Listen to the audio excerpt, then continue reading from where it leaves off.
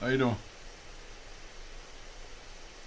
Trump's doing something, signing a thing about the saving money. Keep going. So that. Sorry to start, but I've seen it, so I'm gonna play it. We're dealing with. Start out, go live early. What's going on, as you see, I believe that's Scott Besson as well. We do see, of course, RFK Jr. Next up will be the president. Let's go there live right now and just see what it's like to be in the room.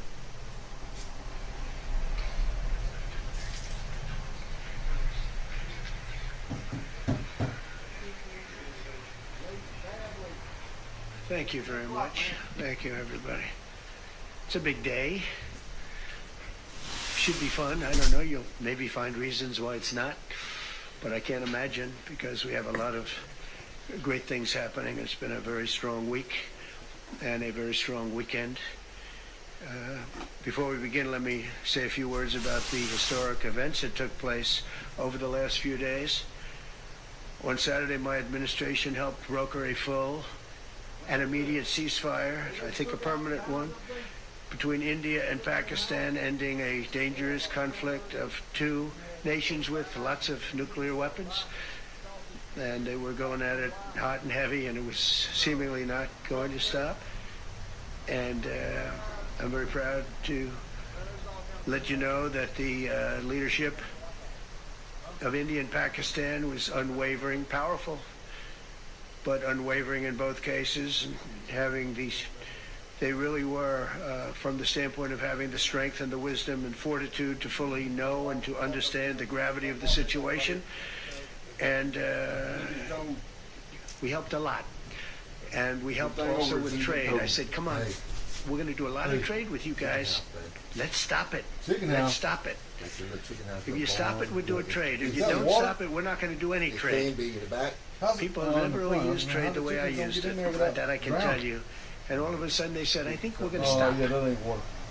And they have. And they did it for a lot of reasons. But trade is a big one. We're going to do a lot of trade with Pakistan. We're going to do a lot of trade with India. We're negotiating with India right now. We're going to be soon negotiating with Pakistan. And we stopped the nuclear conflict. I think it could have been a bad nuclear war. Millions of people could have been killed. So I'm very proud of that. I also want to thank Vice President Vance and Secretary of State Rubio.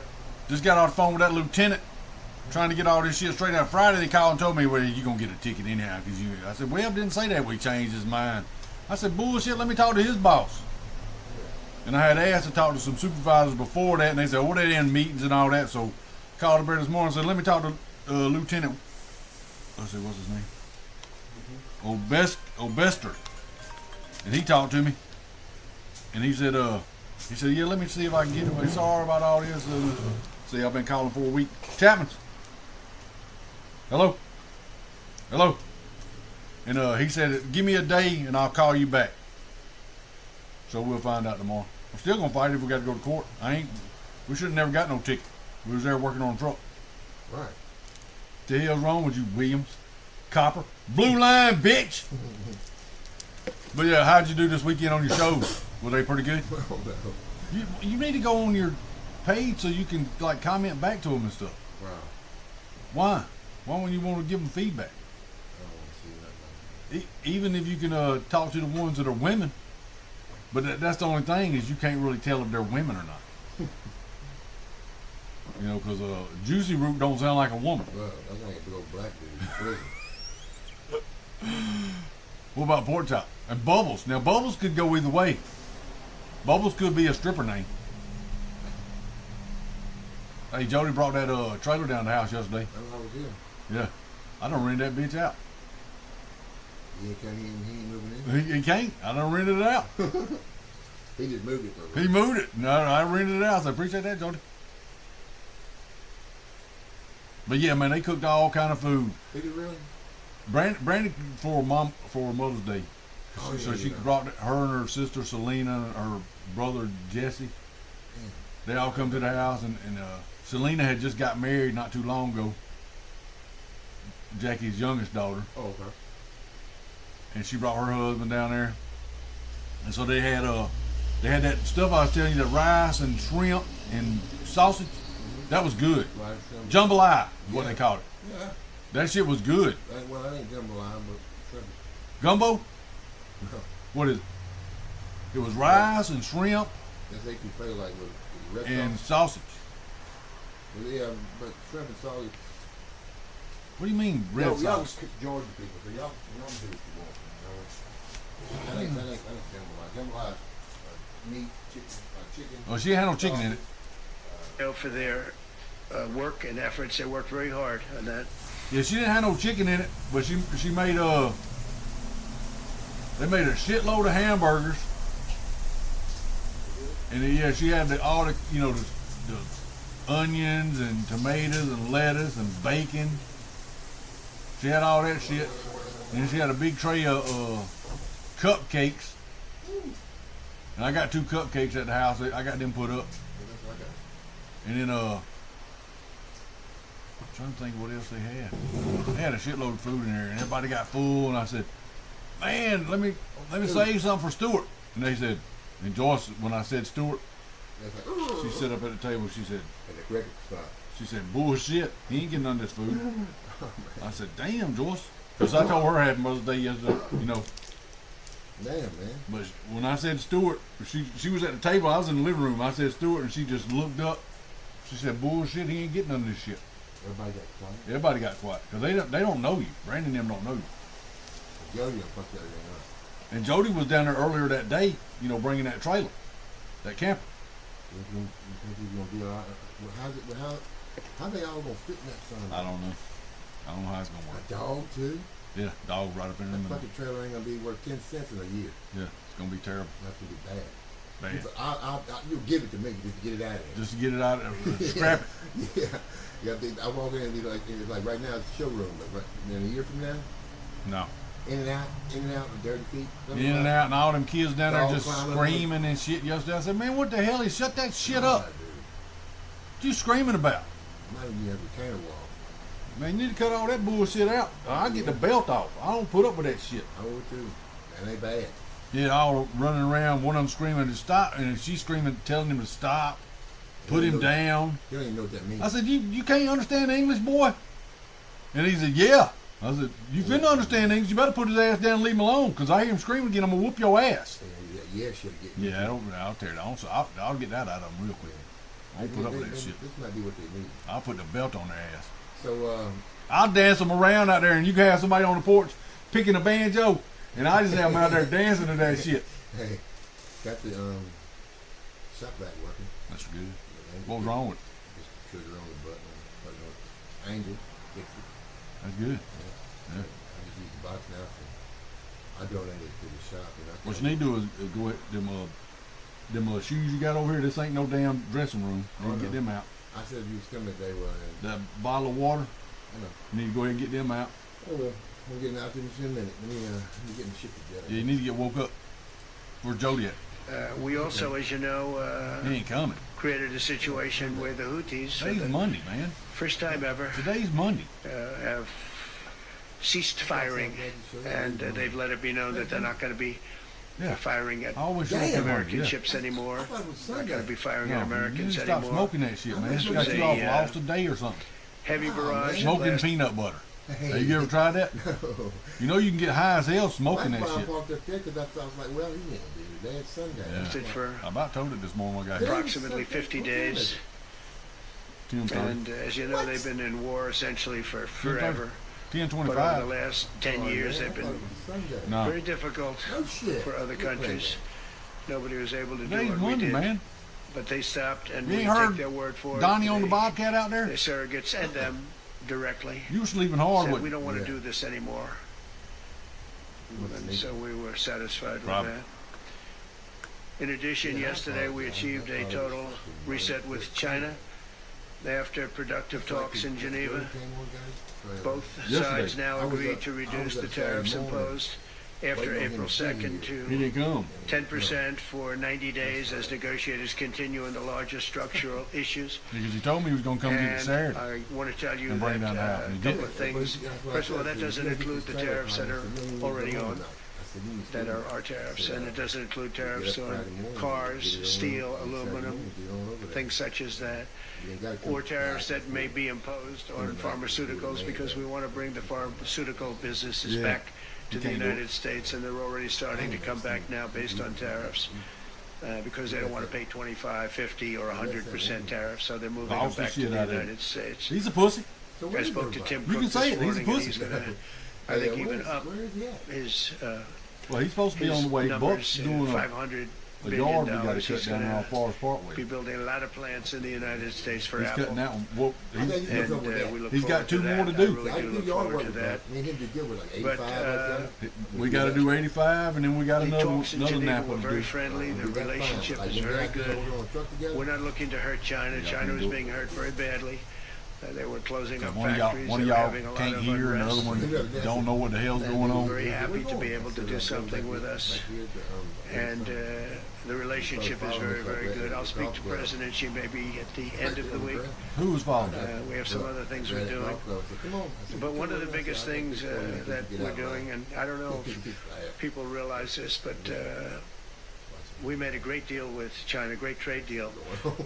But it was a much bigger Angel deal and Don's in originally, the and shop. then they canceled it right in the last day.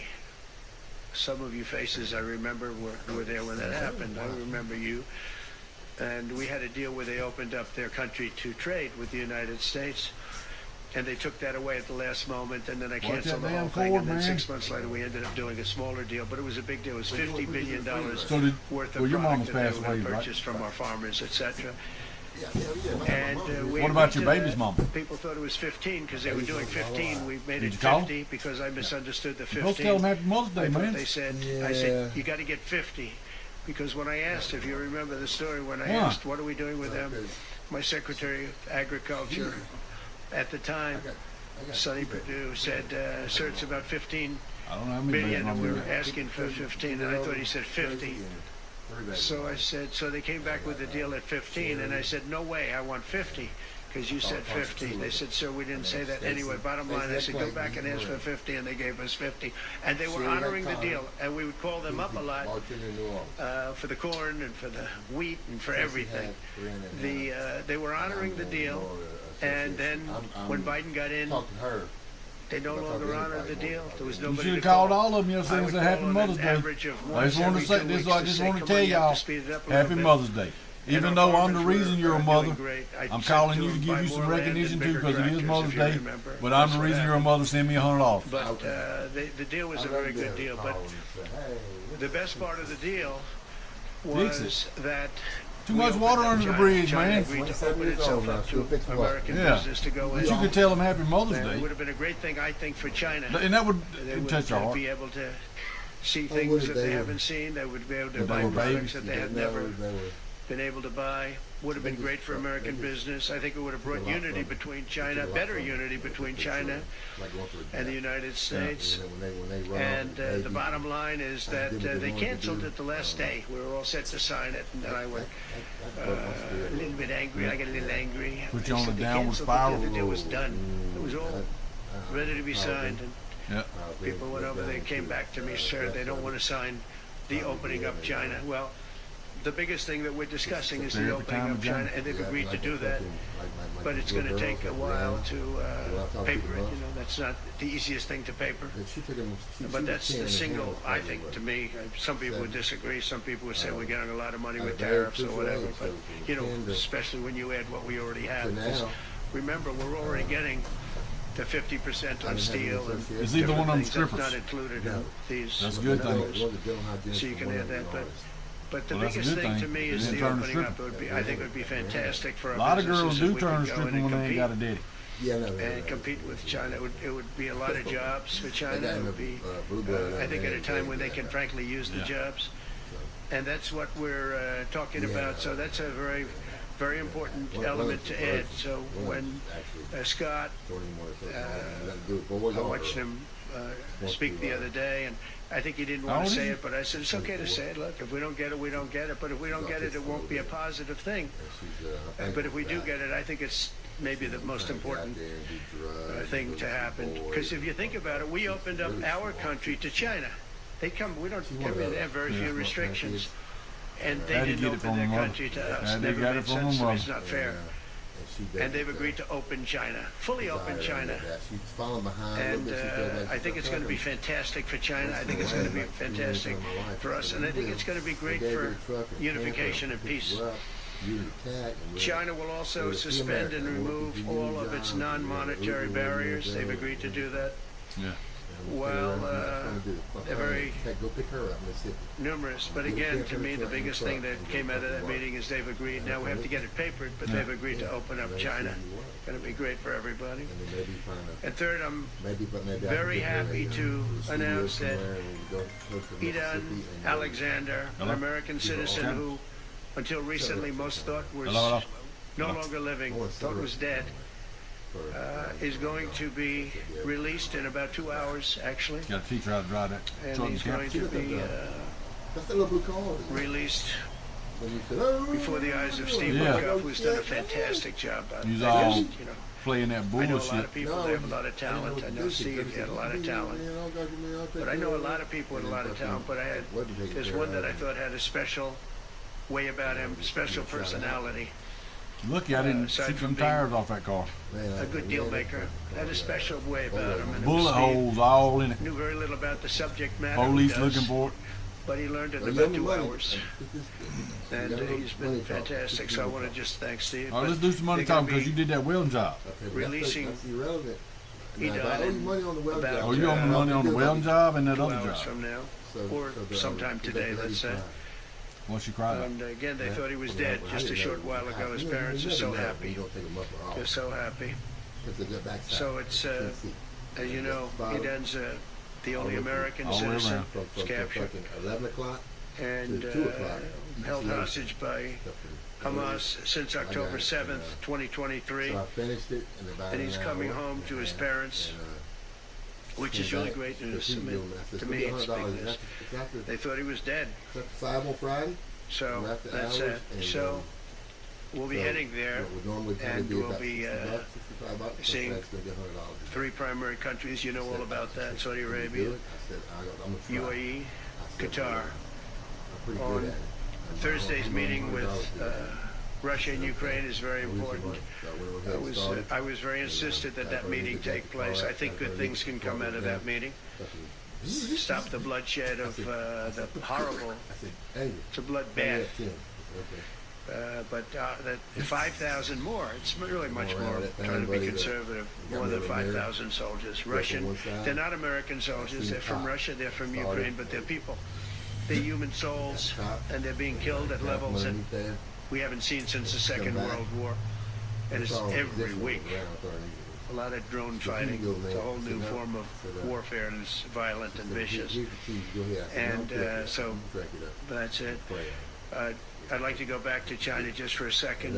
They're very heavy on the fentanyl.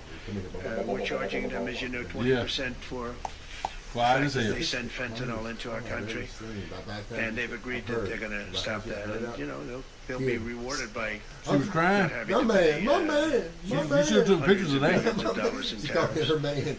So the fentanyl should stop. Comes from China. It's amazing.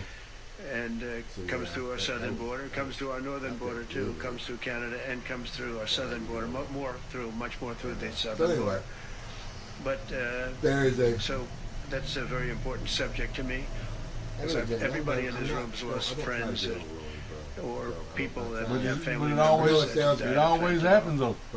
So there's a big incentive for China to stop, and I take them at their word. They're going to work on that, I think, very hard. And one thing, when they work on something, they get it done. You start off the So now we're about to depart on a historic visit. Some of you are going with us to, as I said, Saudi Arabia, Qatar, and United Arab Emirates. For 2 days. Before I do, I'll sign one of the most consequential executive orders in our country's history. I don't think there's ever been anything signed like this, certainly not with respect to health care, nothing even close. I'm delighted to be joined on this occasion by Secretary of Health and Human Services Robert F. Kennedy Jr., who's doing a really good job, I have to tell you that.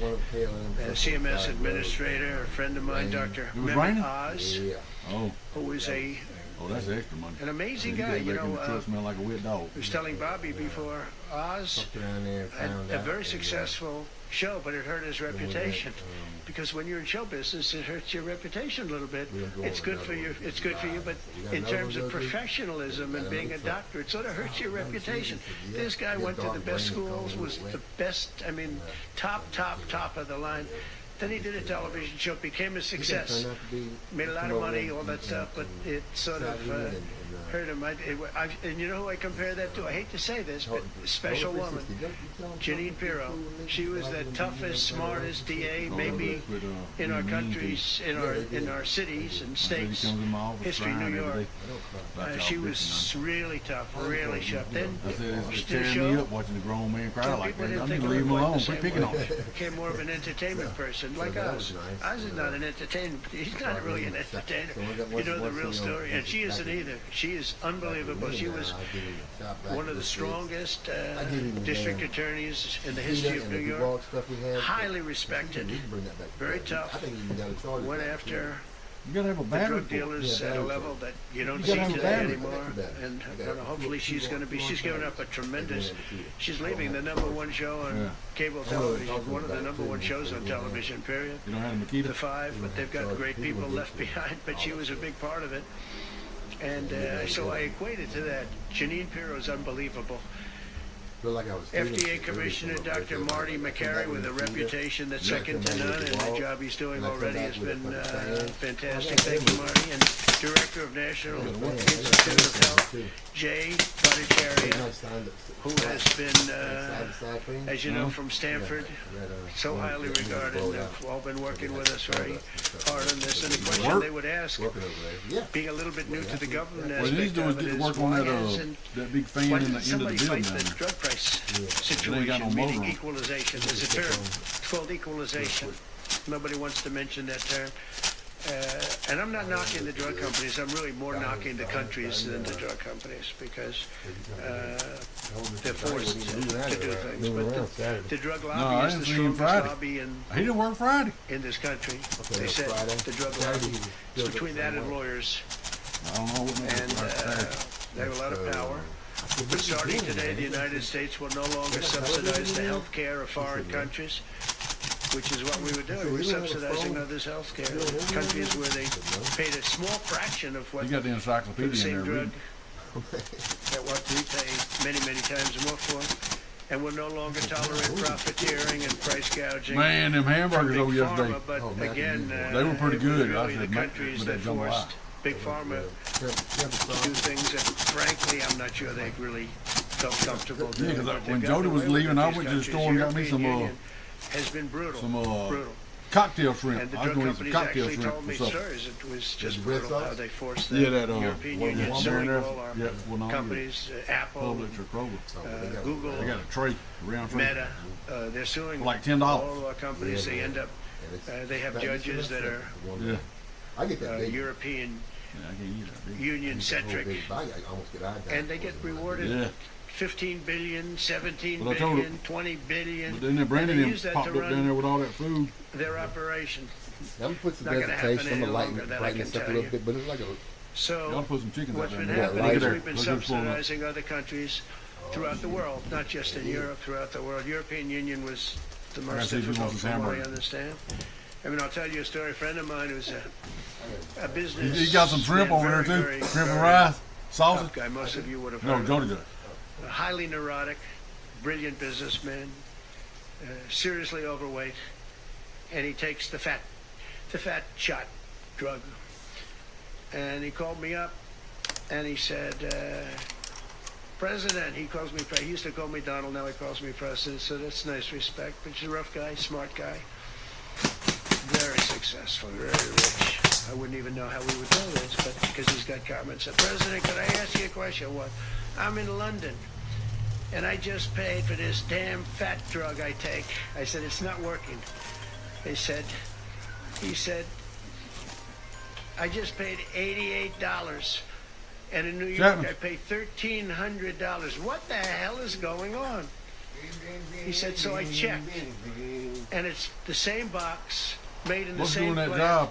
which one? by the same That one over company. in Forest It's the Park. identical pill. that I buy in New York, Need a lawnmower. and here I'm paying On both two jobs, $88 the in one on London. 85. Right. In New York, And the one I'm that paying other has, $1,300. Now, that's this is a great businessman, so, but he's Yeah, not down your familiar school. with this crazy situation that we have. They But will he make was some money this stunned. week. But it was just one of those stories, and I brought it up with the drug companies, represented by somebody who's very, very smart, good person too. And we argued about it for about half hour, and then finally he just said, because they can't justify it, he just said, look, you got me. You got me. I can no longer they've been justifying this crap for years. They said, oh, it's research and development. Well, I said, well, research and development, other countries should pay research and development too. It's for their benefit. It was just one of those things. And the other countries would set a price, and they'd meet the price, and they'd say, if you don't meet Those the green price, apples. you can't sell it in our country. I said, well, then you walk away, and, they'll call you back, and they'll sell it in the country. But now they'll have to do that. So for the first time in many years, we'll slash the cost of prescription drugs, and we will bring fairness to America. Drug prices will come down by much more, really, if you think 59. If you think of a drug that is sometimes 10 times more expensive, it's much more than the 59%. It depends on the way you want to analyze it, but in one way you could analyze it that way. But between 59 and 80, and I guess even 90%. So when I worked so hard in the first term, and if I got prices down, I remember I was the only one to ever get prices down for a full year, but I'd get them down like 2%, and I thought it was like a big deal. Well, we're getting them down 60, 70, 80, 90%, but actually more than that if you think about it. Farmer has to say, we're sorry, but we'll not be able to do this any longer to these countries that have been so tough. They've been Let me very do tough. these checks right quick. Nasty. It's trade. It's trade. And pharma is also very powerful. And the Democrats have protected pharma. This is the Democrats have protected pharma. These are the Democrats. And by the way, I just called the Speaker of the House, and I just called the leader in the Senate, John Thune, Mike Johnson. Spoke to both of them. I said, when you score, you're going to have to score two things. You're going to have to, number one, score that hundreds of billions of dollars of tariff money is coming in. But even bigger than that, you're going to have to score that your cost for Medicaid and Medicare and just basically pharmaceuticals and drugs is going down at a level that nobody has ever seen before. It'll pay for the Golden Dome. I see the Golden Dome is there, see? That'll easily pay for the Golden Dome. And we'll have a lot of money left over. We need the Golden Dome, by the way, in this world. Although this world's a lot safer today than it was a week ago. And a lot safer than it was 6 months ago. We had people that had no clue what they were doing. So today Americans spend 70% more for prescription drugs than we spent in the year 2000. Think of that. Our country has the highest drug prices anywhere in the world by sometimes a factor of 5, 6, 7, 8 times. It's not like they're slightly higher. They're 6, 7, 8 times. There are even cases of 10 times higher. So that you go 10 times more expensive for the same drug, that's big numbers. Even though the United States is home to only 4% of the world's population, pharmaceutical companies make more than 2/3 of their profits in America. So think of that. With 4% of the population, the pharmaceutical companies make most of their money, most of their profits from America. That's not a good thing. Now, I think, by the way, pharmaceutical, I have great respect for these companies and for the people that run them. I really do. Where they all at, And I Gibson? think they did one of the greatest jobs in history for their company. We got an early bird special Convincing going on people over for here. many years that this was a fair system. And nobody really understood why, but I figured it out. For years, pharmaceutical and drug companies have said that research and development costs were what they are, and for no reason whatsoever. They had to be borne by America alone. Not anymore, they don't. This means American patients were effectively subsidizing socialist healthcare systems in Germany, in all parts of the European Union. They were the toughest of all. They were nasty. And I see that. I see that with trade too. European Union is in many ways nastier Hey, we'll than discuss China. that cash. Okay, Yeah, and we've just So I started think with them. Oh, they'll come down a lot. You You put watch. some glue on there or something. We have all the cards. They treated us very I've done it already unfairly. once, so They What sell kind of glue? us 13 million cars. We sell them none. put it in here 'cause They sell us their just got one. agricultural products. We sell them I don't know what virtually it is. none. You got some super glue? They don't take our products. Super glue, Gorilla Glue, or anything? Super glue. Thumbs Gives up us over all there, the cards. Gibson. And very unfair. So they're going to have to pay more for health care, and we're going to have to pay less. That's all it is. Believe it or not, because it's really the world we're talking about, Angel. not just the European Union. But because it's the world, the numbers are Huh? for the healthcare companies not as bad You as gonna would talk to think. 1-800 They'll make radio? the same. I think the healthcare companies You should call them make and see if they got it. pretty much the same money. I really don't Yeah, believe call they're gonna- 1-800 they radio should and see if be they got it, affected and then let me very know what much the cost because, is. it's just a redistribution of wealth. It's a redistribution where Let me see. What did it'd you be do the on same top Arthur's line, truck? but it's going to be distributed differently. Europe's going to have to pay a little Arthur, bit the more. rate that The rest AC of the job world's going to have Saturday. to pay a little bit more, Here and you come, America's going to Saturday. pay a lot less. Again, because it's a much smaller population than when you think of the whole world. But you still have to vacuum down, charge it, So and Freon. basically what we're doing is equalizing. There's a new word that I came up with, which I think is probably the best word. We're going to equalize. Hold on, We're before all it's going to pay the same. I started We're with going to ticket. pay I what called him Europe's this going to morning. pay. We're going to all pay. I said, Now, when there may Angel be comes in some here and tells me countries what he in did, we'll charge you dire out. need, and I would be willing to All right, so you installed Sacrifice that. condenser, but, dryer, help them. evaporator. But it's called Most Favored Nation. We are going to pay the lowest price there is in the world. We will get whoever is paying the lowest price. That's the price that And we're say going again to what get. you So install? remember that. So we're no longer paying 10 Compressor. times more than another country. Whoever is paying the lowest price, we will Dryer. get that price, and we will say that's the price we're going to dryer. pay. Most Favored Nations. And the That's condenser. what it is. One What, breast cancer compressor drug and dryer? costs Americans That's it. over $16,000 per bottle, but the same drug from the same There's gonna be a factory, vacuum charge. manufactured by the same company, Installed compressor and is dryer. He brought 1/6 that them. price in Australia Brought. and 1/10 that price in Sweden. 1/10 for the identical product. A common asthma drug costs almost $500 here in America, How much Freon did you but put in? costs less than $40 in the United Kingdom. So $40 Freon. in the United Kingdom, which is where this gentleman told me he paid a small amount for his shot. 3.5. But think of that. So $40 versus $500 Once I got here. labor, That's not even Freon, bad. There are much installed worse compressor examples. dryer, And the weight and the loss driver brought the drug, part. Ozempic, costs 10 times That's it more in the on him. United States than in the rest of the developed world. 10 times more. Why? Why? What did we do? He's got fan Suckers. click problem. But we never had a president that had the courage And you to told do him that. this. And nobody knew the system like I do. I mean, I've gotten to know this system so well. And I don't think it's fair that it benefits Obamacare. Obamacare is a failure. It's not a good health care. It works. I made it work. I had an obligation to make it work, or an obligation to let it die. I chose that we had to make it work. I had to make it as good as possible. And All right, so that was I had on a the- choice. I could that have was let the it 10th. fail, or They make left. it as good as possible. As Laser good as clip, so it possible was means 10th it was Saturday, still right? not very good, but it survived, and we did the right thing.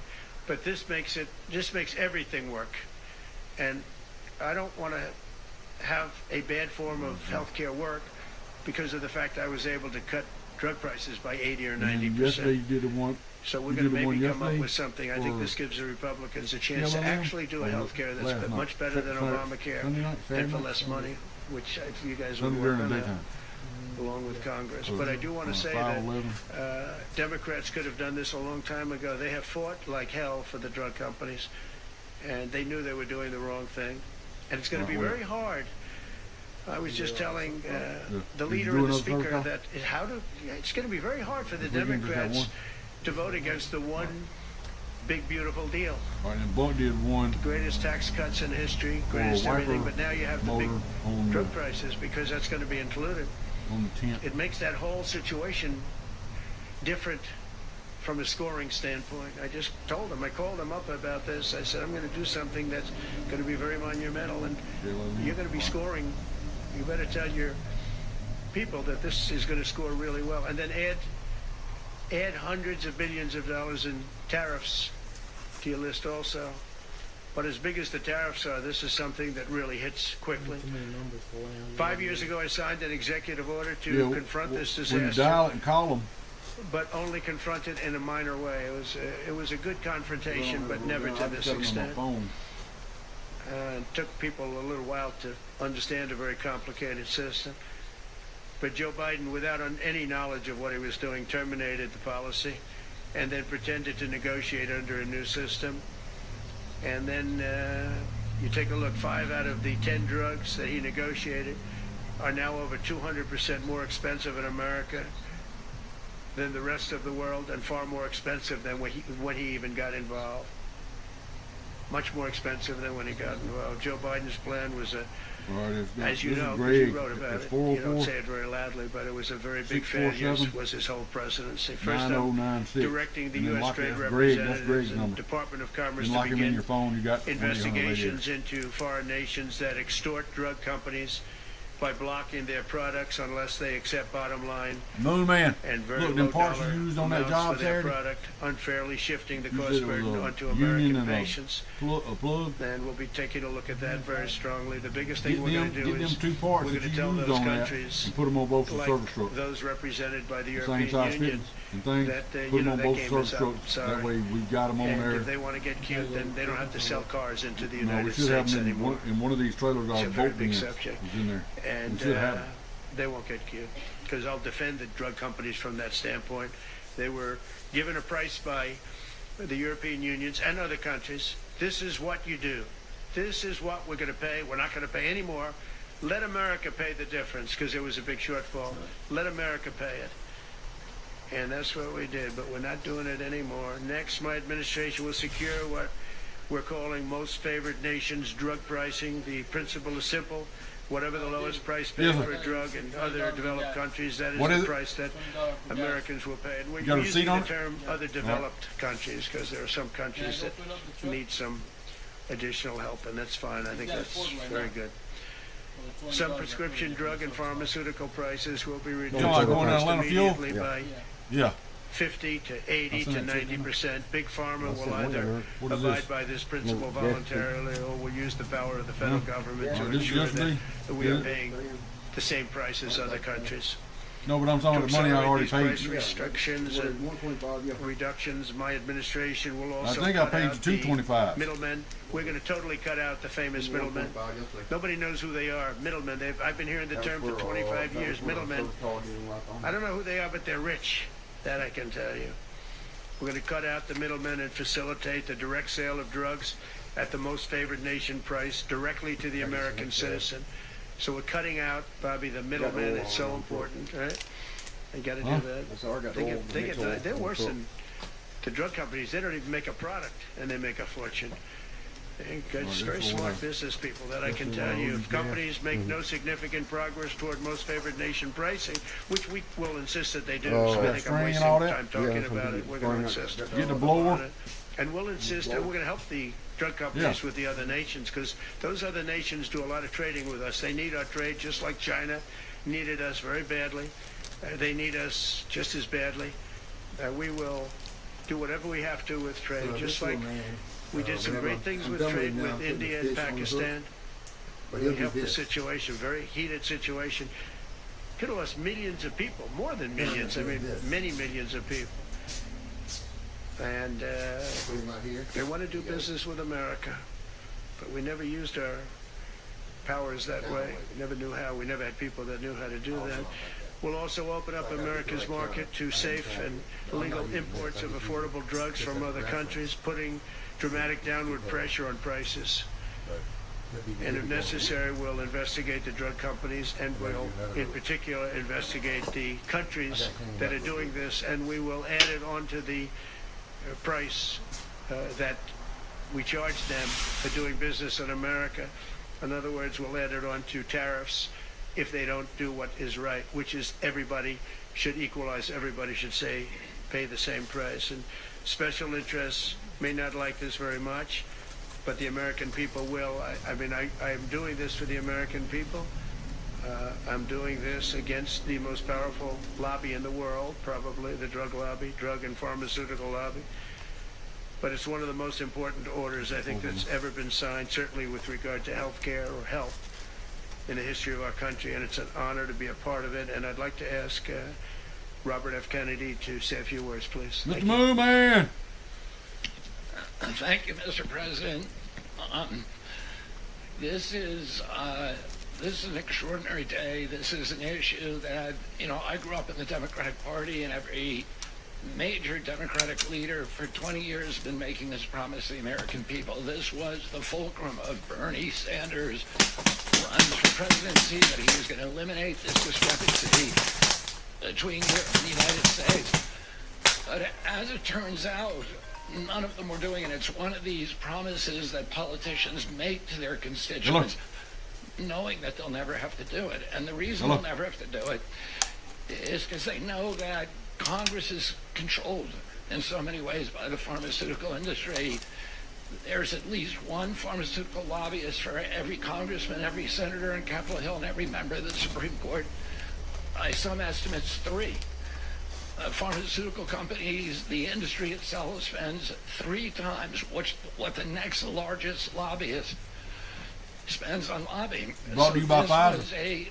This was an issue that people talked about, but nobody wanted to do anything because it was radioactive. They knew you couldn't get it by Congress. We now have a president who is a man of his word, who has the courage.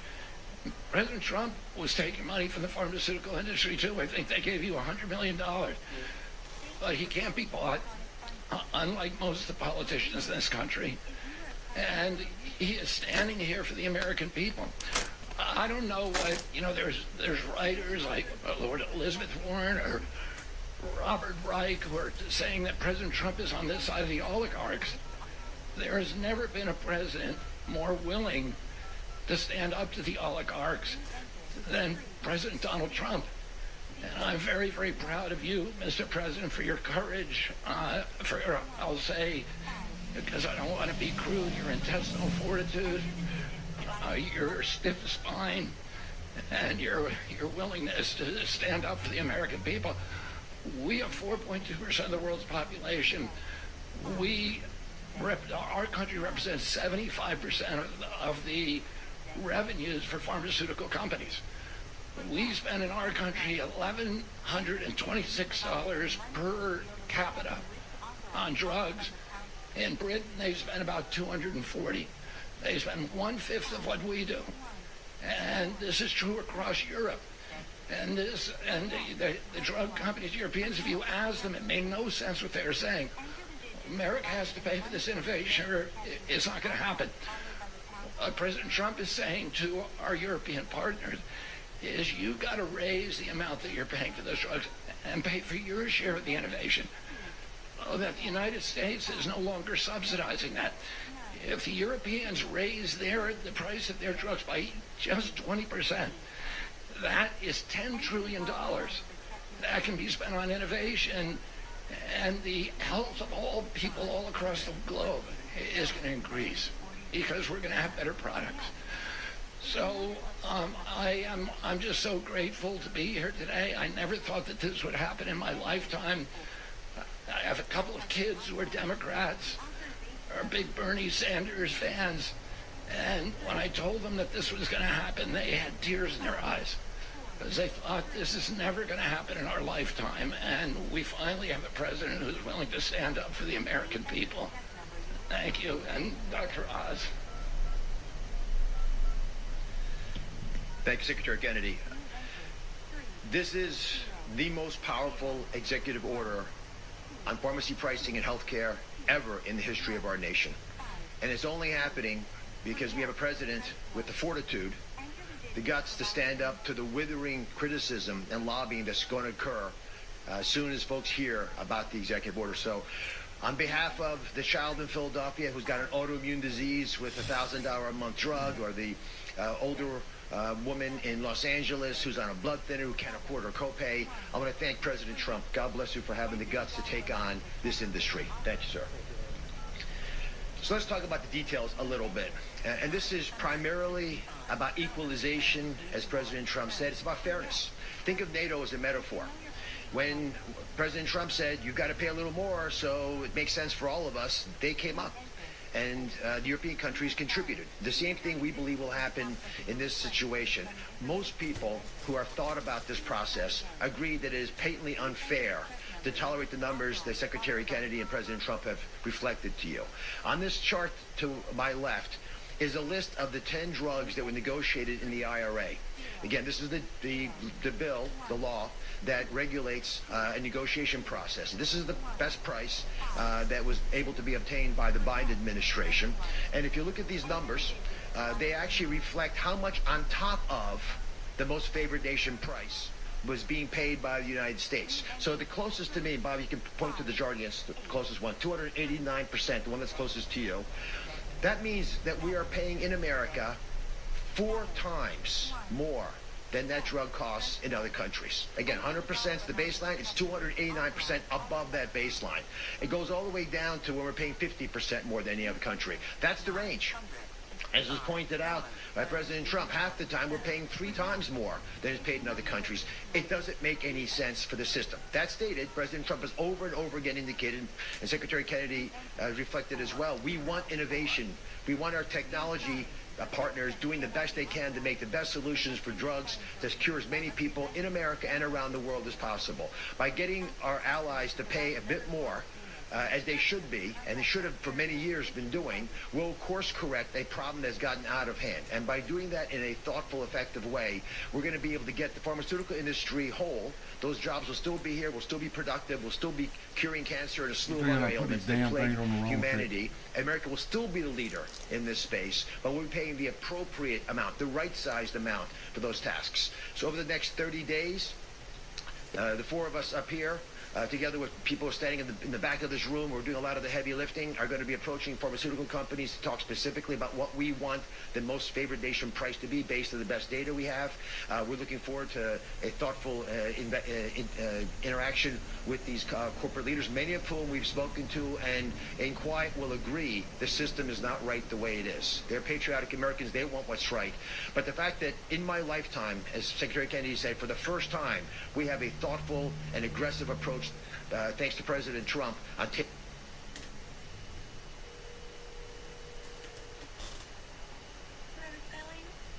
Hey, Amy, it's Jamie. Hey, Jamie, how are you? Pretty good. I tried to run them 2 checks this morning, and I think I crossed them up and put the check number for one with the authorization for the other one, because I tried to do the second one, and it was saying there was a problem with it. So I think I put the authorization for one, and then I typed in the other check.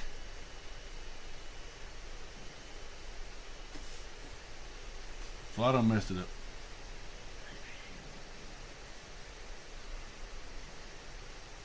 Aren't you talking about work order 37416? 37418. No, that's not. That's a different one. Hold on. 37. 37416 and 37417 is what's coming this morning. Yes, ma'am. Them two. Them two. And I think I put the 51446. I think I put that authorization number on another check. I didn't put the right check number in, and it give me an authorization, but I've got it on the wrong check.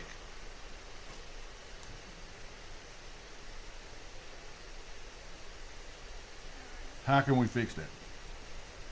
I'm going to send it to accounting to let them look at it and see what happens.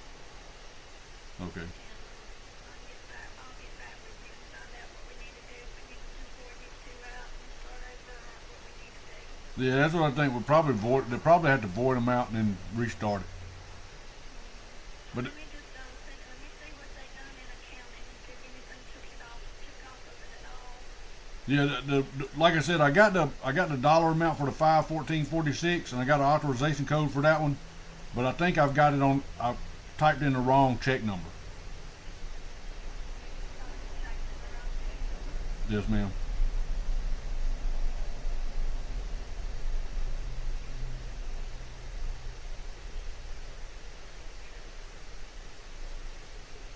Let me just send it to them and let me see what the report. Okay. Thank you, ma'am. All right. All right. Bye bye. That's my bad. I did that. Not paying attention. Taking on the special interests Danielle. should give all Americans confidence that this is an administration that stands for fairness and should chill the waters for those who believe they can push us away from our North Star, which is to take care of the American people. Mr. President, God bless you. Jay, you want to go next? So I teach economics at Stanford as well as health policy. And one thing that's really, really simple in economics is that when you have a persistent Damico. price difference for the same product between two countries, Good there's morning. something deeply wrong. And what President Trump has done is a Chapman. historic measure that should have been Hello. done a long time ago. What we're going to do is make Hello. sure that those prices become much closer to equal, like a competitive market you'd expect. Right now, what's happening is the American people are subsidizing in large fraction the research and development efforts for drug companies around the world by the higher prices that we pay. With this new order, Europe will share the burden of that. And in fact, if you may think of it as like as somehow it's going after drug companies, actually it's helping drug companies. Because what we're also going to do with this order, what President Trump has done with this order, is he's said to European governments, look, if you are taking advantage of the drug companies by forcing them to charge very, very low prices, we're going to defend American drug companies in Europe. At the same time, we're standing up for the American consumer who's been paying far too high prices for far too long. I can go back decades to point to congressional report after government report of tremendously high drug prices, much higher than the rest of the world, and nothing has been done about it until this moment. And I'm really, really proud, President Trump, that you've done this. I'm really proud to I think we're supposed to be paying what the lowest country's paying. Thank you, Mr. President. On behalf of the many doctors I've talked to Frank about can get some of them blue pills for like $5 now. this very issue, thank you for taking the bull by the horns. Presidents on both sides of the aisle have talked about this and floated it and said they wanted to do it, so you've had the courage to do it. Thank you. I've been a surgical oncologist at Johns Hopkins for 22 years, and I have seen patients suffer. We didn't take an oath to heal patients and then watch their life get ruined financially with their home, mortgage, retirement, going down the drain with GoFundMe campaigns, raising money from church communities and synagogues and friends they haven't seen in 20 years to try to raise money for what? For a system where Americans have been getting ripped off by 10, 12, 15 times higher prices than we see in other countries. The fundamental problem in healthcare is that we've had non-competitive markets. We can do little things around the edges, or we can transform those markets to competitive markets, and that's what this executive order does today. Imagine buying a Ford for $175,000, a regular car, and then hearing that people in London are buying it for $10,000 every day, all day long. That is the craziness of this system. We're going to do everything we can at the FDA to support this executive order. It's transformative. Thank you, Mr. President. So thank you very much, everybody. It's I think it's a very important day in many ways. We'll start with the Houthis. We go to Pakistan and India. We go to what we did with China, the trade deal, and with UK. And by the way, many other deals are coming in very much. At a certain point, we'll just set the price because we know where we are.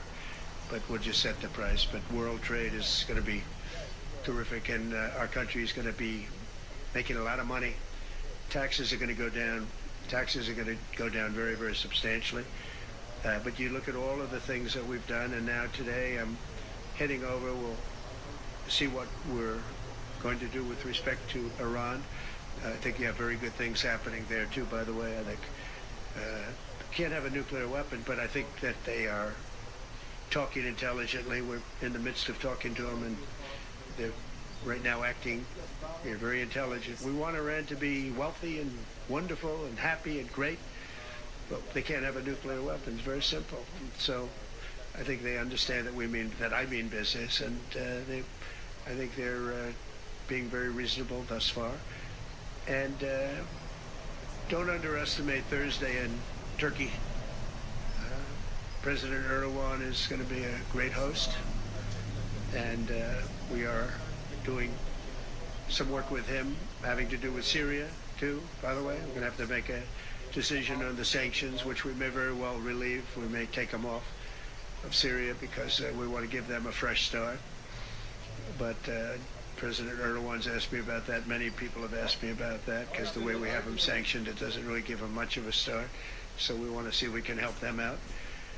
So we'll make that determination. But I think you're going to have maybe a good meeting. You have the potential for a good meeting, that a meeting wasn't going to take place. I insisted that that meeting take place. And it is taking place. And I think you may have a good result out of the Thursday meeting in Turkey between Russia and Ukraine. And I believe the two leaders were going to be there. I was thinking about flying over. I don't know where I'm going to be on Thursday. I've got so many meetings. But I was thinking about actually flying over there. There's a possibility of it, I guess, if I think things can happen. But we got to get it done. We got to save 5,000 lives a week. 5,000 lives is really more than that. It's worse than that. And when you see and you don't want to see it, but when you see the satellite photographs of the battlefield with arms and legs and heads all over the place, separated by 30 yards from bodies, doesn't make sense. So we're working very hard to see if we can end that bloodbath. Okay, there shouldn't be too many questions. It's been covered pretty well. Mr. President, thank you for taking questions. Two quick ones for you. Starting on trade. If a longer-term deal is not reached with China at the end of these 90 days, can the American people expect those tariffs to go back up to 145%? No, but they would go up substantially higher. You know, at 145, you're really decoupling because nobody's going to buy. But they can go very high because of additional tariffs I applied during the course because of fentanyl and other things. But no, but they'd go substantially higher. And then on Qatar, Mr. President, I think you will have a deal, however. You're confident that there will be a deal. On Qatar, has Qatar asked for anything in exchange for that $400 million luxury jumbo jet? And how can the American people be so sure that they will not in the future? Well, I think what happens with the plane is that, we're very disappointed that it's taking Boeing so long to build a new Air Force One. We have an Air Force One that's 40 years old. And if you take a look at that compared to the new plane of the equivalent, stature at the time, it's not even the same ball game. You look at some of the Arab countries and the planes they have parked alongside of the United States of America plane. It's like from a different planet. And it's close to 40 years old, might be more than 40 years old now. And we, when I first came in, I signed an order to get it built. I took it over from the Obama administration. They had originally agreed. I got the price down much lower. And then when the election didn't exactly work out the way that it should have, a lot of work was not done on the plane because a lot of people didn't know. They made change orders that were so stupid, so ridiculous. And it ended up being a total mess, a real mess. And when I came back, I said, by the way, what's going on with the Boeings that are coming in? Well, sir, they're way behind. And they're way behind. They were way behind. Another mess that I inherited from Biden. And it's going to be a while before we get them. And I think Qatar, who we've helped them a lot over the years in terms of security and safety. I think they, and very, very nicely, and I have a lot of respect for the leadership and for the leader, Qatar. And I think they knew about it because they buy Boeings. They buy a lot of Boeings. And they knew about it. And they said, we would like to do something. And if we can get a 747 been raining up here most of the morning. Contribution to our Defense Department to use during a couple of years while they're building the other ones. I think that was a very nice gesture. Now, I could be a stupid person and say, oh, no, we don't want a free plane. We give free things out. We'll take one, too. And it helps us out because, again, we're talking about we have 40-year-old aircraft. the money we spend, the maintenance we spend on those planes to keep them tippy-top is astronomical. You wouldn't even believe it. So I think it's a great gesture from Qatar. I appreciate it very much. I would never be one to turn down that kind of an offer. I mean, I could be a stupid person, say, no, we don't want a free, very expensive airplane. But I thought it was a great gesture. And I think it was a gesture because of the fact that we have helped and continue to, we will continue to, all of those countries, Saudi Arabia, UAE, Qatar, and others, we keep them safe. If it wasn't for us, they probably wouldn't exist right now. And I think this was just a gesture of good faith. And I don't get it. Someday it'll be like Ronald Reagan. They decommission them. You know, they get to a certain age, they decommission them. It'll go to my library. They're talking about going to my library in years out. But I thought it was a great gesture. And it's something that was done by Ronald Reagan. They actually decommissioned the plane and he put it in his library. And it actually has made the library, I think, a Boeing 707. It's actually made the library more successful. So it was good. Do you plan to use the plane after you leave office? No, I don't. No, it would go directly to the library after I leave office. I wouldn't be using it. No. Mr. President, on the hostage, you said that the release of the American hostage, Eden Alexander, is a step in good faith to end this war. Do you expect any progress and perhaps announcement on ceasefire during your trip to the Middle East? We hope that we're going to have other hostages released too, as you know. So when I met with the hostages 3 weeks ago that were there for quite a while, you remember the 10 people that came in, mostly young people, 1 or 2 were a little bit older. And they were explaining the trials and tribulations. I mean, they went through hell. And I said, how many are there? They said 59. I said, that's a lot. I didn't realize, because we got a lot out. You know, we got a lot of hostages out, I think you will acknowledge. They said 59, but then they said, they followed that up by saying 59, of which 24 are living, the rest are dead. But the people whose son, mostly son, I think 1 daughter in this case, but mostly sons are there, or husbands are there. Those people want the dead bodies as much as they want the live body. I have a mother that calls me, but came up to me when I first met her, and she said, sir, please get my son out. He's dead, but they have his body. Damn. And I asked her about that, and it's as though he were alive. The level of wanting that body back is the same. It couldn't be any more, as though he were alive. So, getting the bodies back is very important. That could be a thing having to do with the religion. It could be same. I was amazed at the level of importance. It's the same as if the son or husband or whatever was alive. So they said 59. In fact, they came in with a number 59 written out on like a sign on their chest. But they came to thank me for getting them out. And I said, what does the 59 mean? They said, well, that means there are 59 people. But then they said, but 24 are living. Now it's 21. The number's 21. So now it's actually, we'll get Etan today. We think we're getting him today. So it's 20. So they have 20 live hostages there. The rest are dead bodies. Mr. President, are you open to negotiating your tariffs on cars, steel, and aluminum with China or any other country? Well, we're not even talking about that. We're bringing the car business back into this country. We have commitments, not only commitments, they've already started construction on many plants. They've left Mexico in a few cases. In a few cases, they've left Canada. They're not going to build in Canada. They're going to build here because we have the market, and the tariffs have been amazing. The election and the tariffs. November 5th was a big day, and on top of that, of course, you wouldn't have the tariffs without the election, I guess, if you look at it. But we have at least 11 committed massive car factories that are going to be built, that are in the process of being built. And some have actually started. We also have renovations of existing factories where they weren't utilizing the full factory from years gone by, and now they're under full renovation. They'll be opening up full factories in a very short period of time. Our car industry, I think we're going to have the #1 industry. You know, if you look at Japan and these others, they do tremendously with cars, and And they can do that too. But if they want to sell cars in the United States, they're going to have to build factories in the United States, because I'm interested in cars for the United States. And one other thing is, in our tax bill, we're giving not only no tax on tips, no tax on Social Security, no tax on overtime, but also we're going to get a deduction for people that borrow money to buy a car if it's made in America. If it's not, we have no interest. A meeting between President Putin as well as President Zelensky. If President Putin doesn't show up to these talks in person in Turkey, will you join Europe in putting higher sanctions on them? If I felt it would be important toward getting the deal done, I'm the one that insisted on the meeting. They couldn't get a meeting because one said ceasefire, one said no ceasefire. It was going back and forth. I said, look, at this point, we got to stop it. Just go to the meeting. The meeting's been set.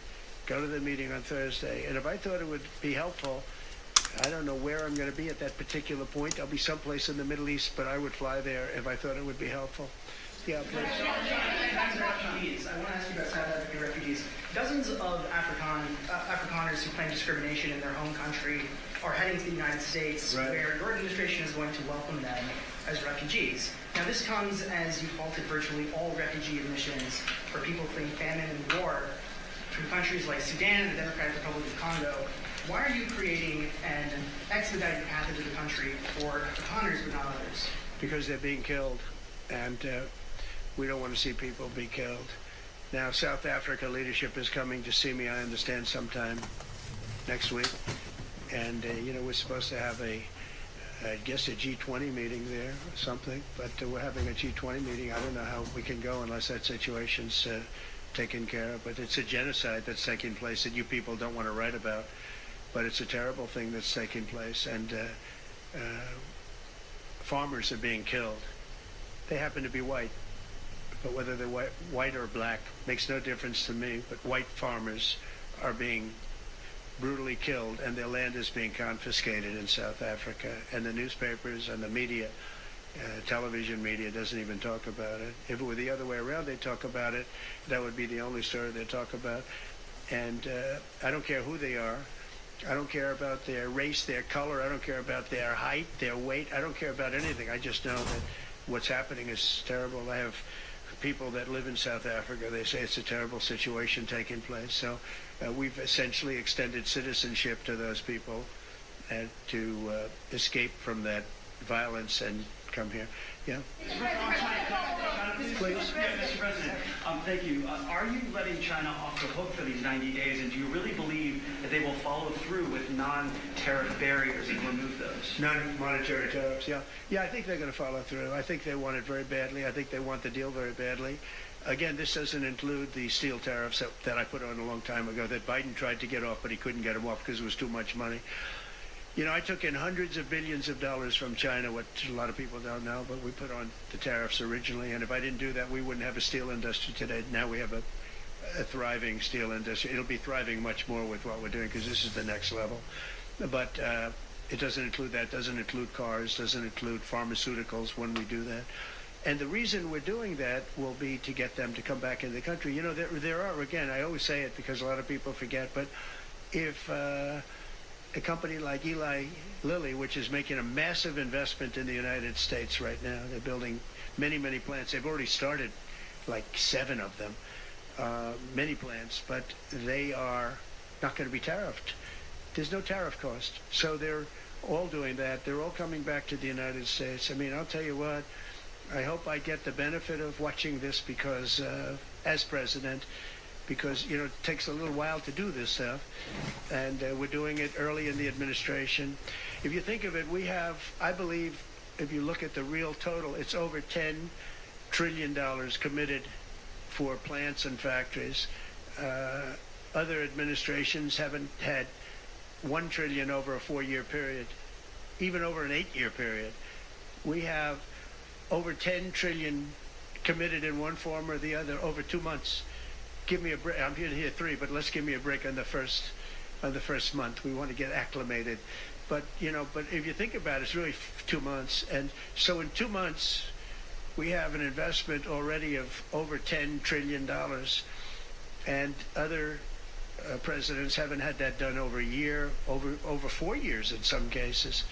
It's unprecedented. There's never been anything like it. It's a very exciting time in America. Thank you very much, everybody. Thank you. Mr. President, are you ready to impose sanctions on Russia if Putin doesn't agree with the 30-day ceasefire? I have a feeling they're going to agree.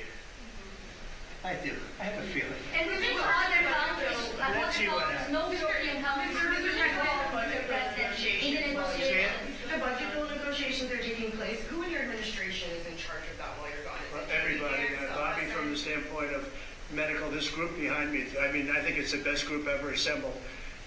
In terms of medical, I think you're going to see a tremendous cut. I don't think. I mean, I know you're going to see it in Medicaid and Medicare. That cut will be massive because drugs are 50-60% of the cost. So Medicaid costs are going down and Medicare costs are going down because of what we're doing today. And there's no, it's not like, oh, gee, well, maybe it won't happen. It's going to happen because the other countries have no choice. Now, the drug companies are going to have to say, listen, if you don't pay more, we're not going to give you the drug, and they're willing to do that. So that's it. They have to, we have to equalize. Mr. President, what is the price controls? Say it. How do you respond to the fact that this? It's not price control. No. What was price control is before. If you want to talk about it. Price control is what they were doing. They were making us pay. They set a price, and they said, here's what we're going to pay. And anything else charge America. Because at that time they had a very stupid president, and it really went crazy during the last 4 years. And remember this, the Democrats are the ones that allowed this to happen. They were the ones that were the protector of this pricing system. And I think it's going to be very hard. You'll have to ask Democrats, are they going to vote against the one great, big, beautiful deal that's being negotiated now, tax cuts, etc. When now on top of the tax cuts and regulation cuts, all the things, now you're going to say that the price of your medicine is going down by 60, 70, 80%. You're going to vote against it? I think a lot of Democrats are going to be forced to do something that their leaders are going to beg them not to do, and that's vote for the bill. I don't see how they can vote against it.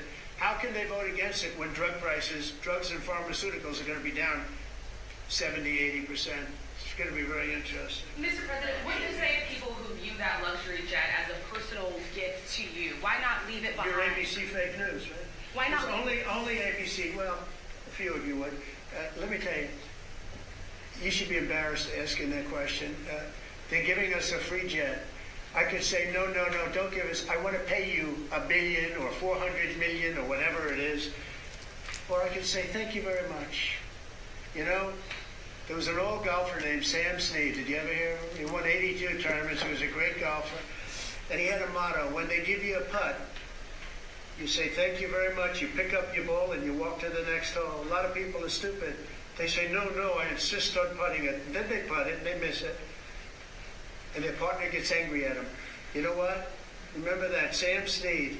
When they give you a putt, you pick it up and you walk to the next hole and you say, thank you very much. Respectfully, sir, as a businessman, some people may look at this and say, have you ever been given a gift worth millions of dollars and then not received anything? It's not a gift to me. It's a gift to the Department of Defense. And you should know better because you've been embarrassed enough, and so has your network. Your network is a disaster. ABC is a disaster. Here is the bill. Bobby, come on over here. Now you're talking about changes and duties.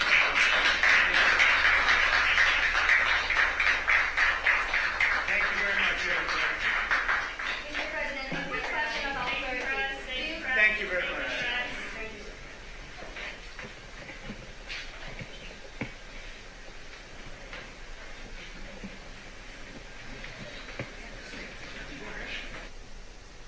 We finally have a president Art standing up for the American 19-189. people. That's not a quote from me. That's a quote from RFK Jr. prior to the president speaking there. We finally have a president standing up for the American people. Help South Korea. Monday, What's going May on in 12th, South Korea? RFK Jr. Trump's What a helping great around the world, update that making was, deals, for the president as he saving heads us to the money. Middle East. All of this brought to you by Colonial Metals And the Group. Democrats are still dumb. FreeGoldGuide.com/RSBN. Dumb as hell. You can use that QR code if you'd like. Gold, silver. As Not all of them, Jamie. The majority of them. 5 in the show. Breaking news. Trump may take off the pig mask. News conference part with Pope Leo. Pope Leo, what is he the Pope? What is that number? That's 10, 14? Pope Leo the 14th, is that right? What's Diddy trading in jail? Butthole pics. He's trading butthole pics in jail.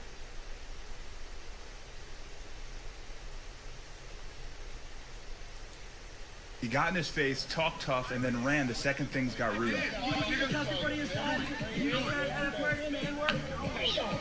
I'm like that. I'm like that. I told you wrong. I'm like that. He got in his face, talked tough, and then... Quit running from them bitches. Now, this has got to be one of the most interesting things I've seen all week. This guy made a 1.7 liter V8 out of what looks like Harbor Freight Predator engines, and you'd be shocked to know that this is a total of 73 horsepower. Now, this has got to be one of the most... Listen, this is exactly why I do not date Brownsville girls. They will knock you out. They will put hands on you, put feet on you, they will body slam you, all right? Listen, this is PSA. If you're not from New York, stay away from Brownsville girls. I'm telling you, run. Listen, this is... Mortars might seem like simple weapons, but many soldiers still can't avoid this dangerous mistake.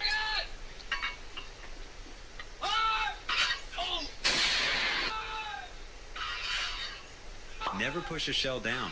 Let it drop itself. Elite operators understand this damages equipment while also putting you in danger. Mortars might seem like simple weapons, but many soldiers still can't avoid this dangerous mistake.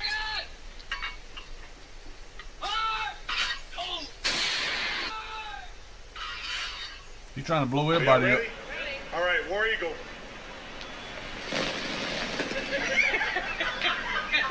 I hate y'all.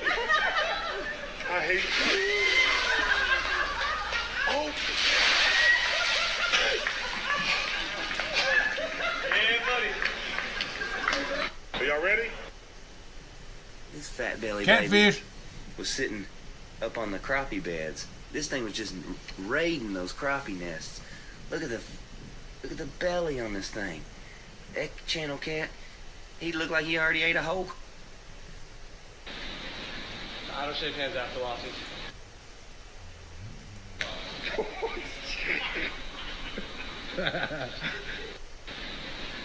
I don't shake hands after losses. What goes up must come down. Gotta come Stud down. Sticks is rated for 300 pounds.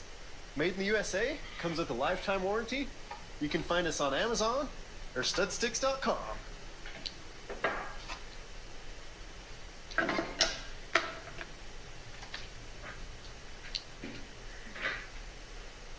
What goes up must come down. Stud. All right, we have a 2023 Batman here. Studsticks.com. Papers. Going to sell the box separately for an extra $2 to Trump announced a shocking remark on national emergency. Remark on national. But it had to be done. Something that had to be done.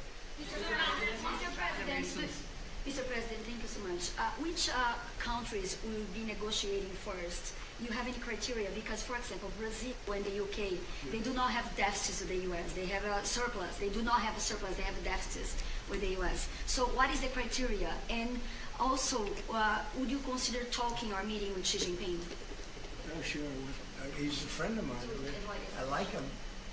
President Xi. I like him. I respect him. But they haven't treated our country right. Sure, I agreed with him. On the other countries, we have Japan is here, and South Korea is here, and others are here, and we're trying to see them. It's from what I hear, it's much more than 75. I said We're trying to do a 75. contract with It's everybody wants to make a deal. I can't remember who it is. It's UPS. It ain't UPS. It's We want to do what's right for our country. We also want to do what's right for the Prime, world. I believe. The world is important. Trying to do a contract with Prime for parking and services on their I think we're going to make a lot vehicles. of people very happy. And I think For 52 investing in vehicles. The United States of America will be the greatest investment that anybody's ever made. Mr. President, do you still expect to see the sectoral tariffs, so the pharmaceuticals, steel, Robbie. something you're still considering moving forward? Yeah, well, I will be because we want them coming back. You know, we realized during COVID that we don't make our drugs and our pharmaceuticals in this country. So I realized that, and it was a big realization. We had to go to China to get drugs. We had to go to other places. I won't even mention the names, but we had to go to other places. We don't make it, and that's because we let them leave. And now if they want to come back, we're going to put tariffs on the pharmaceutical companies, and they're going to all want to come back. They're going to come back. I'm not going to pay them any money like Biden with the chip deal. That chip deal was horrible. They give billions and billions of dollars to chip companies. All they have is money. They have so much money. And they give billions of dollars, and they're just going to keep the money. They're not going to spend it. And the only thing that's going to bring them back is you say, we have a barrier. You have to pay 50% or 100% or 200%. And if they have to pay that, they're going to say, we're not going to pay that. We're going to build here. And that's what happened. We're the biggest, most prestigious chip company in the world, spending $200 to $300 billion. Think of that, $1 billion to build essentially one massive plant. It'll be one of the largest plants in the world, and we're going to get them very quickly. We're going to get them energy. We're going to get them the electricity they need and the energy that they need, and it'll be approved by Lee Zeldin, a total professional, and it'll be approved very quickly, and they'll get their zoning very quickly. They'll have everything done in a matter of months. Thank you, sir. You procured a record amount of private sector investments since your election. Gulf of America. You talked about the importance of all that. I'm gonna go swimming over there. How these investments Panama City, impact on Redneck Riviera. The previous economy left them behind, and why your executive orders on coal yesterday is so important. Some good-looking girls down there walking around in them string bikinis and shit. The amount of manufacturing that you're ushering back in. Well, thank you. And which is correct. We have, I would say, more than $7 trillion now, right, of investment coming in. Apple is coming in for $500 billion alone. We have other companies coming in with massive numbers. We have car companies that are coming in. No, we've never seen anything like it. Maybe in the 1940s or 50s or something, but we've never seen anything like it. They had 3 plants canceled in Mexico.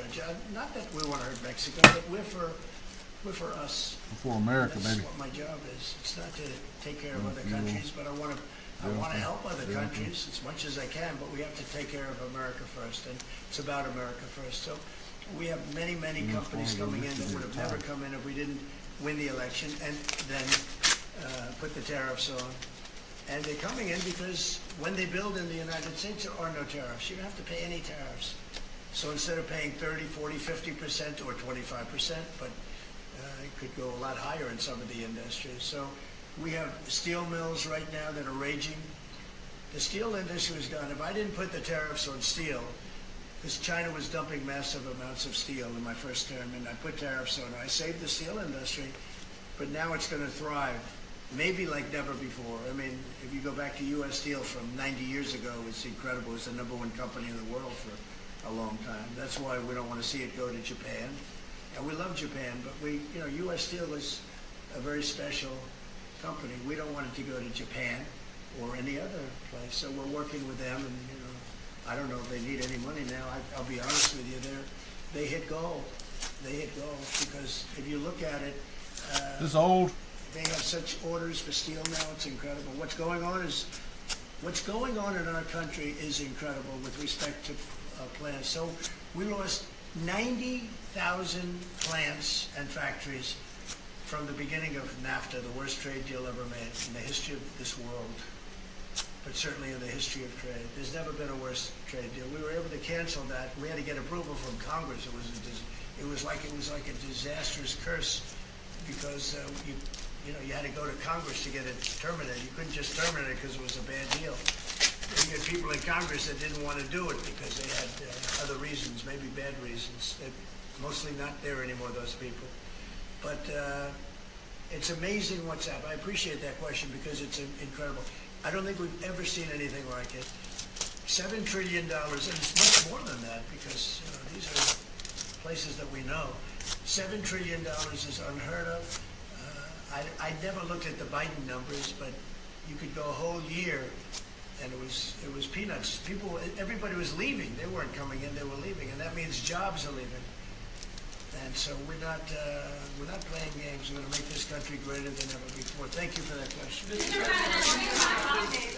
President, it seems that China's made some. Oh yeah, okay.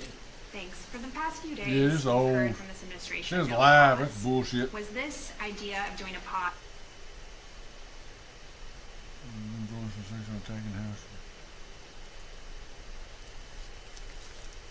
Act from The Atlantic. Without objection, so ordered.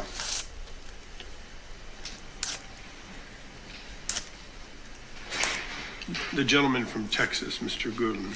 Thank you, Mr. Chairman.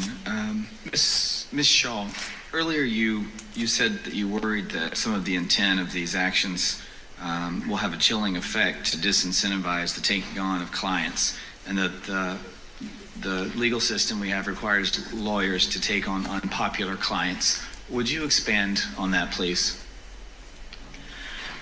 So, lawyers, the idea that even individuals charged with crimes are entitled to counsel and to vigorous representation in their defense, regardless of what they may have done, is actually a core kind of belief pillar of our legal system. And so that's one example. Individuals, even charged with serious crimes, have a right to counsel. So I guess one...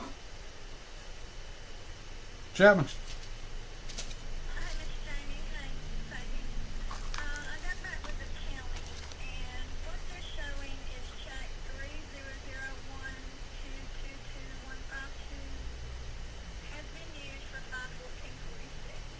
Yeah. Well, that check 3, that one you just mentioned, I put the one for the 965.81 on there. So when I went to authorize the 514.46, I typed the check number in, but I've got the express code on the other check. So what we're going to do is tear both of them up and just reissue them.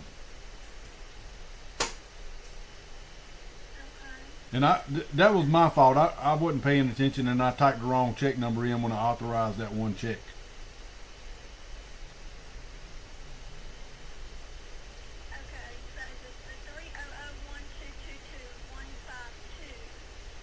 I had put...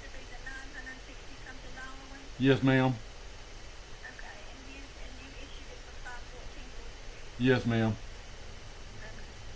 So I messed that up. If you just want to have them kill both of them checks or both of them express codes, and I can take a picture of it. Yeah, that's because when I tried to use it, I had already used that check number on the 514, and I should have used a different check number because that's how I had it wrote out. That was my bad. I just typed in the wrong check number for the 514. Okay, what money code did you use for the 514? 205-692-3688. Okay, that's the one that was issued out. Yeah, I just put it...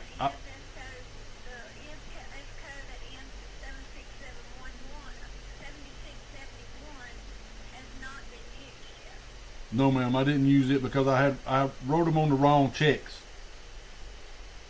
I can send you a picture. I can send you a picture over of the 2 checks and how I wrote them out, and you'll see what I did wrong.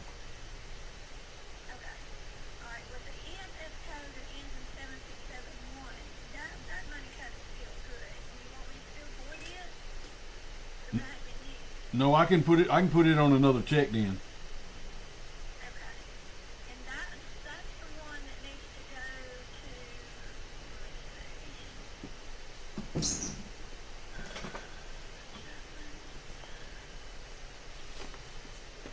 But we'll have to do that other one. I don't know what I was doing. I typed the wrong check in when I was authorizing these, and I messed it up. But the 7671 authorization is still good. 7671 is still good. And, That's what she told me. 965. To go to the 96581. Yeah, I'll call that in and authorize that one, but we need to do something with that other one. Okay, so what check number do you have I've got it written out on check 30012222161. No, for the 514. Yeah, but that's not on the right check. I don't have it written out on the right check number. The check number I wrote it out on is the 152. Or that's the number I typed in.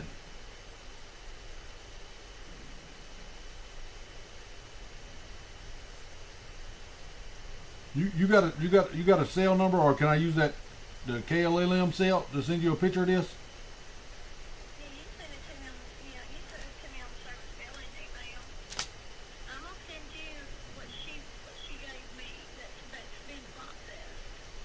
Yeah, it's processed to the wrong check number.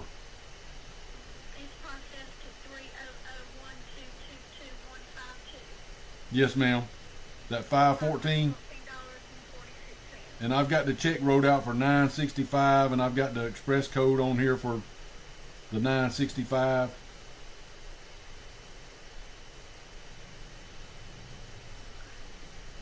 So let me try to run this $965.81 with that express code, and then all we have to worry about is that 514. And I'll call you right back. Thank you, ma'am. Bye-bye. I messed that up. My bad. Legislative, the independence of the judiciary. Hello? Not a new phenomenon. Article 3 judges were established 200 and... Who? 100 radiator? Uh-huh. Yeah, you don't answer. So just dial 1-800-RADIATOR then. I dialed it from my phone. The person you're trying to reach is not available. Do 1-800-RADIATOR. He sends me to a location in Florida. 1-800-RADIATOR? Yeah, because my phone number's from down there.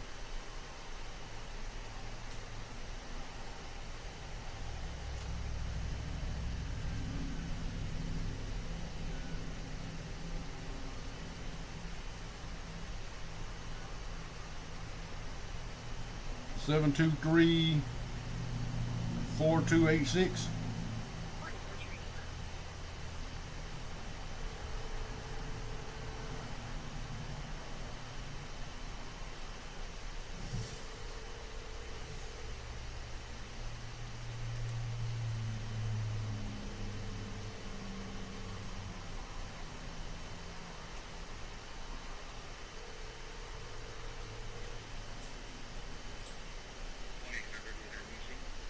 Hey, this is Jamie with Chapman's. I need to see if you got a radiator. What kind of truck is it? 2004. 2004 Ford Explorer.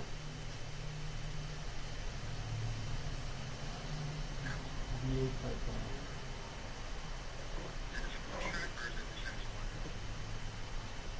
Explorer. Explorer. 4.0 or 4.6? Neither. It's a 5.0. It's a 5.0 V8. V8.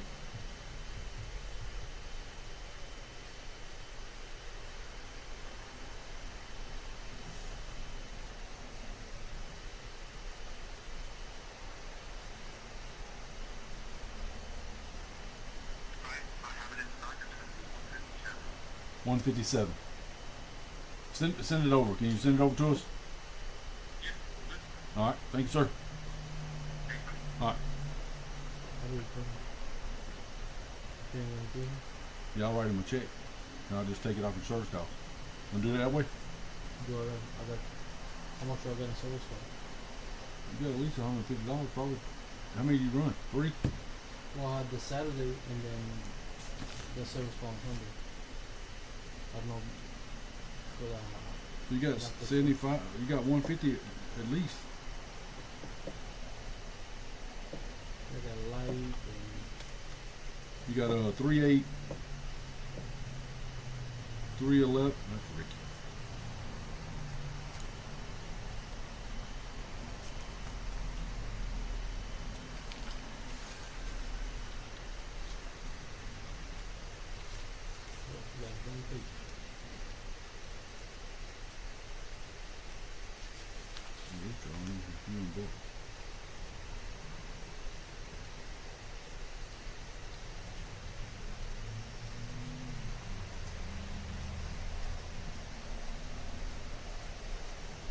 Anyways, you let me know. Yeah, they had to bring him in here because I had to write him a check. Okay. And then we'll straighten it out. You gonna go ahead and snatch it out? What? You gonna go ahead and snatch the radiator out? It's already, yeah. Okay. Yeah. All right, they should be here in a little bit with it. Okay. All right. We even take an oath. Why do we even obey any of these laws? And what we have right now with this hearing, with Trump's Thank you for calling Electronic Fund Source. For English, press 1. Or if you are a cardholder or you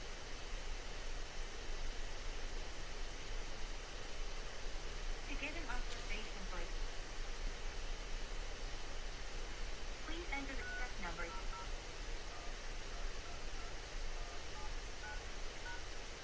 You entered 3 0 0 1 2 2 2 1 7 9. For enter the digits provided.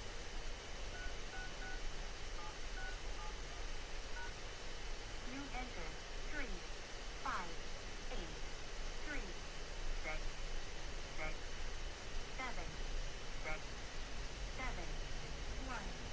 For enter the dollar amount. You entered $965.81.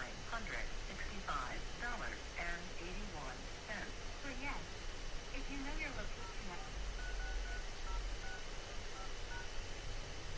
You entered. This check has been authorized. The authorization number is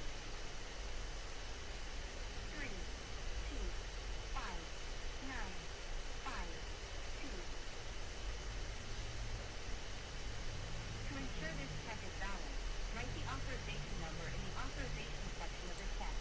Express views on opinions of the judiciary, but the idea that one side has crossed a line but the other has not simply is not borne by the evidence. Now, the broader question before us today, I think, is related to this issue of checks and balances, because I think we've reached a point where checks and balances have gotten a bit out of whack, given developments that were not really on the minds of the founders, related to the idea of nationwide injunctions, which didn't exist in the early years of the Republic, or really not until modern times, and given the expansive growth of the federal judiciary, such that now you have not just an issue of the judiciary impeding the president or impeding Congress, but rather you have the ability of any individual judge to do so. As Justice Gorsuch has said, the government's hope of implementing any new policy could face the long odds of a straight sweep,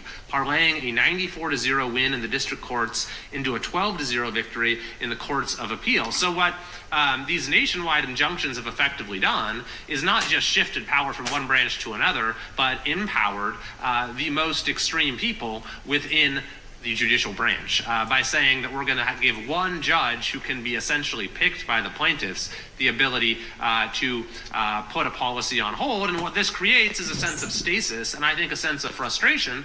And you see this during Republican and presidential administrations, that the levers that we have to really have our citizenry exercise its will are getting increasingly difficult to pull. You know, we have increasing hurdles to legislation, the ability to get over a filibuster in the Senate to change policy that way. And then even when the president is exercising his duly granted authority, we have these nationwide injunctions that are putting the president's agenda into stasis. And so I do think there is an appropriate opportunity here to see if we need to recalibrate the way checks and balances are functioning. And I think that on top of that, it's a matter for the judiciary itself, because the way our system generally works is you have different forums, you have different cases addressing similar issues involving different fact patterns, you develop a factual record, you have different judges that provide a different sort of analysis, and then to the extent that they conflict, it percolates up the system. You have that record in place,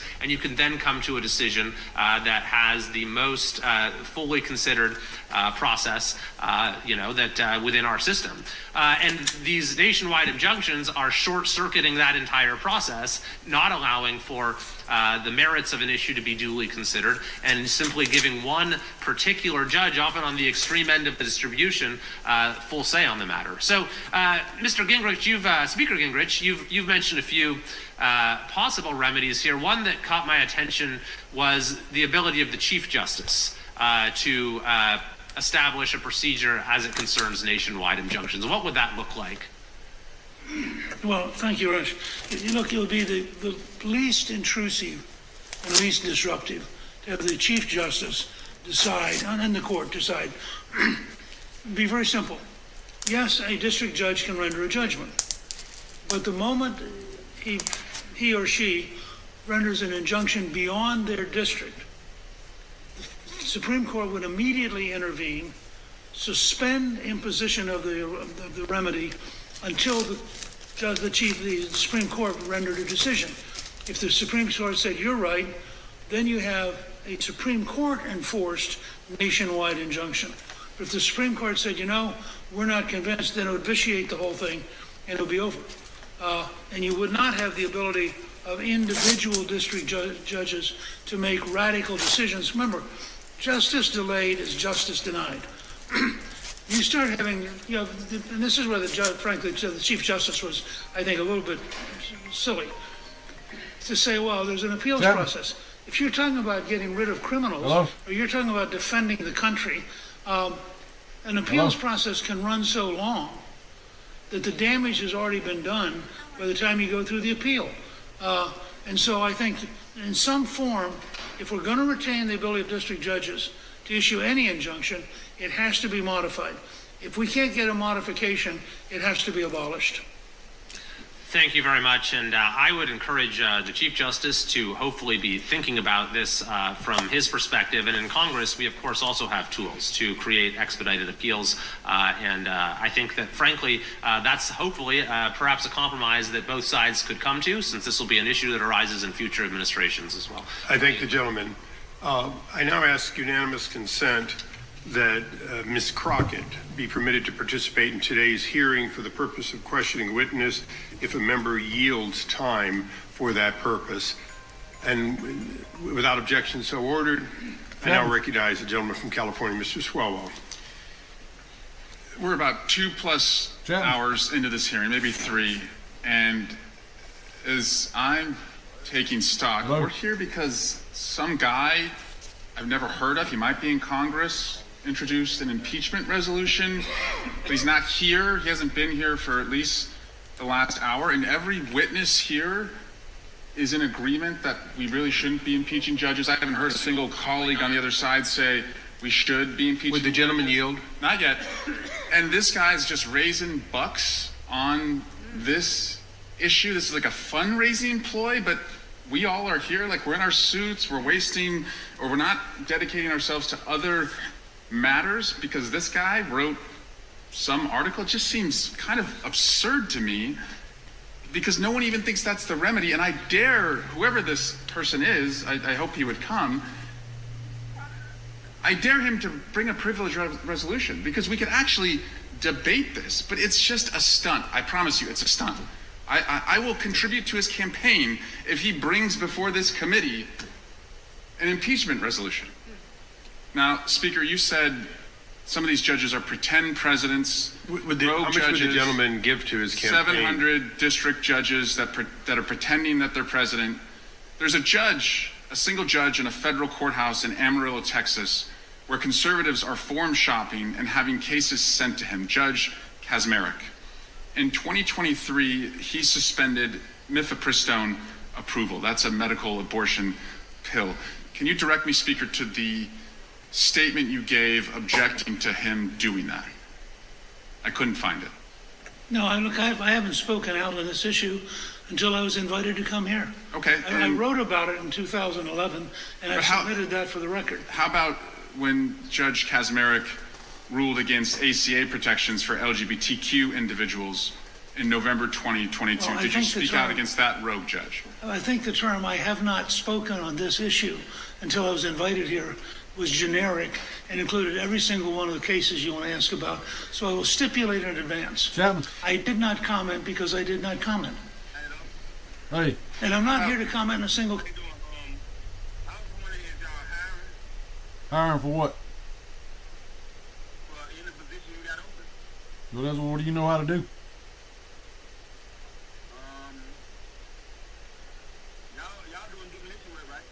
Doing what? No, we work on big trucks. Oh, y'all work on trucks? Yeah. Oh, no, I ain't got to spend. I'm going to school for that right now. I just started, so I'll call y'all back when I'm in school. Yeah, call me when you get through with school. Okay. Oh. It take 4 years, but I'm trying to get through it fast, but you better take my time. I'm going to call y'all back when I'm ready. All right, let me know. All right, thank you. All right. Demolition. We do that on the side, but it's not something I'm hiring somebody for. Okay. How about an election? Okay, I got it. say that the system is out of whack. Speaker. Which, by the way, I wrote about in 2011. An elected Trump third term. Is that constitutional? I think it's funny too. If the Congress wishes to pass a constitutional amendment and the requisite number of states decide to endorse that amendment, of course he would have the option to run for re-election. In the absence of that kind of constitutional change, I think that it's impossible. Thank you. And with that, I'll yield to the gentlelady from Texas, Ms. Crockett. Thank you so much. And I appreciate the speaker for admitting openly on the record that it is unconstitutional. But the concerns that I have are around the fact that we are sitting here pretending as if we all are looking out for the Constitution, yet we are coming from completely different angles. So let me go to Professor Shaw. To be clear, which branch of government is responsible for interpreting what is and what is not legal? Well, the Supreme Court, the Article 3 judicial branch has the final word. So the judiciary is who it is. So it's not the legislators. You know, I'd say every branch has an obligation to interpret the Constitution. The final word comes from the courts. From the courts. It's not the former speakers. It's not everyday people. It's not the president. I just wanted to make sure that we understood who it was that was responsible. And what is so frustrating for so many of the American people, the ones that are watching right now and otherwise, and the reason that they're outraged and scared is because what we see right now is a diminishing of all these institutions. Right now, we have a legislative branch that has decided that it intentionally would disregard their duties. They are not checking the president whatsoever. The only check that the American people have had thus far has been from the judiciary. And the judiciary isn't pulling this out of the sky. In fact, they are coming from basic reading of like the plain language of the Constitution for all of those that are constitutionalists when we start talking about things such as what birthright citizenship is. But one of the things that I want to make sure that I get to, because there are deeper implications if we go down this rabbit hole. Imagine the type of world where the president does whatever he wants to and no one can rein him in. It's a world that right now many people are afraid of. Let me put it this way. If Joe Biden would have done an executive order for abortion, despite what the Supreme Court said, that would have been a problem. Imagine if the state of Colorado kept Trump off the ballot and other states follow suit. That would have been a problem. Or imagine if Jack Smith ignored Eileen Cannon and with the help of an activist judge decided that he was going to prosecute the sitting president anyway. The problem that we have right now is that if we continue down this road, then we will not have a rule of law, because we have people that are currently serving and they're saying things like, ignore the judge's order. What it means to have law and order in this country is that you follow the order and you go through the appeals process, even if you dislike what the judge did. Thank you, and I yield. And I'll yield back to Mr. Issa. Mr. Issa, you had a question for me, which I'll yield to you now if you want to. Now that there's no time left. Thanks, Eric. Entertainment. You're good. You're good at that, but I'll take my own time. I'll recognize myself. And I'm going to note that when Ms. Ocasio-Cortez, or AOC as we know her, filed articles of impeachment on Justice Thomas and Alito, Ms. Crockett was one of the co-sponsors along with Mr. Cohen, both members of this committee. It does seem interesting that when the shoe is on the other foot, everyone is self-righteous. And I think this is a good example. For the last 3 hours, I have had to listen to one side talking about impeachment as though it was the nature of this hearing. It is not. I keep looking at my friend, the late Henry Hyde, and remember that although he led the impeachment when it was necessary, he did so only during that time and then never mentioned it again in hearings. In fact, he was religiously able to focus on the hearing of the day. The hearing of today is really about the question of the future of the court's ability to do its job as intended. And I'm going to get into a couple of things fairly quickly. Last night, a California judge, Judge Chen, proactively stopped the ending of these temporary protective status.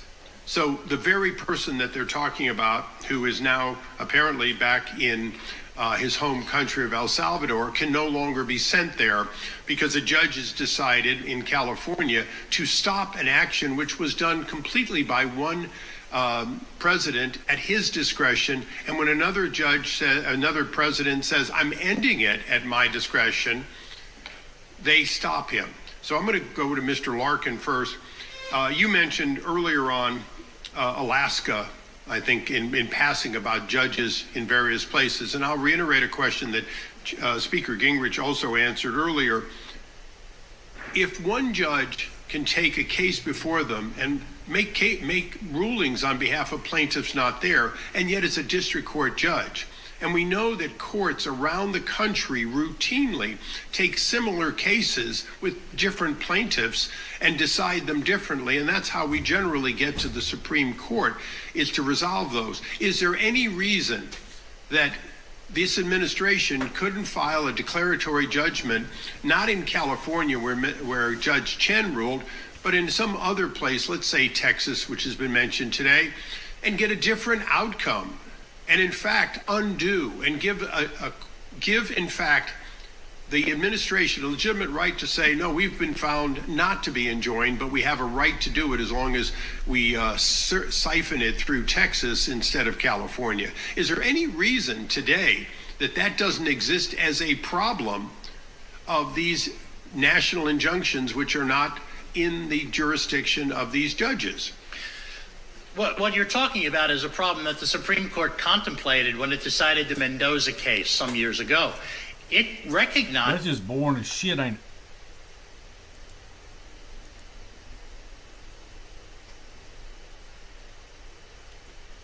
So that's the RX prizes.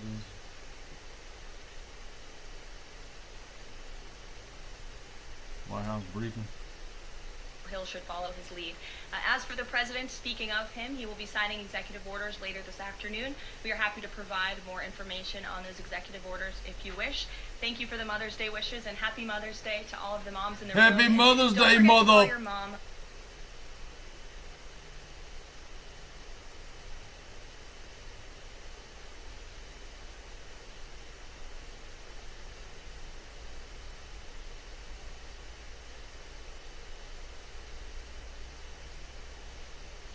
See, this is saying live too for rose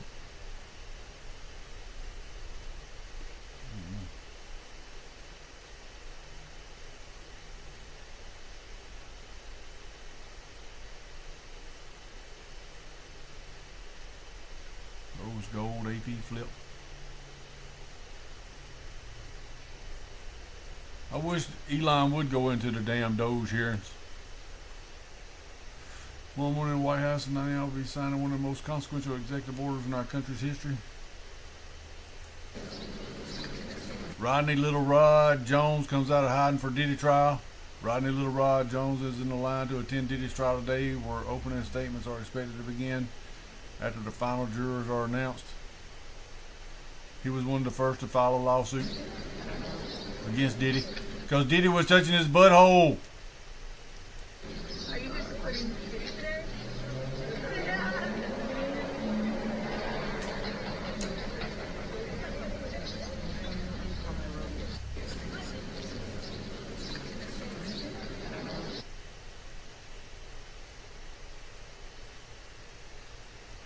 Writ large, but within FEMA, I and I alone speak for FEMA, okay? I am the president's representative at FEMA, and I am here to carry out President Trump's intent. And that's why I'm here. Now, this is the tough part. Here's the tough part. Most of you know this by intuition, but nobody's ever told you this. When somebody comes to an organization and there's going to be change, it's recognized that everybody's somewhat nervous or somewhat concerned. Understandable. What's not known is that between 10 and 20% of personnel will embrace change. They'll welcome it. And they understand that change, handled right, is progress. And they understand that it's necessary, and they see that it needs to be made. That's somewhere between 10 and 20%. Something like 60%, they don't care. Right? They go along to get along. And I completely understand that. I've been in a situation before where I went along to get along. However, there's somewhere south of 20% that decide that they are going to get in the way of change. And you can ask anybody that those 20% of the people are a problem. And they have to be sidelined. So don't get in my way if you're those 20% of the people. I know all the tricks, okay? I know them from lance corporals. I know them from staff sergeants, lieutenants, federal employees, my own employees, and indeed myself, okay? I played the games too. Obfuscation, delay, undermining. If you're one of those 20% of the people and you think those tactics and techniques are going to help you, they will not, because I will run right over you. I will achieve the president's intent. That's what I'm talking about. He's a hard ass. I'll run right over you. Here we go. We got some coke parties going on here. Macron. This is Steimer. I don't know who this jackass is. But there's a Coke spoon right there. That looks like a Coke baggie is what they're saying.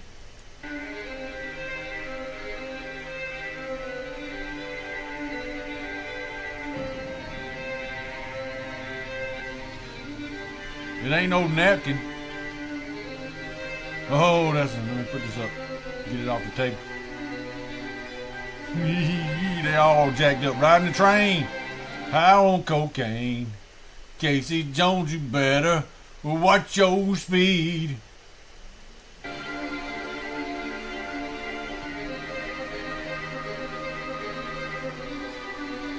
me put that in my pocket.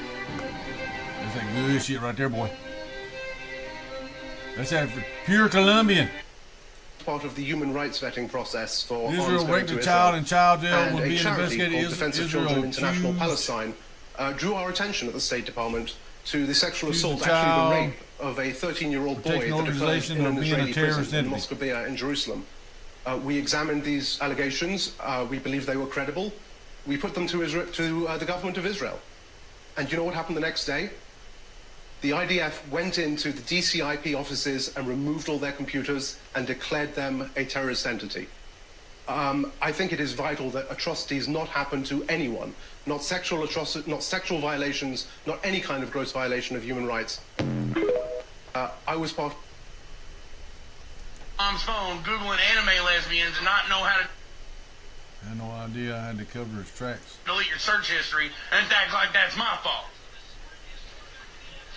You gotta be smarter than that. You can be mad at me all you want, but you can't be on Mom's phone Googling anime lesbians and not know how to delete your search history and act like that's my fault. Anime lesbians? You gotta be smarter than that. You can be mad at me all you want, but you can't be on Glenn Blake, the medical thing that they just passed in Washington State, they passed it and the governor signed it, and basically it says if there's an immediate medical emergency, we can do whatever we want to. No, I don't think so. My body, my choice, bitches. Just announced that the United States has reached a trade deal with China, and Treasury Secretary Scott Bessent announced a briefing tomorrow on trade negotiations with China. To a great deal of the productivity we've seen, We will be giving details tomorrow. That guy looks like a robot. But I can tell you that the talks were productive. We had the He's got one hair out of place right there. That one right there. See it? Premier, 2 vice ministers who were integrally involved, Ambassador Jameson and myself. And I spoke to President Trump, as did Ambassador Jameson last night, and he is fully informed of what is going on. So there will be a complete briefing tomorrow morning. If you're over there on the YouTube side, leave a comment and do a thumbs up if you don't mind, please and thank you. We'd appreciate it. You can thank feminism for destroying this mentality. I didn't want to lose him, so I lost 59 pounds. Hey, that's right, girl. You better get on the treadmill. You want to keep me around. Yeah, she did. She's the one that lost that money. Told to Ruth L. McCarthy. I didn't want to lose him, so I stopped eating the ho-hos and the Twinkies. And we're back with a Fox News. Those will be signing executive order tomorrow at 9 a.m. to reduce prescription drugs and pharmaceutical prices. That's what he just did. Do what the fuck you gotta do. What's up? Do what the fuck you gotta do. Poker night turns violent. What's up? You stop all that talking, bitch. Stop all that talking, big boy. I'm scared. I got this guy coming at me. I'm gonna get your recipe, okay? Yeah, he got knocked out. He got knocked the fuck out. Your knee's not supposed to bend like that, fat boy. What the fuck you gotta do? What's up? Do what the fuck you gotta do. You think I'm fucking afraid of you, dude? What's up? Yeah, you need to stop all that talking. Put your hands up. I'm scared. I'm scared. I got this guy coming at me. He got knocked the fuck out. Look, his leg's not supposed to bend like that. It's not supposed to bend like. He's probably gonna have something hurt. What is that called in there? You pull the. You're in the middle. That shit hurts. What is that called? He's right up in around your groin area. Cause the way his legs bent like that. Chicken wing. Chicken wing. Just calm down, man. He's just talking shit. His belly. His belly. Look at his belly. Tell me your belly looks like that. I ain't up there talking bullshit.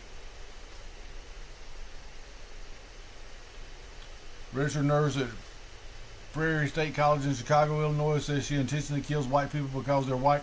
Ooh, stay out of the hospital in Chicago if you're white. National Security Advisor learned a lesson after a reporter. Excuse me, I didn't pick you. Go ahead, please. I didn't pick you, bitch. The deceased first, we have a pardon for Devin Archer. Devin Archer was a former business partner of the Biden family. He's was prosecuted relating to a fraud investigation, but notably the tone and tenor of that prosecution changed dramatically after he began to cooperate with congressional investigators and serve as a witness against Hunter Biden and the Biden family. We believe that was an injustice, and therefore we're asking you to pardon him. And many people have asked me to do this. They think he was treated very unfairly. And I looked at the records, studied the records, and he was a victim of a crime, as far as I'm concerned. So we're going to undo that.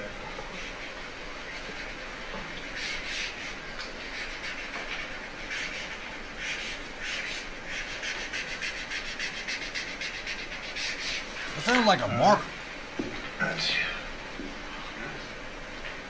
Devin Archer. Congratulations, Devin. Next, sir, we have an executive order for your attention. We've taken action against a number of law firms that have participated either in the weaponization of the legal system for political ends, or have otherwise engaged in illegal or inappropriate activities. The law firm of Jenner and Block is one of these law firms. This is a law firm that, as you know, employed Andrew Weissman after he came off of the Mueller investigation. It's a law firm that's engaged in invidious racially and sexually discriminatory practices. It's also a law firm that has participated in the weaponization of the legal system against American principles and values, and we believe that the measures in this executive order will help correct that. And Andrew Weissman is the main culprit? He's certainly... With respect to this firm? He is one of a number of reasons that we believe this executive order is warranted. He's a bad guy. Let's lock him up, Pam. Bondi, where's Pam at? Not doing her job. Not doing her job. Okay. Y'all see that one? Is that right? Next, sir, we have a presidential memorandum for your attention. This memorandum requires the immediate declassification of all FBI files relating to the Crossfire Hurricane investigation. This was obviously one of the instances of the weaponization of law enforcement powers of prosecution against you and others. We believe that it's long past time for the American people to have a full and complete understanding of what exactly is in those files. Which gives the media the right to go in and check it. You probably won't bother because you're not going to like what you see. But this was total weaponization. It's a disgrace. Should never happen in this country. But now you'll be able to see for yourselves, all declassified. Is that correct? Would you say? All declassified? Yes, sir. Everything? The FBI file with there's a classified annex, but other than that, this we'll put everything in the public eye.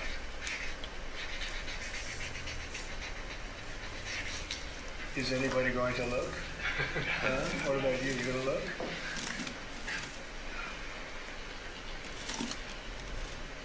And frankly, the FBI should be ashamed of themselves, and so should the Department of Justice, and so should Biden. Okay.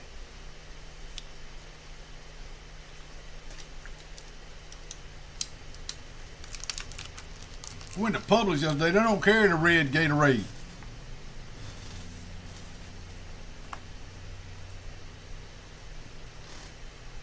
Border Donald Trump and Tom Homan kept his promise. Showcased all of this, how they were still going against President Trump's orders. Is all gone, guys. This is all gone. All that's left of them here is a bunch of trash. This, their little logo, Los Samaritanos. Told you we were coming for you. So just a few weeks ago, I brought you guys out. He had the NGO, No More Deaths, and Los Samaritanos, Red Cross bullshit, singing Kumbaya, burning fire with illegal criminal aliens being brought across, incentivized, and having them wait here for Border Patrol while other individuals were trekking and running across the other side. That is now gone, and we told them, Tom Homan's coming for you. You're on notice, Pastor Ray. Tom Homan is coming for you, bro. Okay. Okay. Pastor Ray's getting all that tax money. They are gone.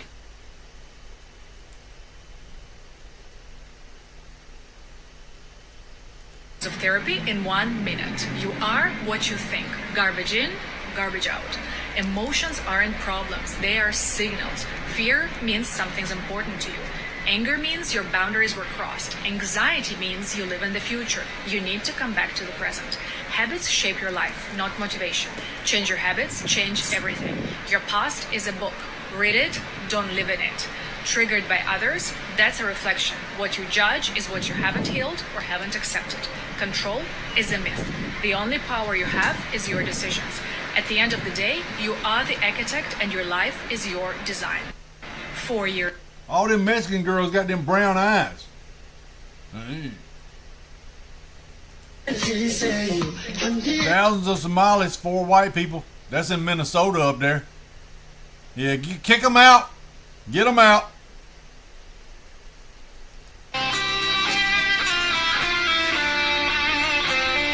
Heading to Saudi Arabia. I thought he did that this weekend.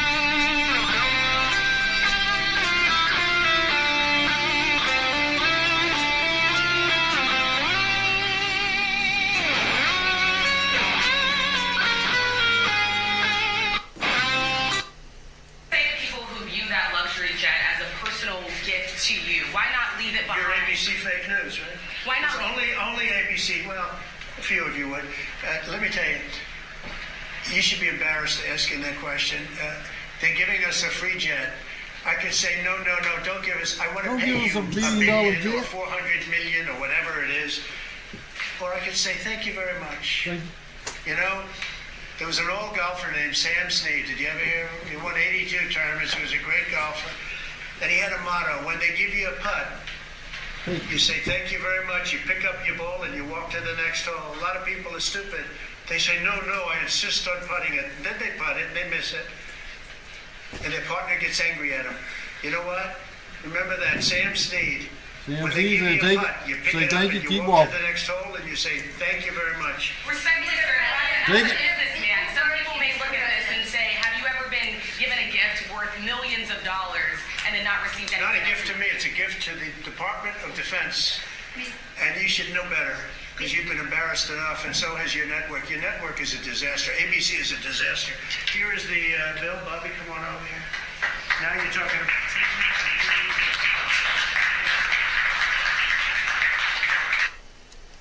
Trump smacks the news around. They all bruised up. People who view that luxury jet as a personal gift to you, why not leave it behind? You're ABC fake news, right? Why not leave only ABC. Well, a few of you would. Let me tell you, you should be embarrassed asking that question. They're giving us a free jet. I could say, no, don't give us, I want to pay you $1 billion or 400 million or whatever it is. Or I could say, thank you very much. Sam Snead. That reminds me of Sam Snead. Named Sam Snead. Did you ever hear him? He won I heard him. Great golfer.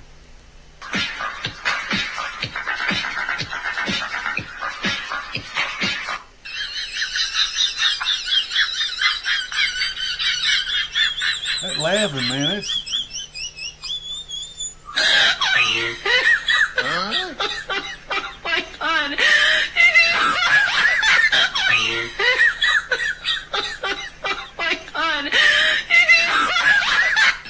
That ain't that damn funny. That was just sent to me, and it was Pastor Philip Anthony Mitchell preaching, and people walked out. They walked out because of what he said. He was coming against demonic activity. Watch this clip. These angels that he corrupted, that was thrown out of heaven, are the demons that roam the earth today. They're the demons that whisper in the ears of your favorite psychic. Psychic? When you go get your palm read. And these demons have been watching you since you was young. And so they whisper in the ear of the psychic. They tell you your age and the last boyfriend you had and what city you was born in, because they've been watching you. And then they start to prophesy and tell you about your future and lead you away from the Lord Jesus Christ. And because we're not read, because you love sermons but you don't read, you don't know that that stuff is demonic. Your little tarot cards, your little sage, your little crystals, your little readings, all that stuff is demonic. How are you praying to God and got crystals next to your Bible at the same time? Too many sermons, not enough literacy. That's why I'm going to keep encouraging you. Don't just listen to me. Read the scriptures for yourself. Read. I don't like them. So there were people who walked out of that service because he called out demonic activity. Now, why did they walk out? Manifestation, my brothers and sisters. Spirits manifesting in individuals who don't want to let go of false idols, that don't want to let go of demonic activity. It's not necessarily them, so it's influencing them and things that they've come into agreement with. Different wicked spirits that have married their soul. So now they think that they're one with these things. Come out, my brothers and sisters. Come out. Everything you're telling me that you think that God is okay with you practicing. J-Man tells me that God is okay with him practicing sodomy. I tell him stop doing gay things because it's not good for him. Sodomy with other men. I am saying that God always acts in accordance with love, and the sodomy that was written about in the Bible has nothing to do with loving queer and trans relationships, because there was no frame of reference for the phrases who created it. Man is imperfect. God's word is perfect. God would support queer and trans existence. Do you want to talk about why it's also anti-American? You don't think that sodomy existed 2,000 years ago? I do think it existed 2,000 years ago. And you don't think that God and the way that it directly was written about in the Bible was about hateful, unconsensual, pedophilic, ritualistic acts of sodomy. There have been healthy queer and trans relationships all throughout the history, and they were not included in the Bible, the same way women's rights were not included in the Bible. God did not intend us to treat that like a law that we never move on from. He treated us to use it like a way to learn, love, and practice it better. It is not an instruction manual. It is one tool that we can use to live our lives. You do think, but to clarify, so you do think that God is okay with you having sex with other men? Yes. Okay. So I think that your definition of love is basically what feels good for you and also being nice to other people. I think love is more complicated than that. For example, you can have a sexual relationship with someone that you might not love, whereas love is a deeper emotion of care. But basically it's just like this like fluffy feeling of like, oh, like I like you, I'm treating you well, whatever. I think that love is willing the good of another person. Love is a hard action. So you can have consensual sex with someone, and that's not loving them, because participating in homosexual acts is inherently not loving because it's damaging. They're not inherently damaging. Chapman, hello? Hello? Hello, hello? It violates natural law. Damaging. It doesn't violate natural law. There are over 1,000 species that are proven to have queer relationships. God literally designed Why does the G-spot exist? I don't know. God literally designed male and female bodies. Let's not pretend to know God's vision, then. How about this? Let's not pretend to know God's vision. How come 12% of men who have sex with other men one or more times a week have problems where they are not able to control their bowel movements? Because their butthole is loose and done lost the grip up in there because somebody's been in there wallering in it. Somebody's wallering in it. Because when you...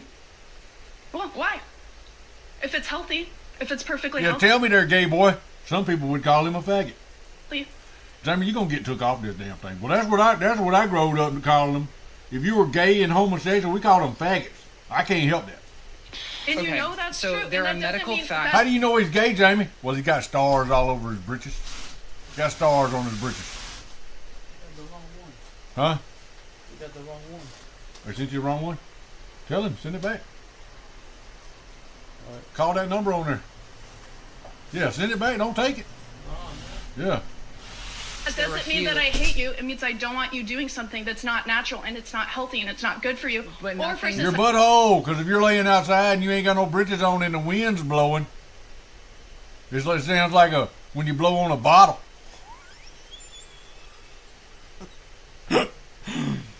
You know, they had in the band, the guy over there with the whiskey jug blowing on the bottle, Andy Griffith. You're saying There's is a reason grounded gay in men Christ's can't word or reproduce with each medical other. reality. There's a reason why gay women can't reproduce with each other. Our Reproduction bodies is are not an essential factor of love and care. It is not the essential factor. Just because you love getting your butthole reamed out, of a don't mean it's love. It's because you're gay. And what's up with that perm you got going on there? Frank used to have a perm like that. Things that you you're can be saying friends with someone, are still love them. nasty, evil pieces That's of not rhetoric evil. that aren't grounded in science. That's absolutely not evil. It's grounded in science. It's the science. Two genders. You think it's scientific that it's more harmful to have gay sex than straight sex? It's not more harmful. It obviously is. That's why there's more STD rates. Sugar britches. That's what they call them, sugar britches, star britches. For not very long, but I guess the last few weeks I have been recording some rants during my planning period. I'm in a so if your daddy goes to come up in there with a belt, and you go, he ain't behaving, and you just tear his ass up with a belt in there in front of all them little kids, and said, I'm gonna talk to each and every one of y'all's kids, y'all's daddies, see if we can't put some belts on y'all's asses. Sit down and be quiet. Kick them out of the class. I'm starting what? Little niggas is from 8 to 14. Okay. Them the little niggas. YNs. No. Little niggas. Let them go, huh? YNs is from 15 to 25. Those are YNs. 26 to 35, 34. That's big bro. 36 to 44. That's them. 45 to 55. That's OG now. That's OG. Now, when you start getting into the 60s and 70s, respect your elders, folks. Don't say me that. This nigga's a fool. So look, Ivermectin. We've been using this on her skin for about 4 days now, almost a week, and it has completely cleared up her skin. Take a look at what she looked like before we started using ivermectin. She's got the butt worms. She's got the butt worms.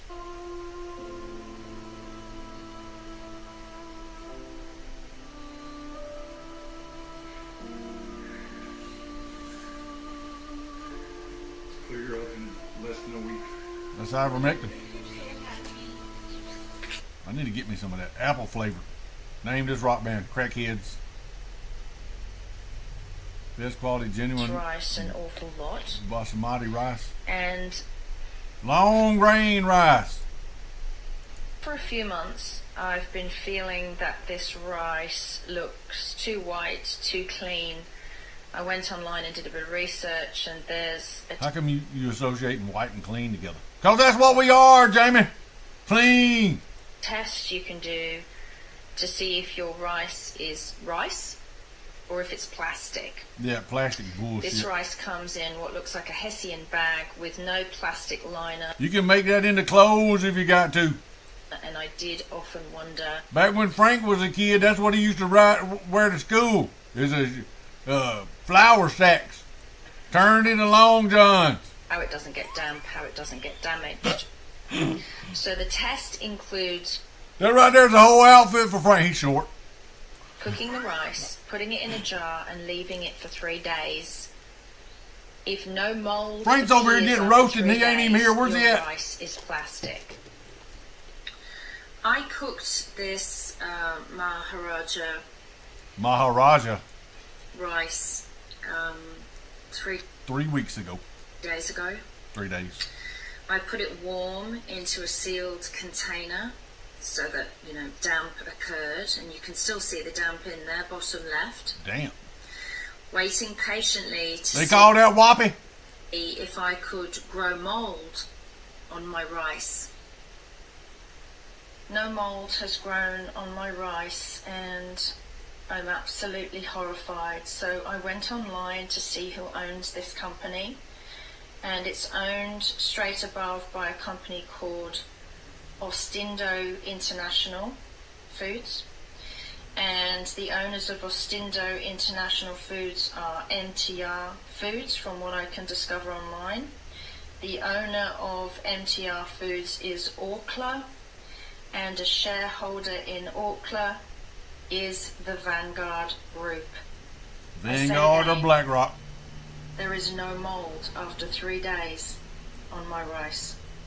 Because it ain't real rice. Let's pray together. The heartbreaking plea by kidnapped college student to her captors just minutes before they killed her.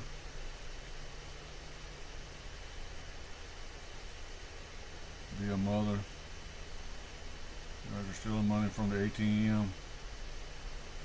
Yeah, these two right here need to be executed. If they killed that girl, they execute them. We don't need them in our society.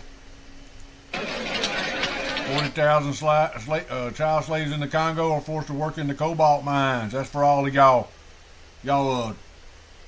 hipster guys out there. I'm driving in an electric vehicle. Yeah, you're working them slave kids over there. Hope you feel good about it.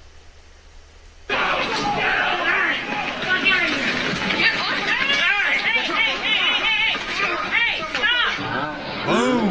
It takes like one patriot to knock out these Antifa bitches. Right in the mouth. It usually wakes them right up. Boom! Right in the mouth. Hey! Where is he? Take your fucking shit. What are you doing? What are you What's up? Take your fucking shit back. What are you doing? Why are you not okay? Hey! Because you're pepper spraying us, dumb fuck. Hey! What are you doing? See how they fall? Because they've been eating damn Frosted Flakes.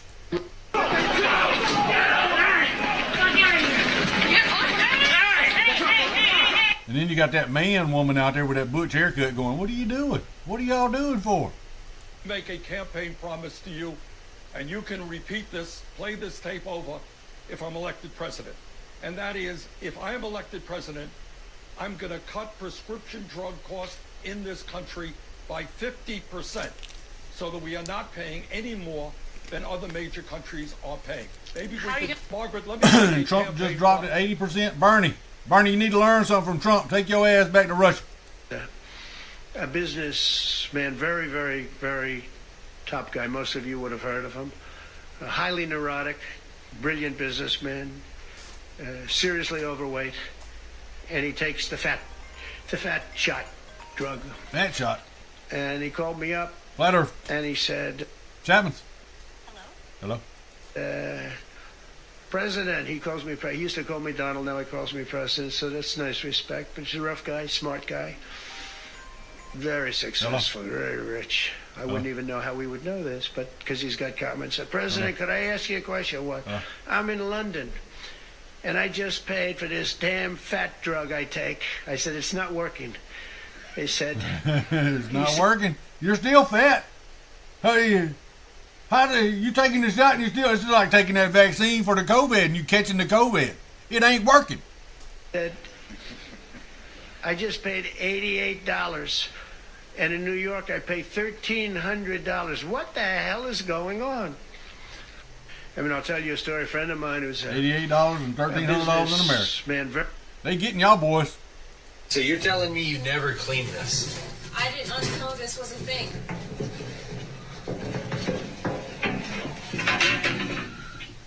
That's linty. How long was it taking your clothes to dry? Like 3 hours. 3 hours?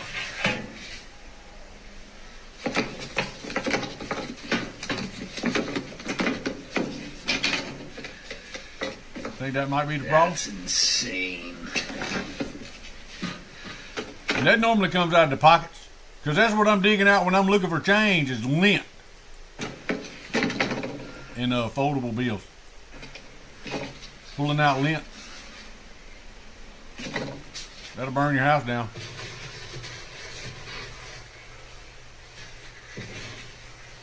Oh my goodness.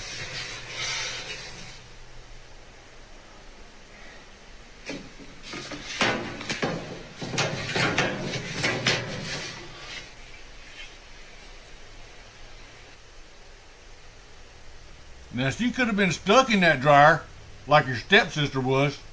She was all stuck in there with her ass all cocked up in the air, no panties on. What are you doing? I got stuck in the dryer. Yeah, I bet you did. What tree is that? That's a Jew tree. Jew tree.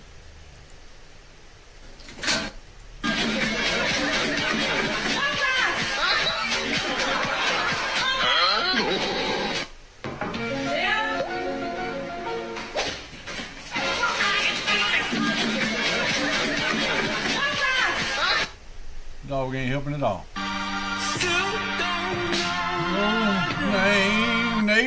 Native stolen land. Who did they get it from? That's what I want to know. Where did they come from? They didn't sprout up out of the ground. They come down and stole it. So now they know how they felt. Turnabout's fair play, bitch. And the next contender, please. Your name, sir? Yitzhak Shamir. Your occupation? The West Bank and Gaza. And your specialist subject? Human rights. Mr. Shamir, you have 30 seconds starting from now. According to Amnesty International, which country has imprisoned more than 5,000 people without trial in the last 3 years? South Africa? No, Israel. Between 1987 and 1989, which country killed 540 unarmed demonstrators? South Africa. No, Israel. Israel. Chapman. Hello? Hello? Hello? Madonna. Which country has shot dead? I've never heard of, but one girl had a name Madonna, and she's a whore. And more than 110 children since 1987. Gibson, where's Frank at? We over here roasting his ass. Did you see that little outfit he could put on? It was a Mahatma Gandhi rice bag. South Africa. No. And you still have some material left over to make a swimming suit. No, Israel. Which country produces the nicest oranges? Ah, Israel. No, South Africa. And the next... Kings, we want to save our republic, and it's about time that we do something about it. Yeah. And this is a great Who's that black girl that got assaulted? opportunity since it's the anniversary of Paul Revere's ride. Okay. So that's what that's about. Wow, I didn't even know that. Yes. Yeah, so, what has... The British, right? Yeah. Taxation without representation. Yeah. They got rid of laws. They got rid of... and then we give y'all bitches the right to vote. Juries. So, what has Trump done so far that you think he's a king?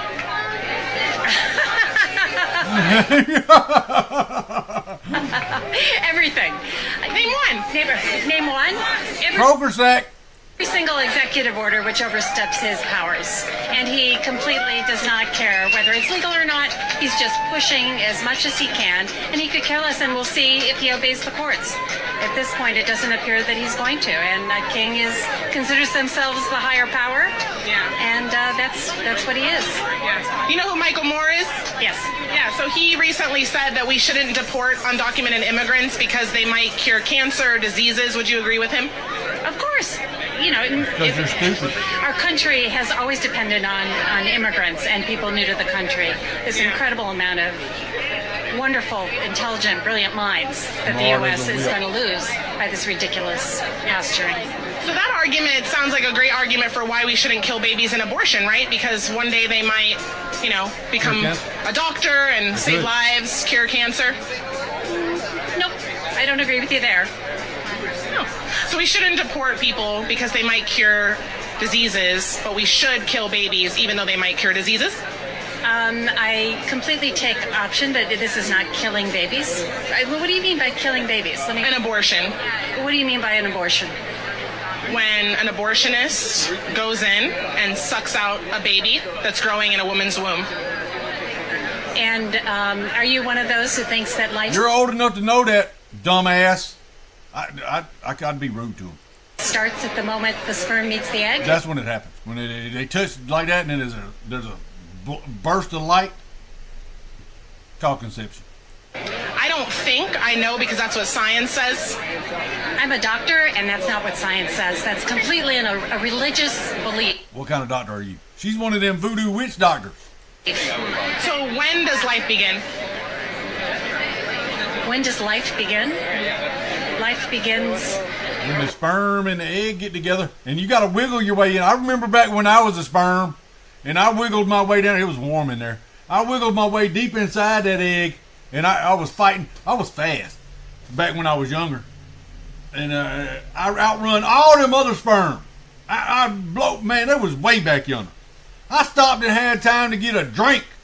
Stopped off and got me a waffle, and still made it, because that's how fast a cheetah legs is what they call me.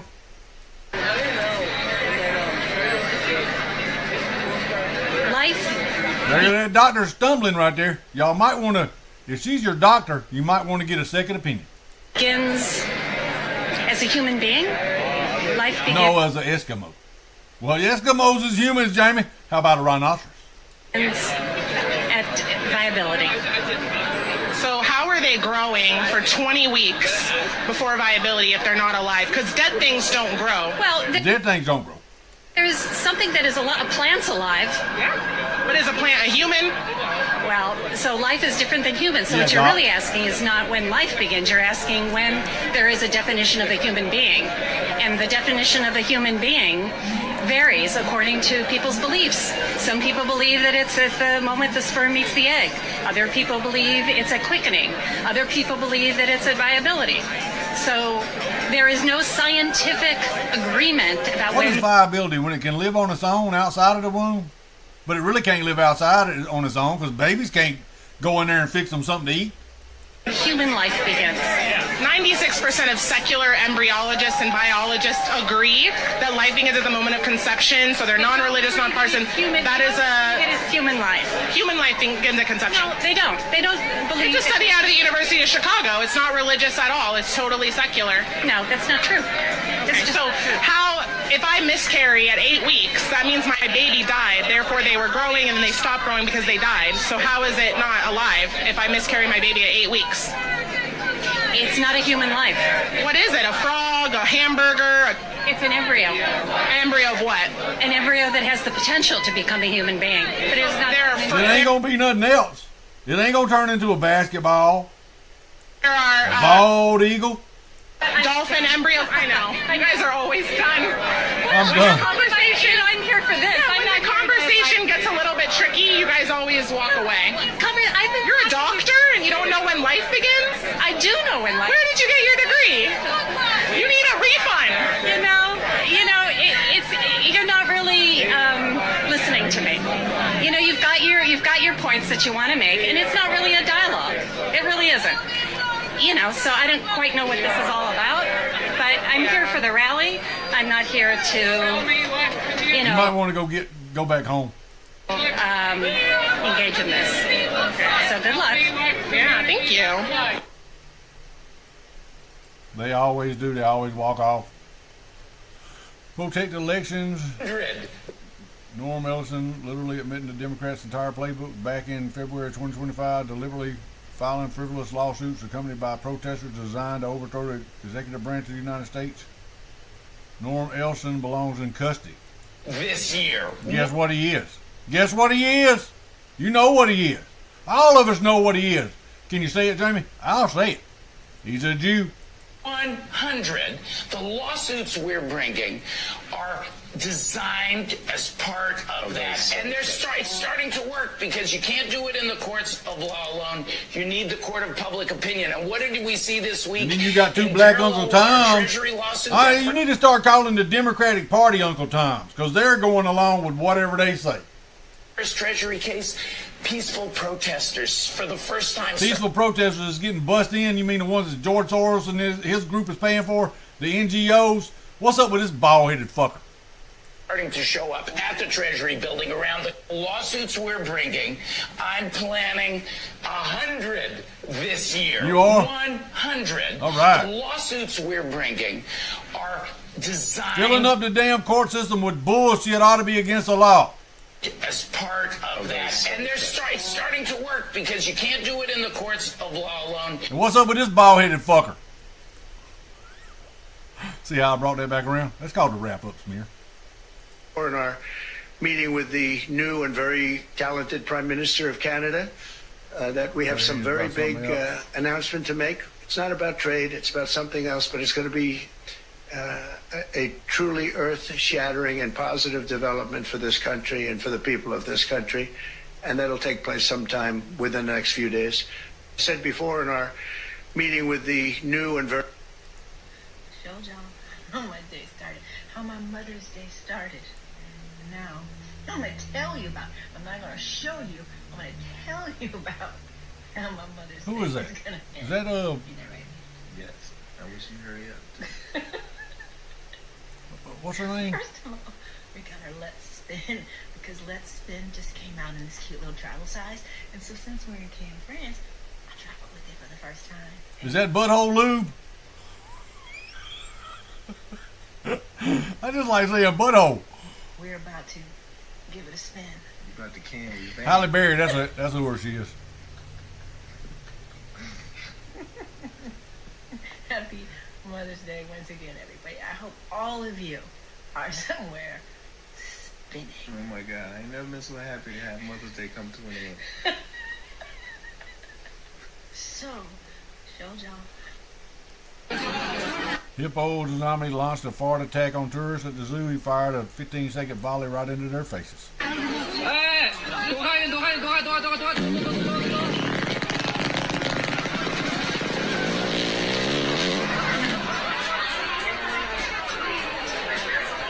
must have pooped and they're covering up the poop.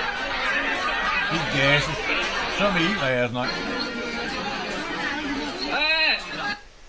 Killed, and we don't want to see people be killed.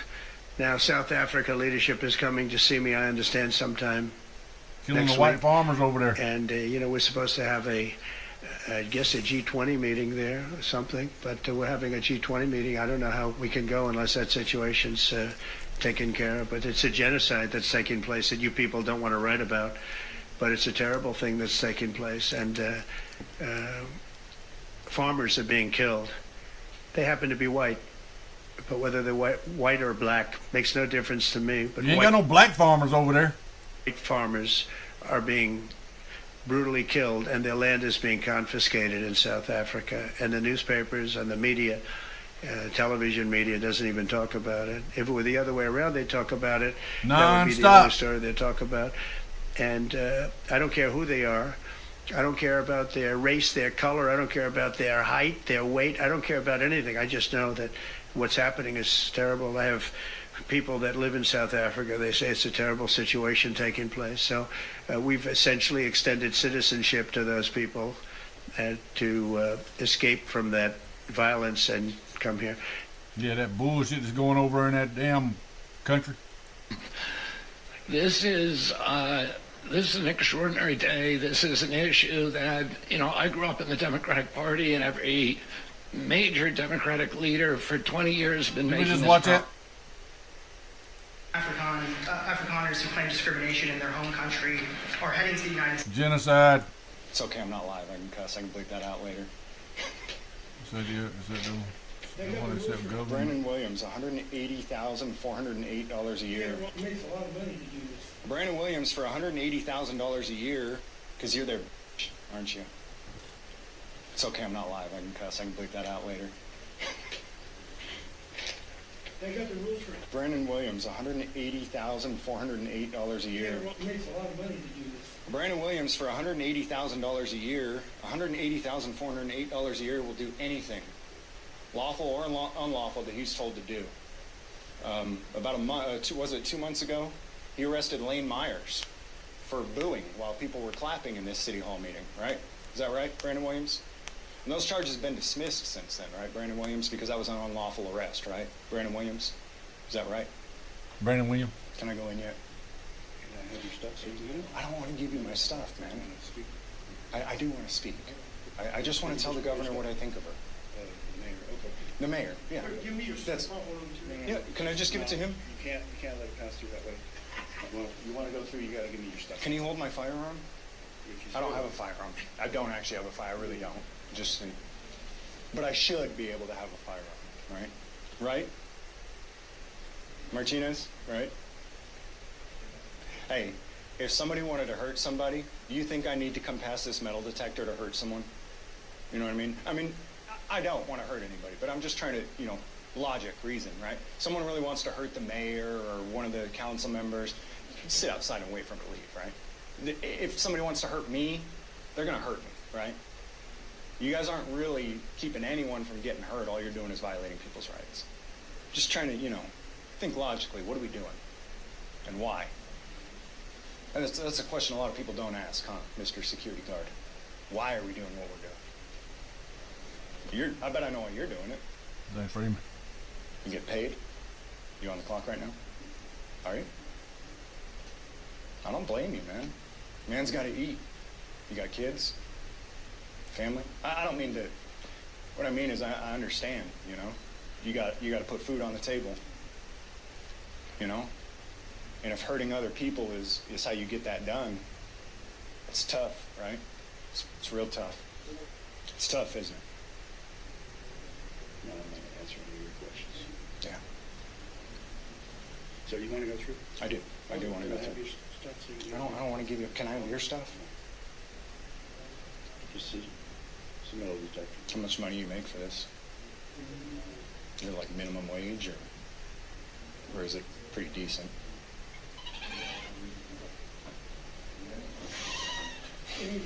I'll tell you what.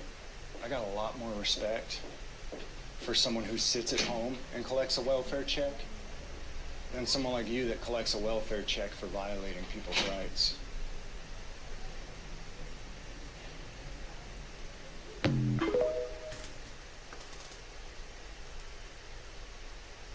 Yeah, hard to believe. Bridget McCrone is 72. She does look like a monkey. Black men have lower cognitive skills than white men. The NFL asserts in brain injury lawsuit. Damn, the NFL's calling them out. And I'd like to ask Robert F. Kennedy to say a few words, please. Thank you. Thank you, Mr. President. This is an extraordinary day. This is an issue that, I grew up in the Democratic Party, and every major Democratic leader for 20 years has been making this promise to the American people. This was the fulcrum of Bernie Sanders' runs for presidency, that he was going to eliminate this discrepancy between Europe and the United States. But as it turns out, none of them were doing it. It's one of these promises that politicians make to their constituents, knowing that they'll never have to do it. And the reason they'll never have to do it is because they know that Congress is controlled in so many ways by the pharmaceutical industry. There's at least one pharmaceutical lobbyist for every congressman, every senator in Capitol Hill, and every member of the Supreme Court. By some estimates, 3. Pharmaceutical companies, the industry itself spends 3 times what the next largest lobbyist spends on lobbying. So this was an issue that people talked about, but nobody wanted to do anything because it was radioactive. They knew you couldn't get it by Congress. We now have a president who is a man of his word, who has the courage. President Trump was taking money from the pharmaceutical industry too. I think they gave you $100 million. But he can't be bought, unlike most of the politicians in this country. And he is standing here for the American... Yo, did you get that bill?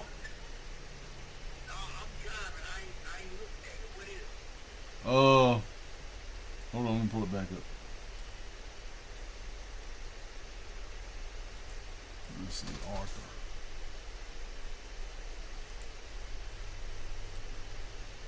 Let's see, 5/13/10. Yeah, 5/13/10. Do I know? Hold on. 5/13/10, Arthur.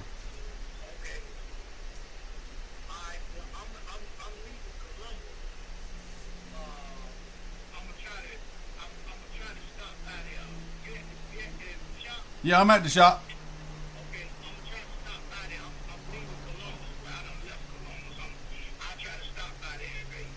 All right, Daddy, you can just call me with it. You gonna do a credit card, right?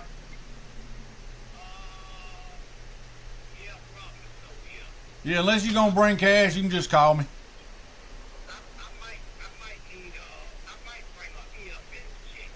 Well, you can call me with the code on the EFS check, and I can run it. All right. Thank you, Arthur. All right. Bye bye. Chapman. Who? Amy. No, he's in there. He was doing working on his radiator. I didn't see it. Hold on, I'll call and see where he's at, because he took his radiator out of his truck. He was having a problem with the radiator, and they brought a radiator over, and he said they brought the wrong one. No, I didn't see it. Hold on, I'll call him. I didn't want him to show him how to work this radio in the car I got. How to work the radiator? The radio? Yeah, in the car I got. You know what I'm doing in the car. Hey, Angel, you in the shop? Well, that guy's up here with that car that y'all did the thing on. He wants you to show him how to do his radio. The one y'all did the catalytic converters on? He's up here wanting you to show him how to do his radio. If he ain't here, don't worry about it. He's here. Okay. All right. Yeah, okay. He'll meet you in there. Thank you, Mr. Johnny. Mr. Johnny. People. I don't know what, there's writers like Lord Elizabeth Warren or Robert Reich who are saying that President Trump is on this side of the oligarchs. There has never been a president more willing to stand up to the oligarchs than President Donald Trump. And I'm very, very proud of you, Mr. President, for your courage, I'll say... Stand up against them. Because I don't want to be crude, your intestinal fortitude, your stiff spine, and your willingness to stand up for the American people. We have 4.2% of the world's population. Our country represents 75% of the revenues for pharmaceutical companies. We spend in our country $1,126 per capita on drugs. In Britain, they spend about $240. They spend 1/5 of what we do. And this is true across Europe. And the drug companies, Europeans, if you ask them, it made no sense what they were saying. America has to pay for this innovation or it's not going to happen. What President Trump is saying to our European partners is you've got to raise the amount that you're paying for those drugs and pay for your share of the innovation. That the United States is no longer subsidizing that. If the Europeans raise the price of their drugs by just 20%, that is $10 trillion that can be spent on innovation, and the health of all people all across the globe is going to increase because we're going to have better products. So I'm just so grateful to be here today. I never thought that this would happen in my lifetime. I have a couple of kids who are Democrats, are big Bernie Sanders fans, and when I told them that this was going to happen, they had tears in their eyes because they thought this is never going to happen in our lifetime, and we finally have a president who's willing to stand up for the American people. Did y'all finish that first one? All right. That back one back here, all y'all got to cut on that over at 85 is that back. The bank and around the gate over there and stuff. No, the gate going to that back parking lot.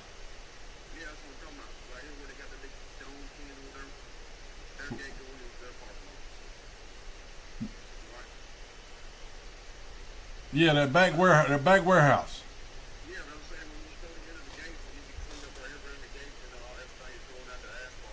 Yeah. And I'll bring that damn I'll bring that sprayer up here next time.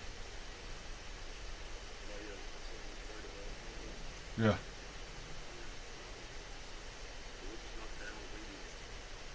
All right, come when y'all finish that one, but pick up any trash back there on that bank. Trash and the rocks, get the rocks and shit up.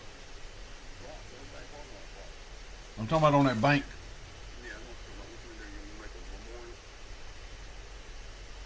Dad, you can throw them back there in that back corner.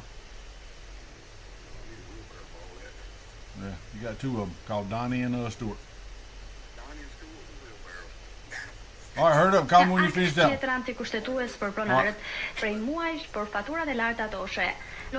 What's up with these girls right here? They ain't got no bras on.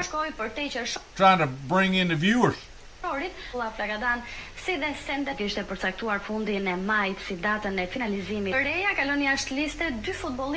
even know what they're talking about. What are you doing, Jamie? Watching the news. L'unika është e para kompani në Shqipëri e tërton një nga kompanitë më fitimprurse në Shqipëri. Ben Ahmeta I guri në was arrested. So, why do we pay attention to the 64,000 question is what now? Agent Pam Bondi, when we see the arrest of those who abuse children, even if it means exposing some of the biggest elites in our government and other elite circles? We're waiting for an answer. Still know nothing about them. Well, we're finding out tonight some answers. The Wall Street Journal just got its hands on Jeffrey Epstein's private calendar. And it was a lot more suspicious than Brett Kavanaugh's. Epstein was meeting with the kind of people you'd think would steer clear of a convicted pedophile.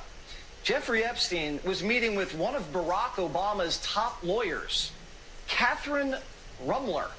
She met with Epstein dozens of times.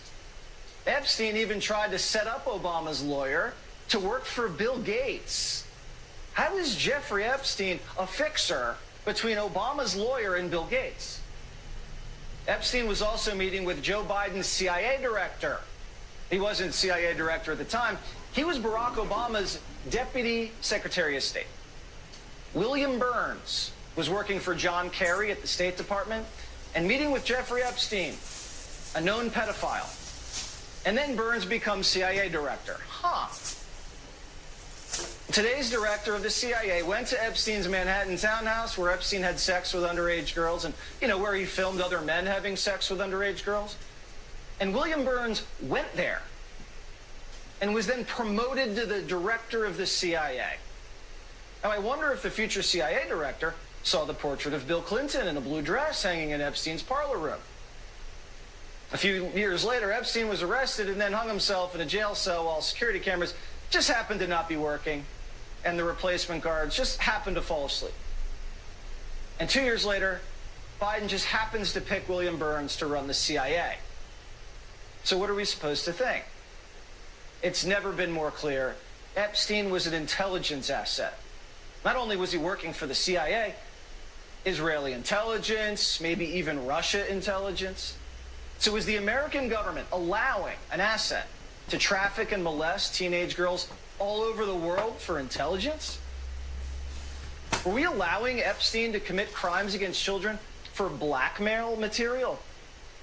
Well, we asked the CIA director, William Burns, why were you meeting with a convicted pedophile at his disgusting townhouse?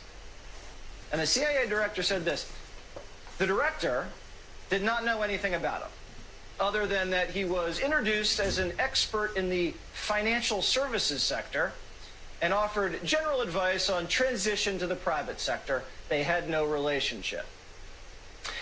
So Obama's State Department official couldn't have asked anybody else in the entire country for help with a job in finance? He could have called any CEO, any hedge fund manager, any banking director. But he meets with Jeffrey Epstein, a guy that doesn't even really have a real business, a guy that doesn't even have a website, a guy that, as far as we know, only had one client, the CEO of Victoria's Secret. Huh. That doesn't add up, Burnsy. And this explains the sweetheart deal back in 2006. This explains the prison cell cover-up. And this explains why all the Epstein tapes went missing. Everything Epstein recorded, everything, missing. Every property he owned. But when he died, the Fed seized all the tapes, and the only person who's ever been arrested since then was the Madam, Maxwell. Ghislaine. Jeffrey Epstein found me almost immediately. He knew exactly where I was, the location. And I knew then that I was being filmed. I was being watched 24/7. There were cameras all over the island. So the CIA has all the sex tapes, and they've been blackmailing like crazy. This is the blackmail jackpot. Hours of video starring the world's most important people in Epstein Island, in the Manhattan townhouse, in the Palm Beach estate, in the New Mexico ranch. Bill Clinton was good pals with Jeffrey. Flew on the Lolita Express 26 times. Went to his private island. So when someone does something that doesn't make any sense, maybe it's because they don't want to be doing what they're doing. Maybe it's because someone's telling them what to do and threatening to release the tapes if they don't. I wonder who's doing that.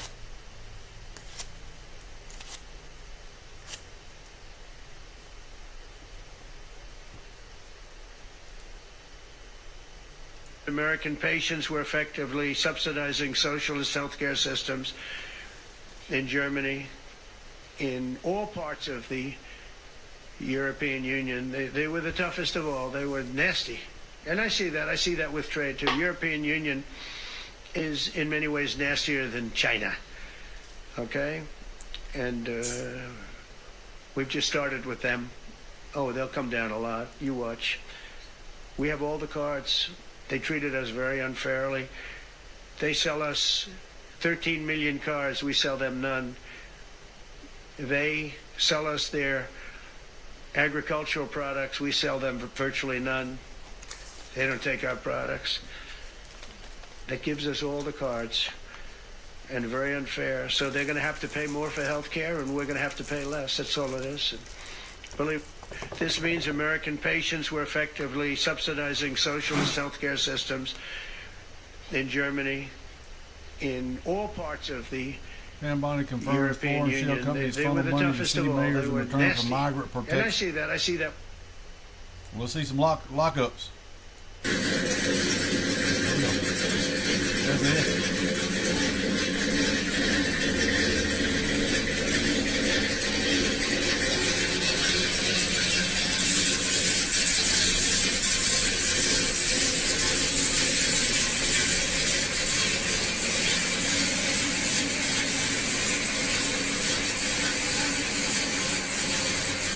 $46,000 car.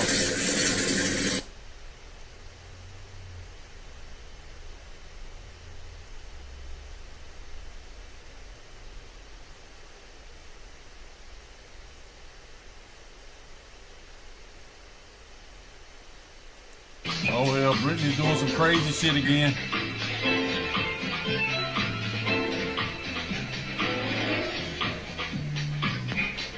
Yeah, that bitch is crazy. But she looks good. She's blonde. Yeah, that'd probably been under. It wouldn't have been nothing but a headache.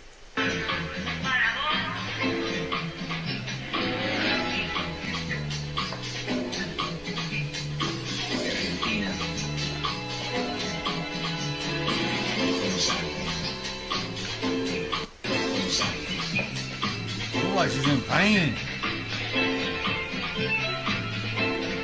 Or seem like a very pleasant person. However, you're a prostitute. That's an immediate no-go. Otherwise, I think you're an attractive girl and you have a very pleasant personality. But because you're involved in sex work, it's an immediate disqualifier. It's a deal breaker. There's no scenario, even though you seem like, honestly, you're one of the most pleasant women we've ever had on the show. You're an attractive girl. I'm not saying this to be mean or anything. I wouldn't date you because of the work that you're involved with. You're a whore. That's the end of the story. In the same way that there's plenty of women who don't want to date me because I've got this podcast and I'm out there on the internet. I don't object to women not wanting to date me because I'm out there and I have maybe controversial opinions. I think that's fine. Do you think it's a better preference for people to immediately disqualify somebody from dating them just because they do work? There's a lot of fish in the pool, and yes, in the same way that women disqualify men very quickly for a myriad of reasons, yes, work is a perfectly valid immediate disqualifier. Would you say that people ought to be doing that? Yes, I would strongly recommend not dating prostitutes. yeah, you can't be dating. You can't turn a housewife into a whore into a housewife. That's what that saying is. I've tried. It don't work.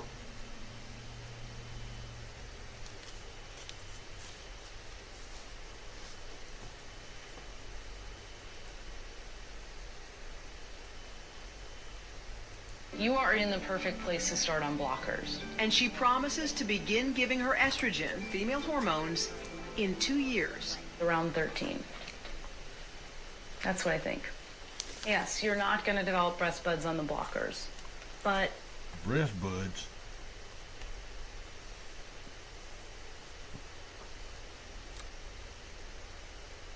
Particularly on the right, we want to think that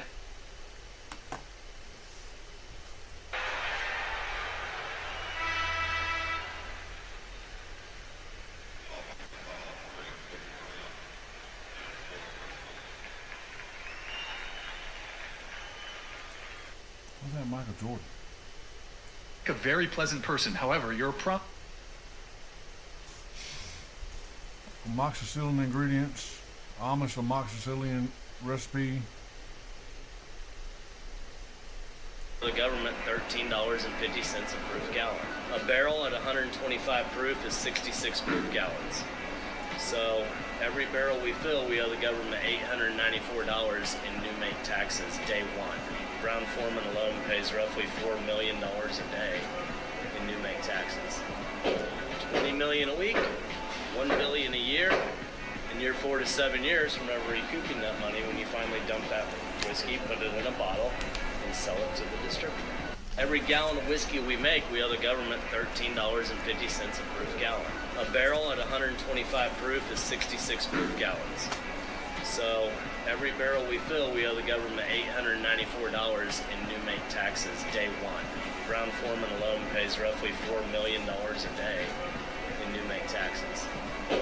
$20 million a week, $1 billion a year. In your 4 to 7 years, remember recouping that money when you finally dump that whiskey, put it in a bottle, and sell it to the distributor. Every gallon of whiskey we make, we owe the government $13.50 a proof. The government's got to have their cut. The hell?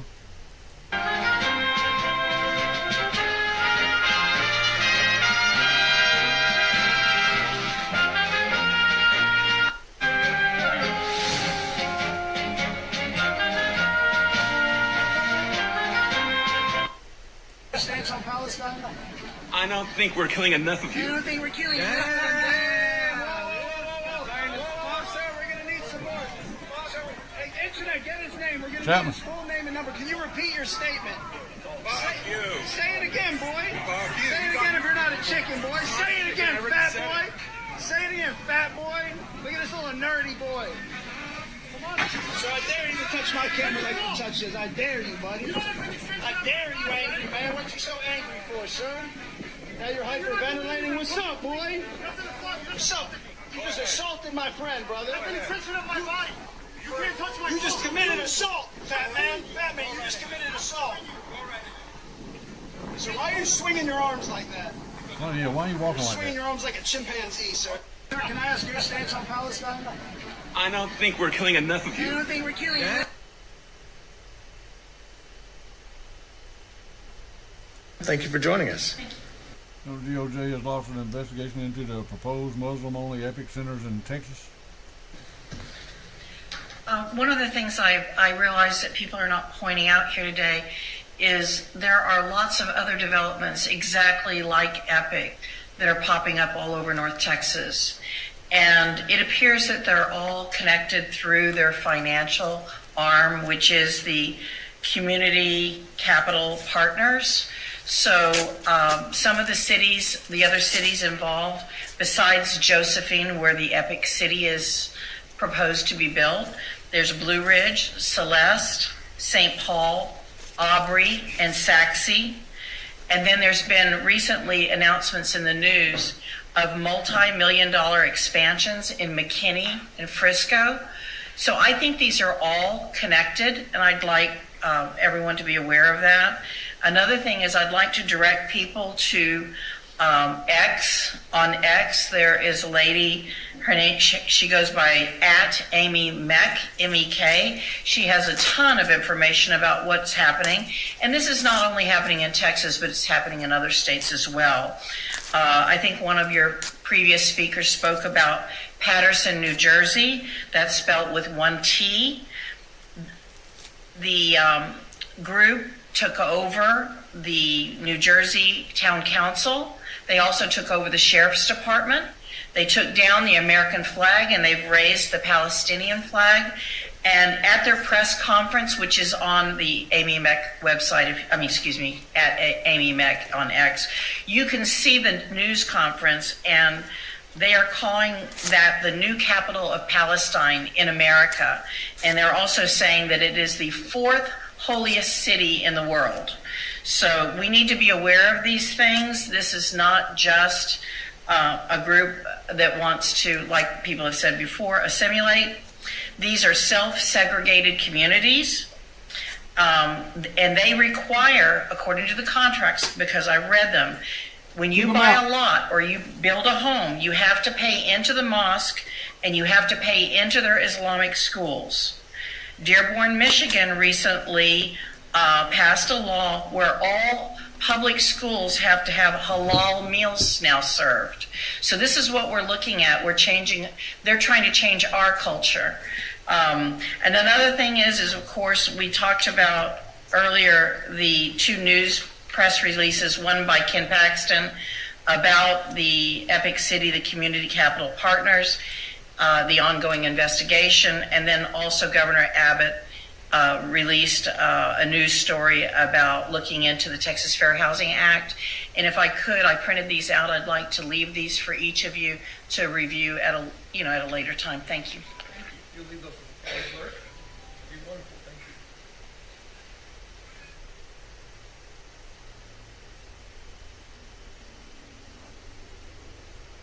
you. Kick them out. Every damn one of them. Just put it in your mouth and swallow it and pretend like you like it.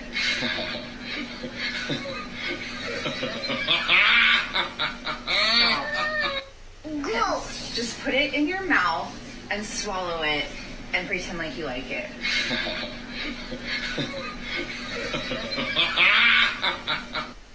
Money we spend, the maintenance we... 5/12/2025, tippy top, 4/3/18, tippy top shape. It was requested. Did you listen today? We spend on those planes to keep them tippy top. Tippy Top is... Tippy Top shape. Hold up. Walking his dog, minding his own business until his greatest strength showed up. Oh, shaky boy, funky bro. This shit makes me sick, man.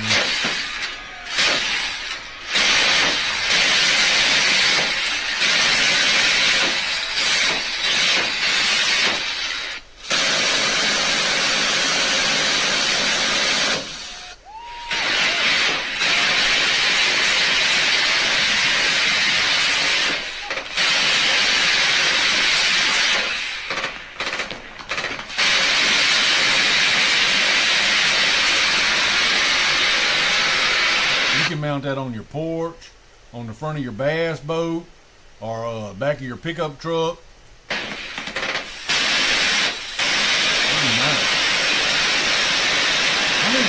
How much does ammo cost? Well, you got to be a billionaire. Let me make one thing clear. I don't care how important you are to me. Now witnessing this out. Just as terrible as you imagined, and probably worse. With more, we go to Tom Lee Cruz. Tom Lee. We're all in danger, Dan Lee. Jesus Christ, what can we do? Absolutely nothing. It was good knowing you, Tom Lee. I can't say the same. That was unnecessary. We're just now getting in reports that all the children have exploded. They will be missed. Let's check in with Olivia Lee Rodrigo. Olivia Lee, where are you? That's none of your business. Do you hear that? Cut the music. Do you hear that? What do you hear? That's the sound of us slowly dying. Can you hear it? I can hear it. It's louder in my left ear. Olivia Lee Rodrigo reporting I actually from have where some I more am. questions for you. Okay, we're going to go to Kevin Lee Costner, who has more with politics. No, I don't. Let's send it over to our senior correspondent, Nick Lee Minaj. Look at this chart. Let's bring it up. What am I looking at here? I don't know, but it doesn't look good. That looks bad. Yeah, it's probably bad. Let's go to our eye in the sky, Timothy Chalamet. Timothy. Man, I am so high up right now. You are in a helicopter. I didn't know that when I got in. I thought it was a weird car. What do you see up there? Everything. It's too much. We were never supposed to see this. I need to go back down. You stay right there. We're going to go to commercial. Have you recently lost a child because they exploded? Because that's crazy. How are we all not talking about this? I feel like that really got glossed over real quick. That's a huge thing. Call Deadly. 555 call Deadly. I want to talk about this. Call Deadly now. And we're back. Let's check in with Morgan Lee Freeman with sports. Morgan Lee. I just want to take this sports you the time right to one? say that whatever you hear about me in the next 24 hours is completely false. People are going to say things and have documents and recordings to back up what they say, and it's just not real. You should believe me and not their solid evidence. Knicks take it by 2. This is when champions are born. We're going now to Frankly Sinatra with the weather, frankly. It's everywhere. We won't be hearing from him anymore. Coming up, a cat learns how to water ski and then drowns.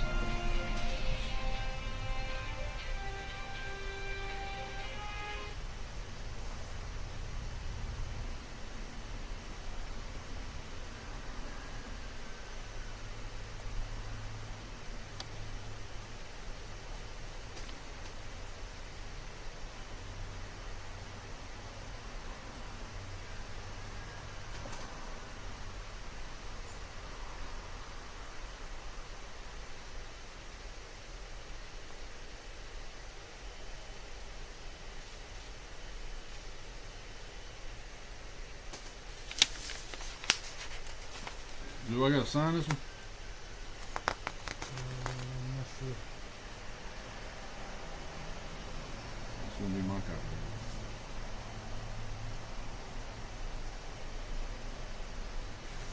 This gonna be my copy. They don't. You give that guy about his radio? Yeah, I went out there, I guess, and he left already. He's come back. What's up, man? DoorDash. How you doing? DoorDash. DoorDash? That's check. Who? Check, yeah. I'm making a check. It's in the check. What, you got DoorDash? No, the check. It's the guy from the radiator. Thought you was DoorDash. Yes. You're- DoorDash doing radiator Pick now? up DoorDash. No. I don't get it. You're DoorDash? Yes. For radiators. No English, sorry. No English. Portuguese. Okay. Okay. DoorDash driver? DoorDash. Metropolitan Police. They say that in the early hours of this morning, police were alerted by London Fire Brigade to reports of a fire at a residential address in northwest London. Officers attended the scene. Damage was caused to the property's entrance. Nobody was hurt, but the Times is reporting that it was the Prime Minister's home that was damaged this morning. Nobody was injured. The police say the fire is being investigated and cordons remain in place while inquiries continue. Anyone with any information is asked to call the police. So the Metropolitan Police confirming that police were called after London Fire Brigade were called to reports of a fire at a residential address in northwest London. Officers attend from the Metropolitan Police. They say that in the early hours of this morning. Sanders, what? Steal the election. That is why What? he is censoring and shadow banning. Ever been given a gift worth millions of dollars and did not receive It's anything? not a gift to me, it's a gift to the Department of Defense. And you should know better, because you've been embarrassed enough, and so has your network. Your network is a disaster. ABC is a disaster. Here is the bill. Bobby, come on over here.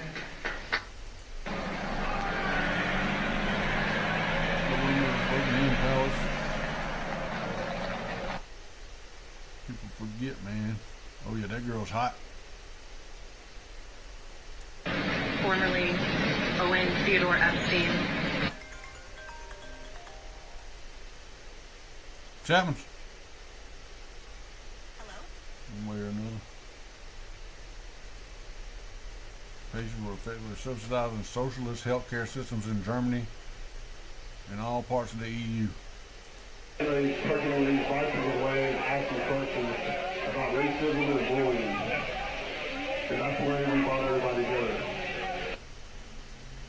Security guarantee that you guys envision? And then the second question is, President Trump appealed to a lot of Americans during his campaign on free speech arguments and not suppressing speech, especially from the government.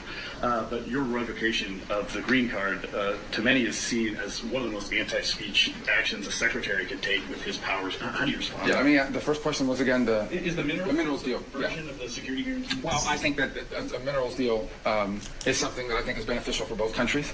Certainly one of the things that provides for Ukraine's long-term prosperity and security is vibrant economic growth and development, that their GDP begins to grow, and that gives them a tremendous amount of leverage and power and the ability to fund their own defenses.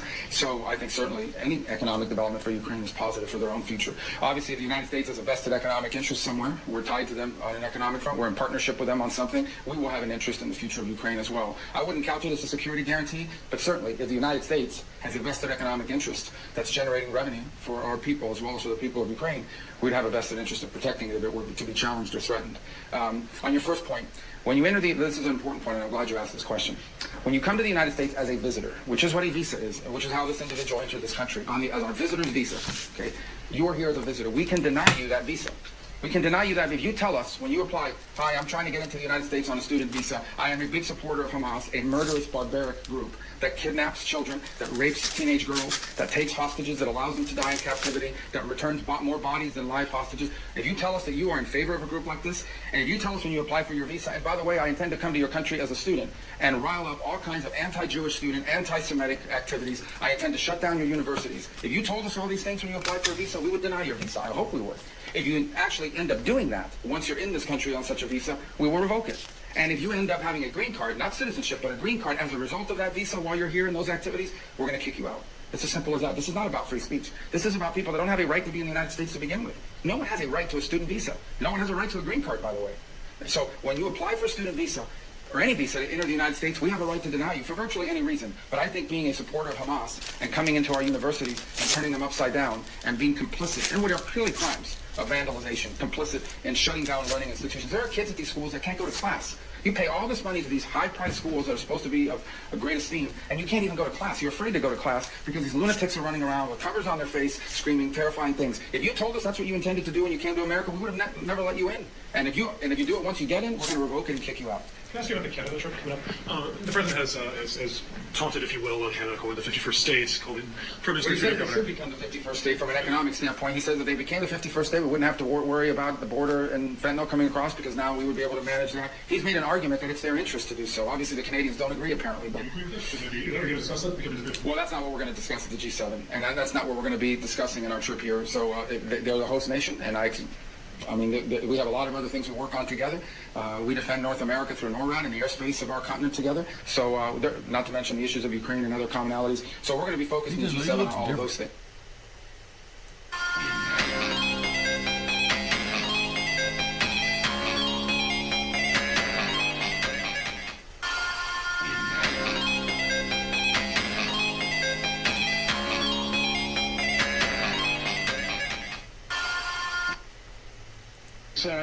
He got. I didn't even know that. Now, you didn't hear about it because no, I thought it was a standstill. Yeah, the press won't. No, he got everything, and he got it in record time, and the press won't report it because it's a victory for Trump. I thought that we were still negotiating Panama. We got what we wanted out of Panama. We got everything there. Chinese companies are out. Tariffs to put our ships through are down. U.S. troops are there providing security for the canal now. 100% he got. I didn't even know that. Now, you didn't hear about it because no, I thought it was a standstill. Yeah, the press won't. No, he got everything, and he got it in record time, and the press won't report it because it's a victory for Trump. I thought that we were still negotiating. 100% he got. I didn't even know that. Now, you didn't hear about it because. No.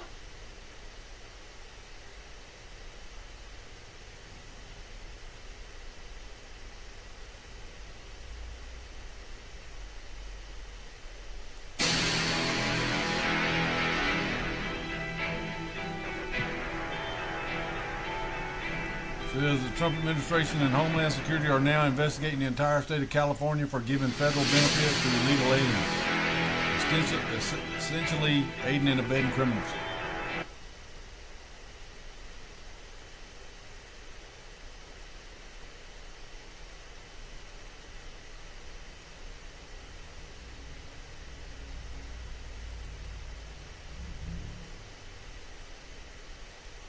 That is not even true. Can we talk about you kissing black men while men? That is not even true. Oh my God. Oh, we don't want to talk about that. We can talk about that, sure. Okay, let's talk about that. You had me go on Tinder dates I didn't want to go on, and then you started calling me while we were at the karaoke bar a lot. Me if you could have an open relationship. That is no. Oh, you didn't? You were wanting an open relationship. No, did you ask that? Okay, maybe I will sleep with Aaron. Did we say that? No, that is never? not. You no. never asked that? No, I did not. Oh, okay. We're gonna lie to your chat now. Okay. We're literally not lying. And you didn't give him the hand job in the I did not. Oh, okay. Correct. I didn't drive up on you guys together, you giving him a hand job in the parking lot in Chinatown. These men can't even find porn that would make us money of such sexual acts that you are claiming right now. Yet you're saying I would do it off stream for no money? Yes. You're retarded. Oh my God! Because porn stars never have sex off fucking. No.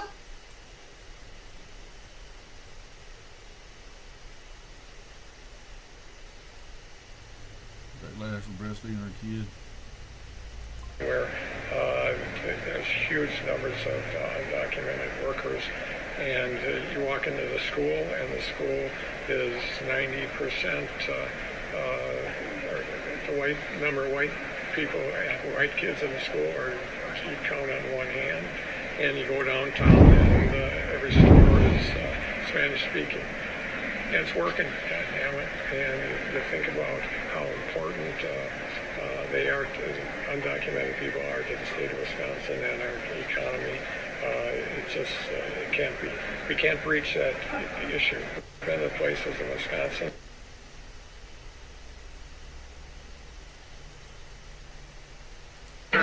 We would always show shots of him jogging, him in aviator shades, and like you paint him as a young.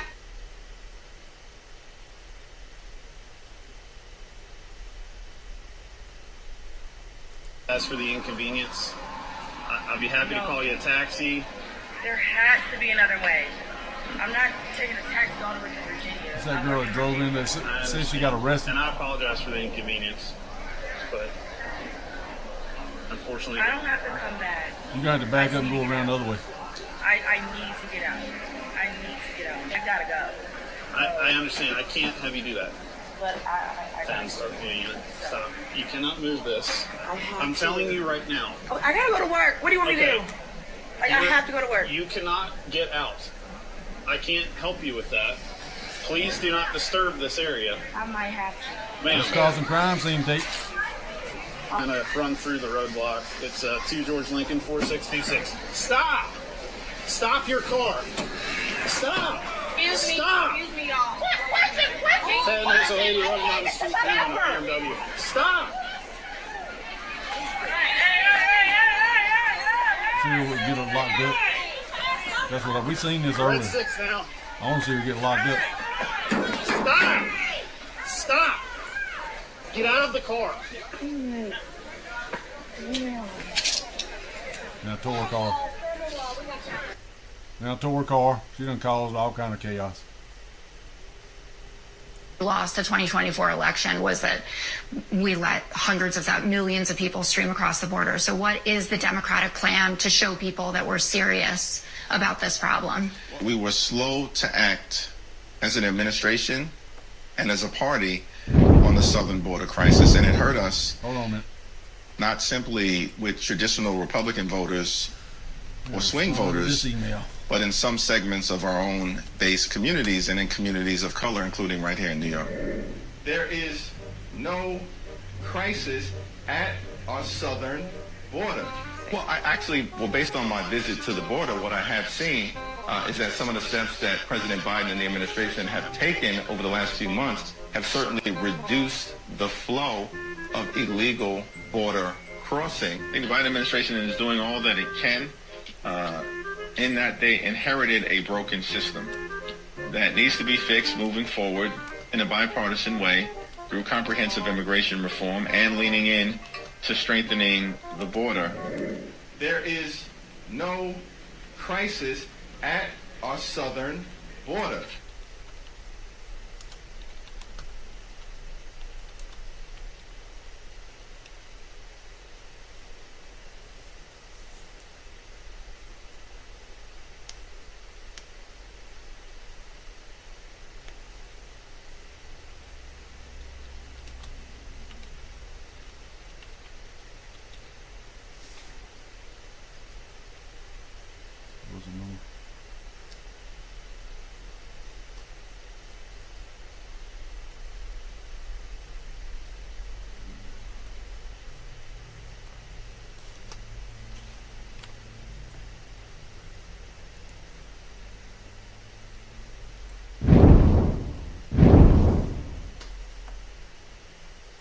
Apple just turned on in its latest update. Come along, let me show you what they are, and more importantly, how you can turn them off. First thing you're going to do is open up your settings, and I want you to scroll up.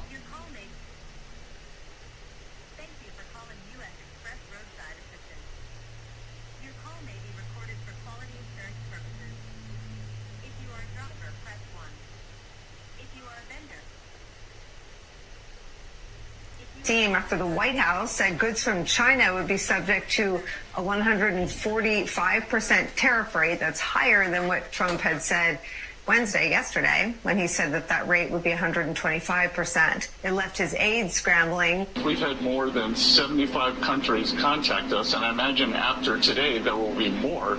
So it is just a processing problem. If I could just add to what the secretary said, many of you in the media clearly missed the art of the deal. You clearly failed to see what President Trump is doing here. We missed the art of the deal. Okay. Stephen Miller went even further, though, than that. He said this, quote, "You have been watching the greatest economic master strategy from an American president in history," end quote. He and he alone would drive the world into an historic financial crisis. She's ugly as dog shit. Okay. I'm Officer Davis, Police Department. Hello. The reason I stopped you is you have a headlight out. I do? Yep. Oh. It just comes loose, man. Can I jump out and fix it? Yeah, you can hop out in a minute here when I'm done. I'm finished doing my business here. Can I see your driver's license, registration, insurance, please? Yes, absolutely. You got an ID on you too, sir, there? Please? No, I don't, actually. He ain't got to show you no ID. He's a passenger. You don't have any ID at all? No, I don't have it on me, no. Okay. I have my wallet, sorry. Where you guys coming from? No, we ain't answering no question. Yeah, but we're out in Sandpoint. Your plates are from Sandpoint. I live. I live here. I'm from Sandpoint, though. Okay. So. Okay, so you're coming from Super One tonight. Yes. Yeah. Okay. Yeah. And then what's your business here at Liberty? None of your business. Here, where? At the gas station. Oh. Why are you asking us so many questions? I'm asking anything I can. Hey, headlight. don't interrupt me. That's rude, man. Like, you just stopped us for a headlight. Why are you asking us all that I'm stuff? allowed to answer questions that are pertaining to the traffic Answer stop. questions. How is what we're doing pertaining to that Okay, headlight? registration and insurance. I asked you where you just came from. I know. How does that pertain to the headlight? There's Idaho case law that backs up what I'm saying. Oh, shut up, copper. Okay. Registration and insurance, I just, my baby is 6 weeks old. Okay. Yeah, back there. It's cold. If you don't stop. Look, man, I'm not. Hey, listen to me very carefully. If you don't stop, I'm gonna rip you out of the car, and you're gonna go to jail. What? For what? You're obstructing my investigation at this point. He's looking for the I'm trying to gather the vehicle documents. I'm asking you questions that pertain to the traffic stop. He's reaching all over. Chapman. So This is the registration. You asked where we're coming from when you stopped us for a headlight. Like, I'm not talking to you. Dude, I'm not talking to you. Registration not in here, or? I can't reach for anything, babe. You're gonna have to grab it. This guy thinks I'm reaching. He's already out. You're making this way worse than it is.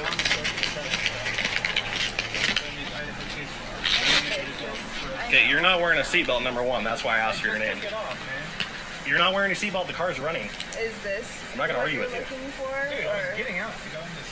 Hey, I don't want to fucking do this. Like, my baby's gonna start crying. He probably needs to be breastfed. I want to fucking go home. I don't. Okay, you need to calm down first of all. You need to calm down. This is That's the ridiculous. Give me a registration. supervisor out here. For, sir? This is a routine traffic stop. I told you it's right here. It's right here. Okay. What's your first name, sir? This is. What is your first name? I'm gonna ask you one more time, and then you're gonna go to jail. For what? You're Going not to wearing jail your for seatbelt. what? Okay, get out. Get out. Going to jail for what? Get out of the car. My name is Brenton. My name is Brenton. Get out of the car. Please don't. sir. One. Our baby is 6 weeks old, man. We just need to get home. We Get out have of the car. groceries in the trunk. Get please. out of the car. Right now. Cop can Shut the car. sit like that. Go stand in front of my car right now. Can I speak to Go the stand in front of supervisor? I am the supervisor on shift. You're the supervisor on shift? Turn around. Face away from me. I don't know. Face away from me and put your hands on top of your head.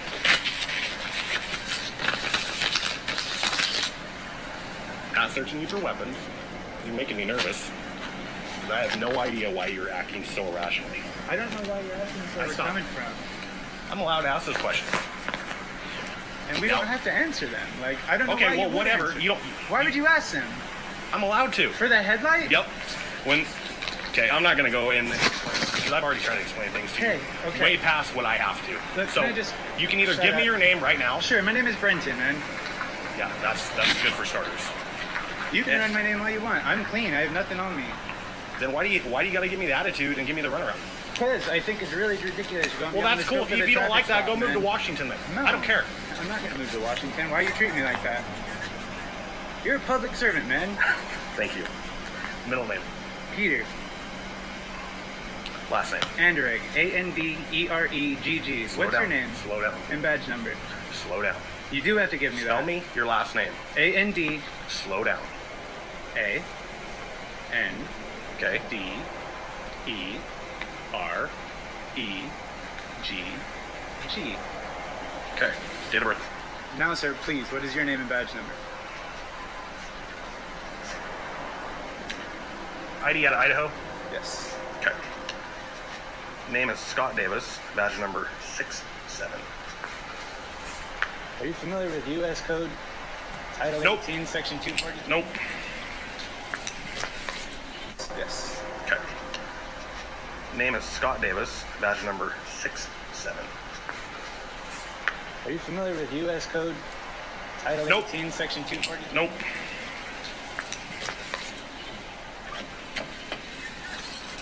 Face away from me.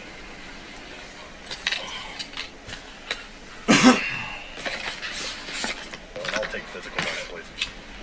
You know, watch him, please. He's got an attitude of some sort for some reason. Because you're a dickhead. 67 on Liston Andrew. He's sold out of Idaho on a Class B, expiring 8 of 2030. Restrictions limited. Blonde hair, blue eyes, 601, 195. Swamp for clear. Got it. Code 4. 2027. So, something for a headlight out. I'm just asking where they came from, stuff like that, because Idaho plate, or Bonner County plates, and then they're digging for he shit. starts telling, oh, you can't ask those questions, all sorts of stuff like that, and so he starts reaching for a whole bunch of stuff. They got scissors, all sorts of junk in there, and I told him to get out of the car. He wouldn't give me his name originally, so yeah. But so I gotta do some warning tickets here, and I'll be a minute or two. It won't open even if you roll your window down? The window won't roll down. Okay. So, hey, so what's his deal? Is he normally like this with law enforcement? I couldn't really say. I mean, not generally. Usually, we haven't encountered much law enforcement. Okay. So I haven't noticed any issue in the past. Whenever we have, he's generally pretty respectful. Yeah. I don't know if he was just off put by the questions or. Sure. I don't know. I do apologize, though. I mean, obviously, you know, I just got out of the shower and my hair's still wet. It's just grabbing some groceries heading home. Right. I definitely didn't intend for this. Well, no, it's just a headlight stop. Your headlight's out. Are either of you on probation or parole? No. No? Have you ever been arrested, anything like that? Never in my life. Is there any reason why he is so nervous like that? Do you have anything inside your vehicle maybe you don't want me to be concerned about? No, absolutely. Okay, why did you pull into Liberty here? Here, tobacco, cigarettes. For him or you? For me. Okay, because it looked for a second you're going to roll up to the pump, and then you kind of roll forward a little bit further. Okay. I was like, I didn't want to block the front of their business if we were like going to be here for, you know. Okay. I don't know. I forget that. Fuck the police. Some Ace Hardware rope and a bicycle rig with a box fan. See how long it takes to drop from 6,600 feet right to the clouds. And we're coming down fast. We'll just leave it in idle because, you know, I could do an engine out drill, but this is so good. See how flat that is up there? Look out there, go I'm just going to share this with you guys. Feel my ears popping a little bit. You might want to have a parachute up in there. The clouds are at between 37 and 4,500 feet. We still got about 1,500 feet to go yet, but it's coming fast. I'm going to stop the video at 1 minute every time. That's crazy. Right at the very end, one more chance to make it. Man's got the lead here. That's better. The goods just forward a little bit. So the split panic. And then coming away. It's going to be close to the line. They're in seven now. Might be just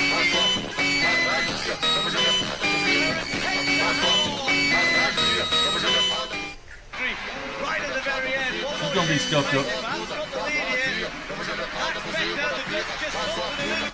I mean, I'll tell you a story. A friend of mine who's a businessman, very... Found Jeffrey again. Hey.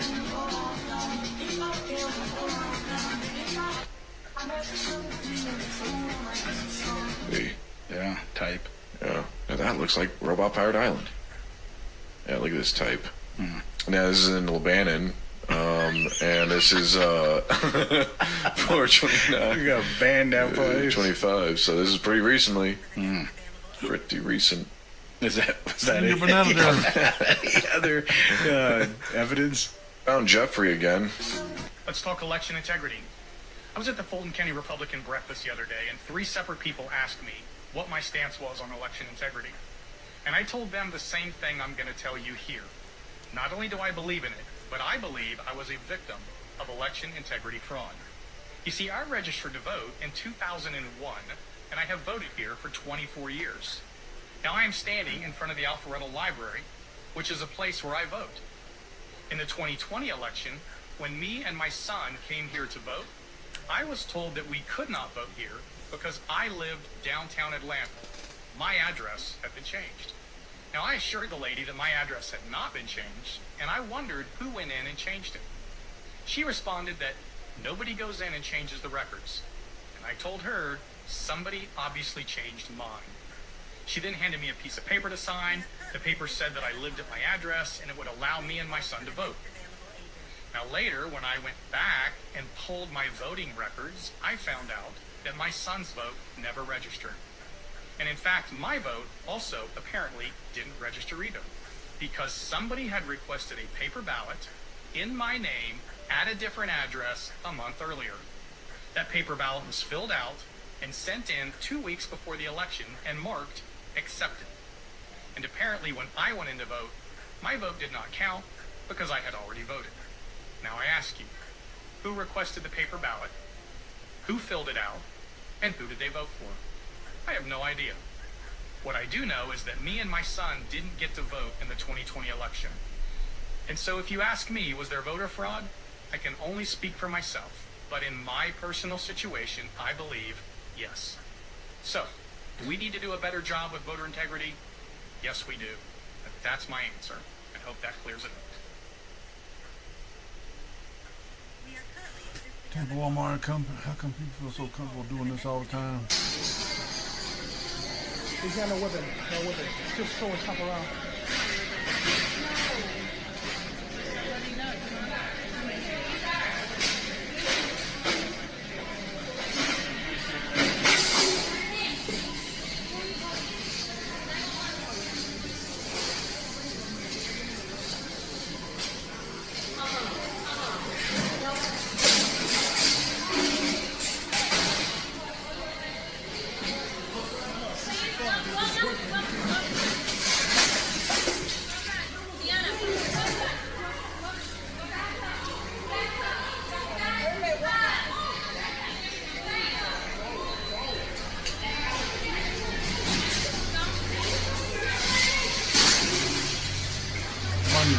Put a stop to that bullshit.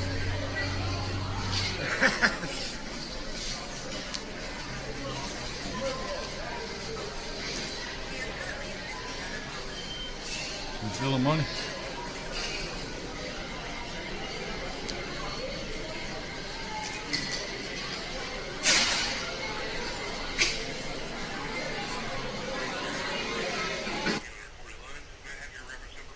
Hey Lynn, this is Jamie with Chapman's. Is Abby available?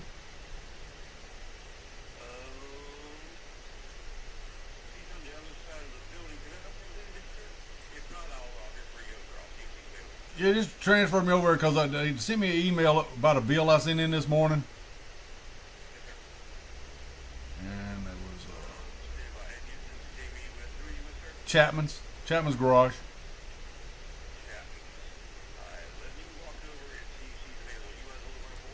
Oh, go ahead. All right. I had to pull that.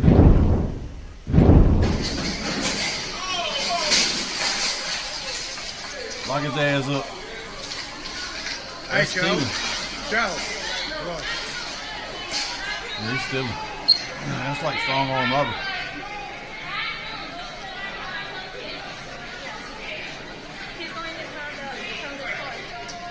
Oh, man.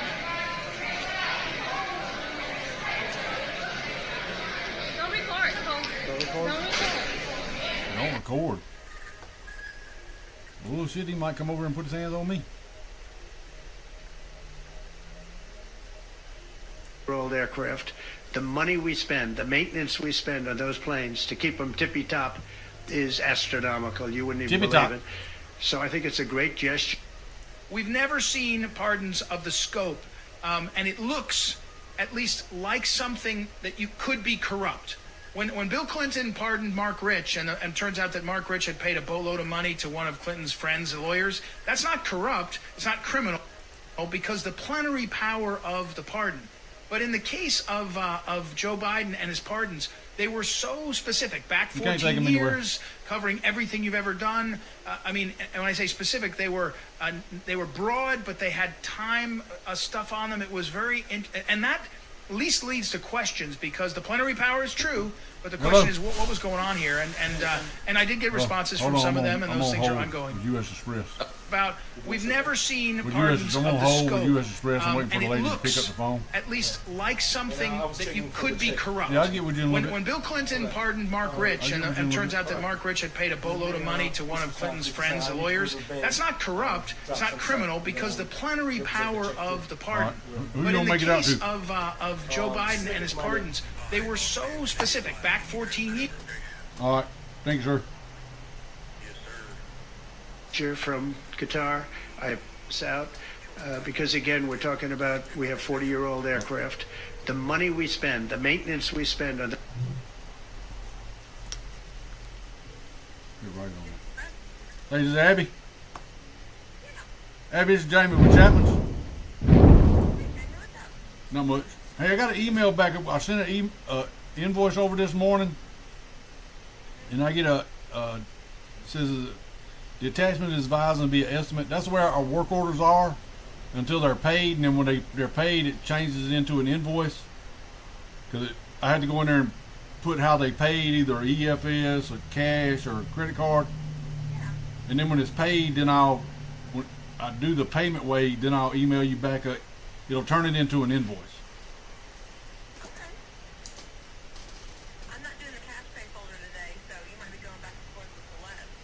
Let's see who was on here.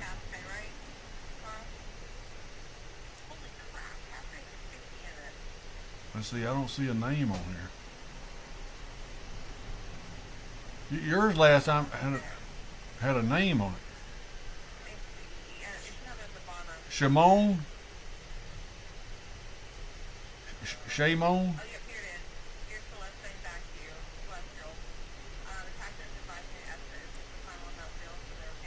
Uh-huh. Well, it's listed as a work order.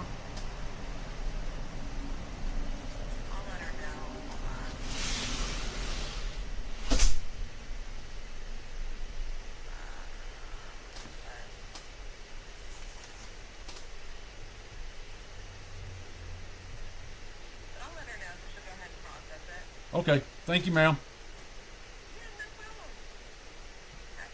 All right. Bye-bye.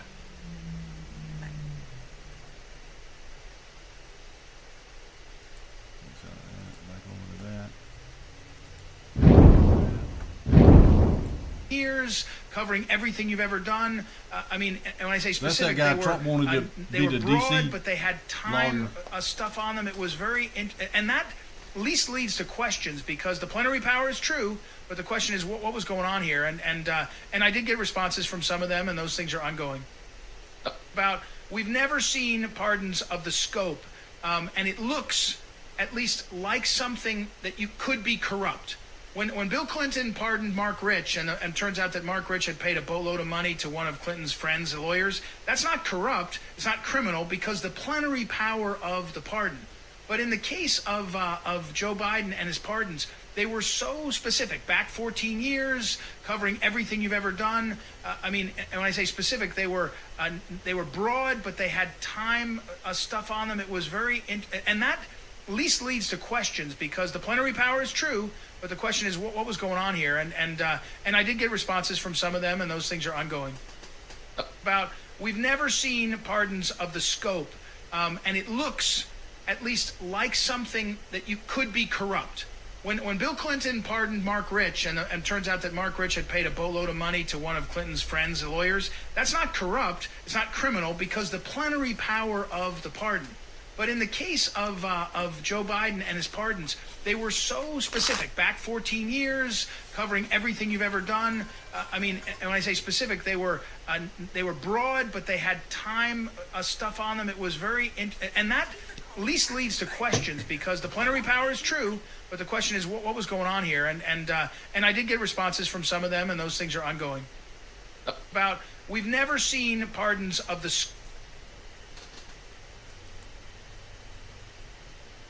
Find us. I told you I was here with last week's meeting. No, you were not. I would have remembered. I was here. I got the Bible and everything. Like, I learned everything for you guys. Why are you calling yourself the big black beast then? Because I am. You don't see a big black beast in front of you? You're no mouse. All I'm saying is, in Luke chapter 10, verse 18, I watched Satan fall from heaven like lightning. Y'all boss is cooked. Your boss is done. I don't know why y'all trying to summon him back. Your life needs to be changed. Just That's kick honestly this the guy. truth. Oh my You're God. not about to kick me out like how my father Shut up. No. Is this what usually goes on around here? Your God can't even hear you. He's down in the depth. I need to change your life. That's what y'all need to do. I actually have my Bible app right here. No, get that shit out of here. Again with the Bible app? Are you serious? I'm praising the wrong God. You're sending him away. He was so close to coming to us. Ain't nobody was close to coming nothing. All right?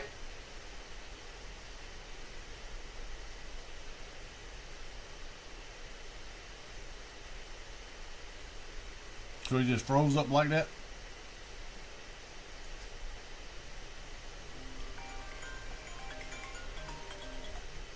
Chapman's. Hello? Hello? Look, Israel live. Good afternoon. My name is Lena, and I'm calling from HealthGuard. I'm excited to tell you about the Medicare updates. Hey guys! Hey too, I fucked up a kneecap. Going down this motherfucker. Not the slippery slide. It ain't gonna take it. Oh, so. Slow down, girl. Now who's gonna help her up?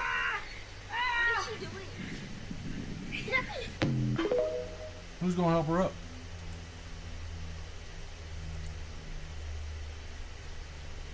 Emma breaks down in tears after arguing with her husband for over 17 hours on stream. Friends can know your position on this. What? Strongly enough, they have to swap. Can you imagine that? Call your dad. Call your dad. Well, call your dad. A moron. You mean I call your dad. You're saying I catalyzed? I catalyzed? You hate me. Just kill me, please. It would be so much easier. Random just I can't deal with this anymore. Shut you are fuck up. Be calm. You're fucking crazy. Why are you moving so fast? Fucking stop. You're dangerous for society. To lie, senseless, and so I deserve to have. Reservoir just tipped $1. See, I'm a fat overpayment with I'm secretly dating a community member. Man, what the You won't leave. You won't shut up. What do I do? The cops won't help me. No one can help me. That damn door, man. You need to calm down. With the largest issuers, particularly BlackRock, to get this done. Well, I'm not. BlackRock is now buying XRP. Ripple CEO confirms the game-changing BlackRock XRP ETF rumors. I can comment on that. I know BlackRock has said some things publicly.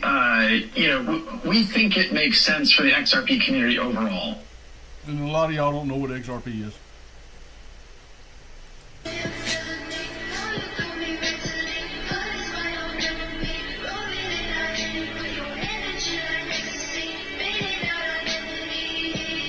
Or I'd have to leave whatever's left behind.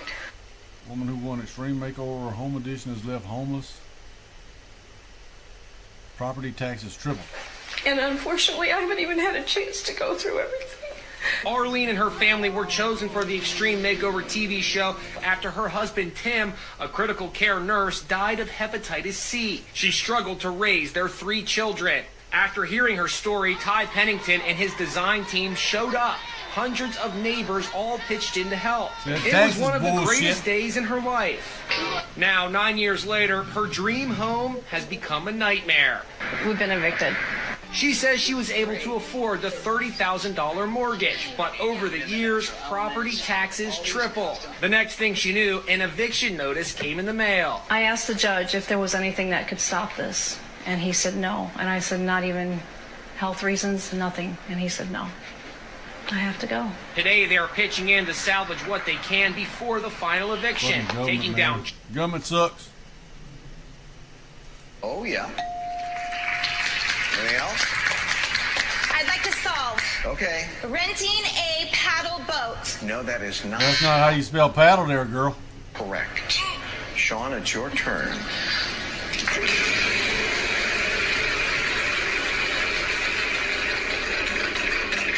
$500. T. Yes, 2 T's. I'd like to buy an E. Mm-hmm. There are 2 E's. And no more vowels. I like to solve. Pedal boat. Renting a paddle boat. Pedal No, boat. that's not right. It's not a paddle, man. Michelle, you have $3,000. You can spin again, but you don't have to. I'm gonna spin again. See if I can get some money. Need an L. Need an L hard. 600. Ooh. What letter you want? M. M. Crystal. I have to spin.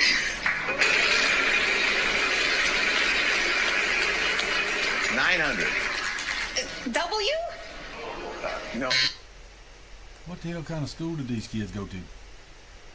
Is a threat to our democracy. Allowing him to uncover fraud in the misappropriation of taxpayer dollars is somehow a constitutional crisis. Let me remind you all what you'll be losing if Elon Musk is not stopped. Americans will not benefit from the $2 million spent on a pancake eating contest in Mongolia. They will not benefit from the $4 million to fund a tampon throwing contest in Dubai. They will not benefit from the $8 million to produce Pimp My Ride in Zimbabwe.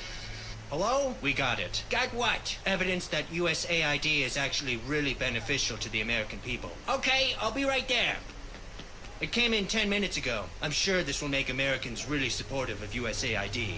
Elmo wants to jihad. Elmo wants women to not show their ankles. Elmo wants to teach her son how to throw a stone really hard. This is exactly what the American people will lose if we don't stop Elon Musk. I agree. Look at this. On the left is one of Musk's cronies. He goes by the alias Big Balls. I suspect it's a nickname he gave himself so people think he's packing, but by the looks of it, I'd say his balls aren't really that big. He recently recommended cutting $16 million funding an Afghanistan version of Karate Kid, which makes him the biggest threat to our democracy to date. My God, it's a constitutional crisis. We're sending a man inside Doge to gather information. This is our spy, David Hogg, codenamed Teeny Tiny Teensy Weensy Balls. Are you sure this will work? It's a 50-50 shot. My only concern is that he's too masculine to masquerade as a genius.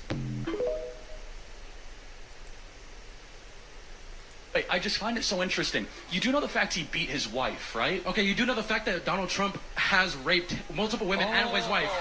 Okay, yeah. He's a rapist. He raped his wife and multiple women. Oh, he raped his wife, really? And he's on record. Which wife did he rape exactly? Ivana.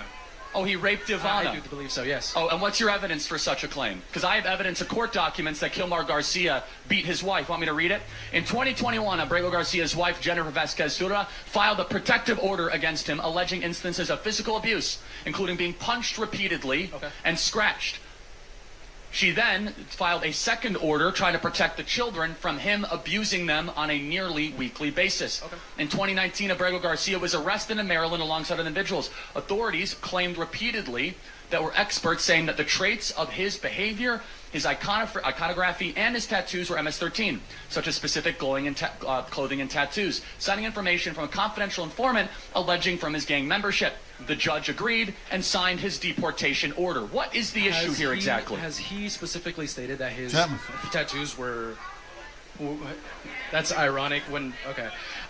You kick this little asshole out of the country, too. The tattoos were an affiliation of MS-13, or is that being a narrative being controlled by the Trump administration? Because Trump, let me bring this up. Trump did believe that he physically had MS-13 in the interview that literally just aired a few days ago, where he said that he didn't believe that it was Photoshopped MS-13 because weed, smiley face, and skull. How are the skull and crossbones and the cross going to be thought of as 1-3? Well, that's an interesting question. If it wasn't MS-13, MS-13, stay high, smile till I die. Stay high, smile till I die. If it wasn't MS-13, why did his girlfriend blur out the tattoos on his hand in the recent images they posted together? If there's nothing to hide, why wouldn't she show it for the world? I mean, yeah, you're actually, that was a good point. Thank you. No. You're a little jackass. I can't kick him out because he's a Maryland dad. He ain't coming back in America. Y'all die on that hill if you want to. I'd let them keep talking about it. Let the damn Democrats keep talking about that shit. Some of the biggest things in politics right now are the fact that the Epstein files still haven't been released. They're still promising to release those, tens of thousands of videos, but we haven't seen anything about it. And also the fact that Trump is seemingly decoupling from Israel in a lot of ways. You've got Mike Huckabee saying we don't need Israel's permission to make a deal with the Houthis. Israel's pissed that we're talking to Iran. We're getting hostages released. And Steve Witkoff, the envoy, is telling people Israel's not trying to get the hostages released. They'd rather have war. I mean, all of this is unprecedented. You know, maybe they're related. Maybe there's something in the Epstein files that opened the eyes of Trump's administration. Maybe there was some leverage that switched hands. Speculation. What do y'all think? 208 meters underground, and what we found was shocking. There's some underground bunkers. Basically, acted like nothing happened.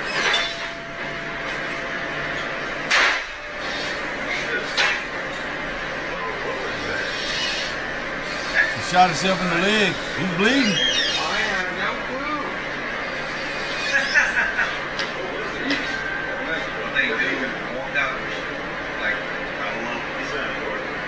I'm guessing so. How come your leg's bleeding?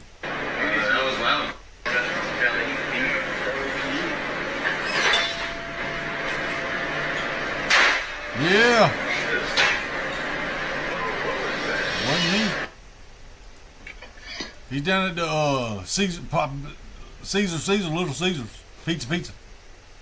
Open fire on DoorDash driver who stopped to ask for directions. Go! Go!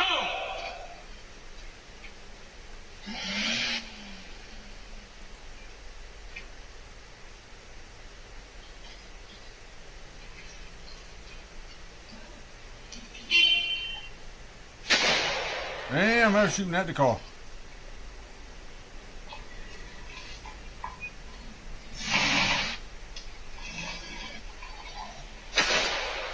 You're gonna end up killing somebody like that, dumbass.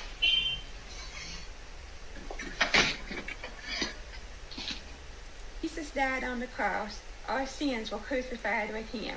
When you accept God's free gift of salvation, you are no longer a sinner, but you are a saint.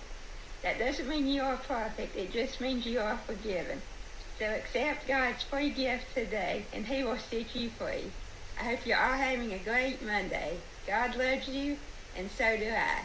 Take care. When Jesus Thank you, died ma'am. on the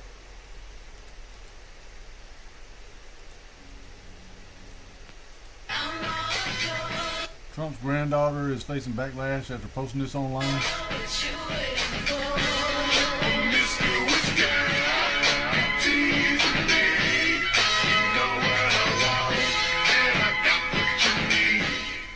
Stop acting like a whore, girl. Grandpa's gonna be mad. Chapman's. Hello. Your hat off because I'm not sitting next to someone who's wearing a MAGA. Why would Hello. I take my hat off for you? Hello. Hello, I'm here. For me? Because that's offensive. I think you're offending everybody on this. I think these are fake when they do these airplane things. Oh my god. No. Why would you wear that in public? That's embarrassing. That's disgusting. I'm not He's sitting the president. He's not going anywhere. Get used to it. Show me your ticket. I don't Get believe that. used to it. Show me He's your not ticket. going anywhere. Show me your ticket. He's gonna run in 2028.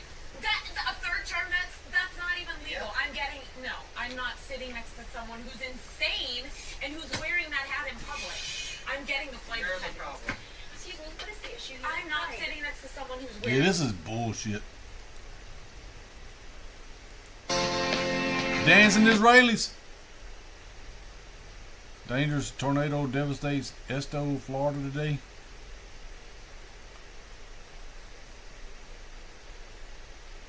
Happened yesterday? I don't know. Watch out for the wave, girl. It's probably gonna pull that bikini off of you. Titties is flying.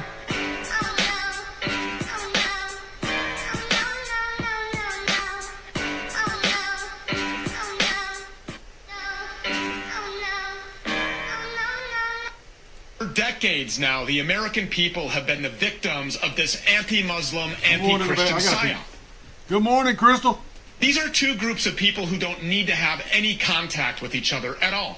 We don't need to share countries. We have our own countries. But open borders neocon Jews and their Shabbos goys have brought us together intentionally to create a clash of civilizations. And in doing so, the American people have been convinced that Muslims are their biggest enemy on the planet and that Jews are their greatest allies. Americans have been convinced that if we don't systematically blow Muslims off the face of the earth, that they're going to come and invade us.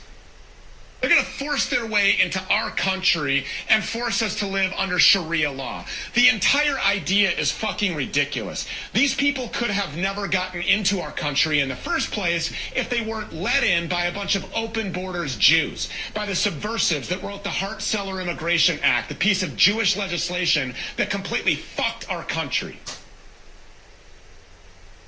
And they would have never been propelled into leaving their own countries in the first place if a bunch of Jewish-run American-fought wars hadn't turned their countries into failed states run by the CIA and the Mossad and their trained terrorists. None of this happened organically. This is an intentionally manufactured clash of civilizations in which these Jews want Christians and Muslims and blacks and whites killing each other around the clock, focused on each other, hating each other. All the while paying no attention to the little Jew man in the corner and what he's up to. That's the type of worldview these demons want you to have. And we just can't give them the satisfaction. We can't weaponize ourselves against ourselves on behalf of the Jew. But that's exactly what millions of people are doing every single day. Chapman. So yeah, we're going to form alliances because this... Hello? Hello? Robbie? Where they at? Hello? This is Team Humanity versus Team Satan, and we're on Team Humanity. We're on Team Jesus Christ. And it's worth noting, by the way, Muslims actually respect Jesus. But Jews, on the other hand, believe that Jesus Christ is in hell, boiling in a steaming pot of semen and excrement for all of eternity. So who do you think hates you more? Who do you think really hates you? Who do you think actually wants you dead? As the old saying goes, it's the Jews.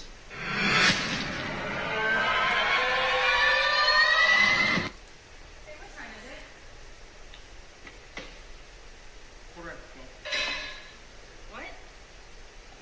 No, it's only 12:15. You got me going there for a second. I thought it was way later than that.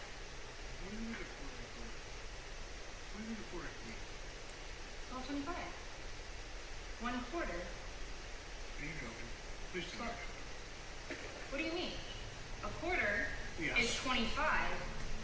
25, 50, 75. Quarter after is 12:15. This is all set up. What school did you go to? It's not. What school did you go to? You went. What is a quarter? Just clock. Alright? This is going to be the hour hand. This is going to be the minute hand, alright? Sure. What time does that say? Right there. 25, 25, 25, 25. What time is it? So like a full circle, right? There's 4 parts to it. Yeah, I get it. And so 4 you- quadrants. Yeah. 25, 25, Yeah. 20. 4 quarters to $1. That's what they teach you in school. You know what? Yeah, you're right. I don't see the issue. You're right. You're fine. Let's set up. This makes everything work. And I don't want to have a bad form of health care Failed not work only by because of the ignoring fact his I was orders, able but by standing with the drug companies instead of the American people. to cut drug prices by 80 or 90%. So we're going to maybe come up with something. I think this gives the Republicans a chance to actually do a health care that's much better than Obamacare. I think I shared and it. for less money, which if you guys would work on that along with I might Congress. not But share I do want to say that Democrats could have done this a long time ago. They have fought like hell for the drug companies, and they knew they were doing the wrong thing. And it's going to be very hard. I was just telling the leader and the speaker that it's going to be very hard for the Democrats to vote against the one big, beautiful deal. The greatest tax cuts in history, greatest everything, but now you have the big drug prices because that's going to be included.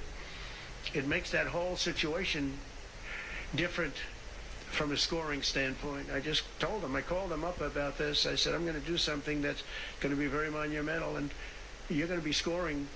You better tell your people that this is going to score really well, and then add hundreds of billions of dollars in tariffs to your list also. But as big as the tariffs are, this is something that really hits quickly. 5 years ago, I signed an executive order to confront this disaster, but only confront it in a minor way. It was a good confrontation, but never to this extent. Took people a little while to understand a very complicated system. But Joe Biden, without any knowledge of what he was doing, terminated the policy and then pretended to negotiate under a new system. And then you take a look, 5 out of the 10 drugs that he negotiated are now over 200% more expensive in America than the rest of the world, and far more expensive than when he even got involved. Much more expensive than when he got involved. Joe Biden's plan was as you know, because you wrote about it, you don't say it very loudly, but it was a very big failure. Was see if you got that notification. I'm directing the U.S. trade representatives and Department of Commerce to begin investigations into foreign nations that extort drug companies by blocking their products unless they accept bottom line and very low dollar amounts for their product, unfairly shifting the cost burden onto American patients. And we'll be taking a look at that very strongly. The biggest thing we're going to do is we're going to tell those countries, like those represented by the European Union, that, that game is up, sorry. And if they want to get cute, then they don't have to sell cars into the United States anymore. It's a very big subject. Gibson, tell me if you got that. And they won't get cute, because I'll defend the drug companies from that standpoint.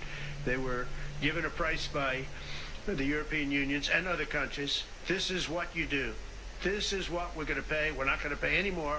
Let America pay the difference, because there was a big shortfall. Let America pay it. And that's what we did, but we're not doing it anymore. Next, Chapman. My administration will secure what we're calling most favored nations drug pricing. The principle is simple. Whatever the lowest price paid for a drug in other developed countries, that is the price that Americans will pay. And we're using the term other developed.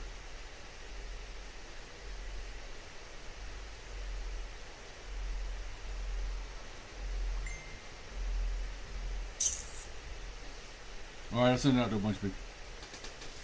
You got it? Floating around that the Vatican likes to collect memorabilia, like historical memorabilia, relics, and artifacts, and store it in a tunnel system underneath the Vatican. Can you dive into that for me?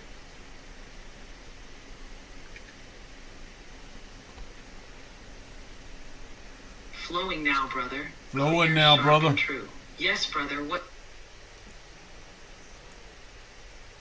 Mile-wide underwater volcano is ready to blow its top off the west coast.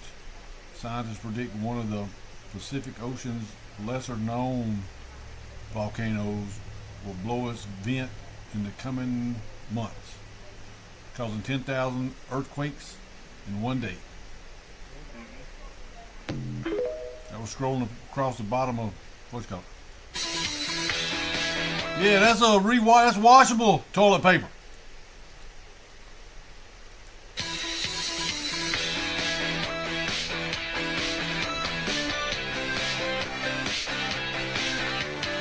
Wash that shit out. You ain't never got to buy toilet paper again. It's like washing them cloth diapers back when you was a baby. We had cloth diapers when I was little.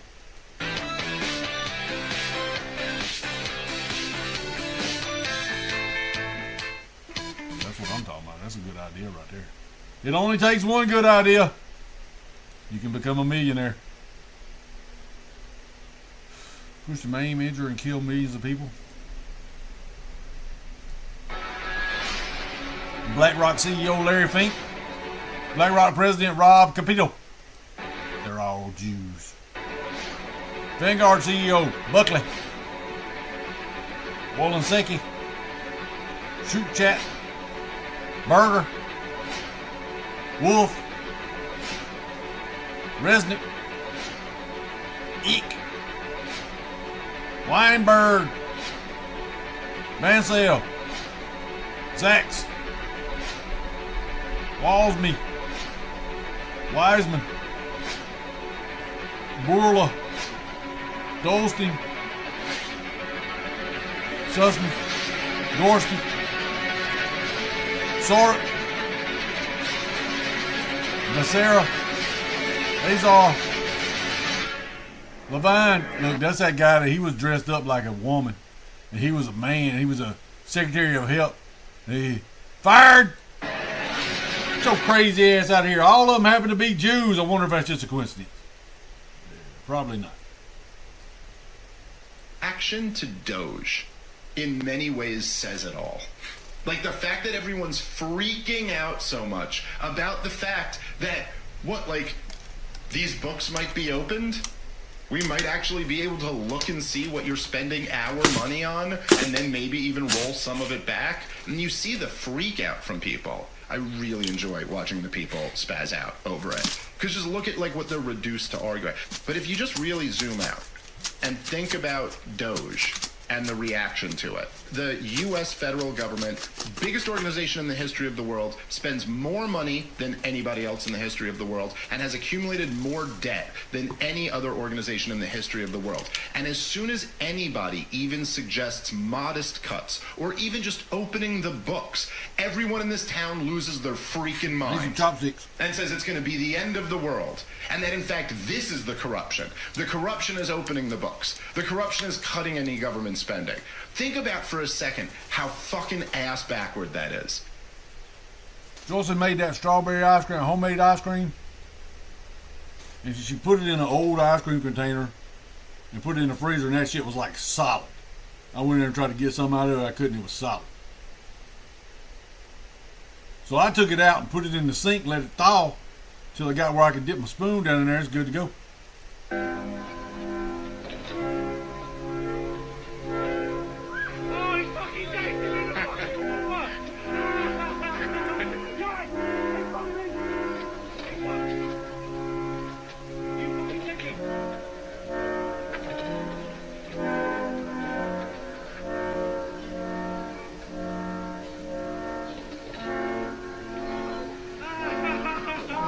He pushed him back in the water.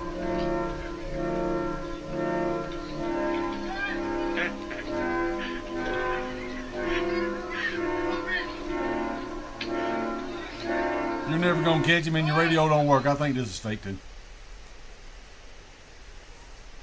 The United States of America is less than 5% of the world's population, yet we purchase 75% of Big Pharma's profits. We pay an astronomical amount in comparison to other countries around the world. So the president is signing an executive order today that is going to implement most favored nations drug pricing and is going to reduce the cost of drugs in this country by more than half at least. America is going to pay a better rate and a fairer rate to the rest of the world. That's what the American people deserve. This is huge news. And also, I will add, we know that healthcare costs and drug prices were the #1 driver of Biden inflation. So not only are we bringing those down, but we are ending Biden inflation once and for all. The United States of America is less than 5% of the world's population, yet we purchase 75% of Big Pharma's profits. We pay an astronomical amount in comparison to other countries around the world. So the president is signing an executive order today that is going to implement most favored nations drug pricing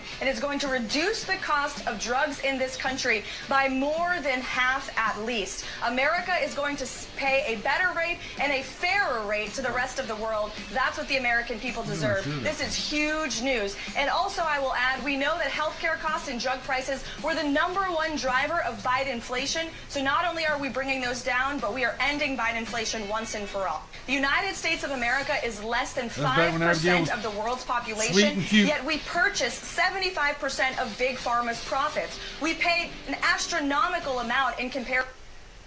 You haven't been tolerable at all. Are you going to go check out your room or I not? don't want to check it out. I Then want get the hell hotel. I want you to explain to me what the charges are. Get the fuck out of the hotel. Okay. Or go check out the room. We don't want to check out the room. I want you to give me a receipt. Tell me what you're charging us Cancel for. the room. Here, I'll cancel the room right now. You can check out the hotel. Give me the keys. Check out the fucking hotel. Disrespectful. And this is where we're going to spend our money at. You can't even give us a receipt. I'm checking you out. I know. Tonight. I know. You're going to give us a receipt because it's not finalized until we get there, right? Early departure? Hello? Early departure? It's not going to be an early departure. You're going to cancel it because we didn't check in. Right. Right. That would be an early So departure. you're going to give us 100% of our money back. Nothing's been charged. It was charged. You said you already paid for the room, right? With my third party out. So you And then prepaid we come so to you're the gonna check-in. stop, And then we so do you- it everywhere. Exactly. You're going to make sure they pull it up so they can see how you jumped in my face. Good. And People getting tired of listening to your bullshit. Hoping that the Democrat Party may have found Hello? something that they could finally agree with President Trump on, like, I don't Hello? know, lowering prescription drug prices to seniors so that seniors aren't forced to pay more than other countries pay for the same pharmaceuticals from the same U.S.-based companies. You'd be wrong, because we're currently operating under the Democrat Party's show your ass theory, where they can't help but just completely reverse every position they've ever had because Donald Trump proposes something. I mean, 2019, Nancy Pelosi tweeted, American seniors and families shouldn't be forced to pay more for their medications than people in other countries. House Democrats are committed to passing H.R. 3. I guess that only lasted as long as it took for Trump to actually propose the exact same thing in an executive order. We'll be signing an executive order tomorrow that could upend the pharmaceutical industry in the United States as we know it. You'll be instituting what is called the most favored nation policy. While the details are still a bit hazy, essentially the idea is that Medicaid would pay drug manufacturers the lowest price charged by other developing countries. So because Aaron Parnas is a propagandist who reads a script that's handed to him and he gets paid to do it, he gets paid by the same people who are paid by Big Pharma. I mean, you guys understand this, right? All of these politicians, most of the Republicans, every one of the Democrats, I mean, it's pretty clear. Almost all of the media, by the way, including Fox News, a large portion of their ad revenue comes from these big pharma companies. So because he's a propagandist that reads a script, he failed to mention to you that there are many programs that the U.S. federal government pays for medications at the lowest prices possible. This is no different what President Trump is doing. You see, while we may not use most favored nation status to reduce costs for government-funded programs, like, I don't know, VA, Medicaid, and others, we do use best price requirements in Medicaid and VA drug purchasing, which requires those programs receive the best price possible on these medications. But what my absolute favorite is the shills out there on X, and it's happening here too, right, where they're talking about this has potential to decimate the pharmaceutical industry, especially when the Wall Street Journal writes an op-ed piece, when the Wall Street Journal takes in how many millions of dollars a year in ad revenue directly from these pharmaceutical companies. But my absolute favorite is the libs are calling this price controls. Price controls. So Comrade Trump is now implementing price controls in this instance, but Nancy Pelosi and a number of other healthcare-related government-funded programs like VA and Medicaid are already doing the exact same thing, because why the hell should American citizens pay 10 times more for the same drugs that the rest of the world doesn't have to pay and they get for pennies on the dollar? These people are absolutely, positively shameless. And they can't help but show their asses.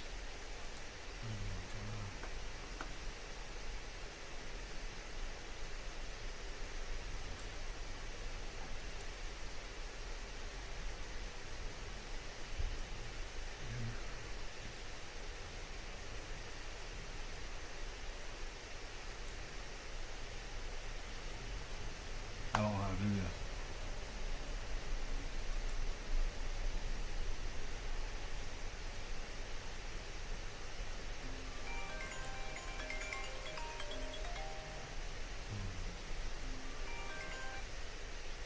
Chapman's.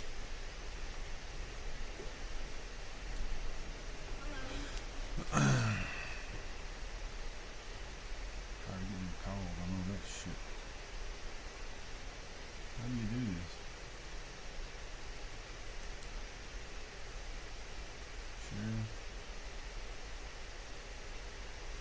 Discord.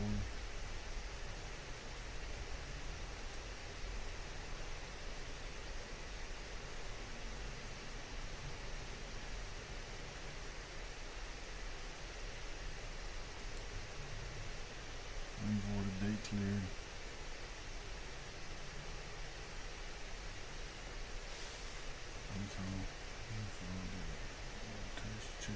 Check form. Check number was assigned to you.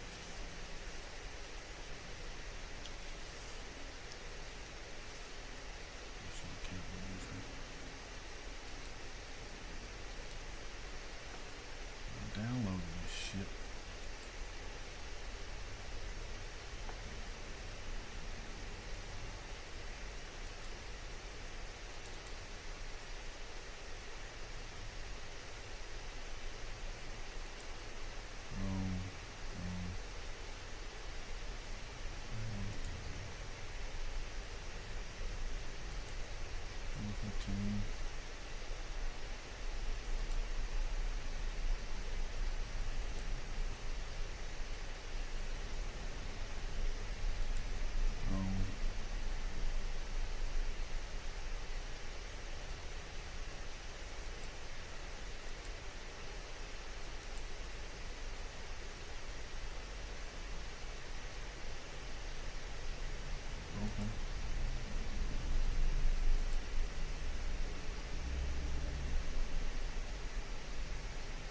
Share.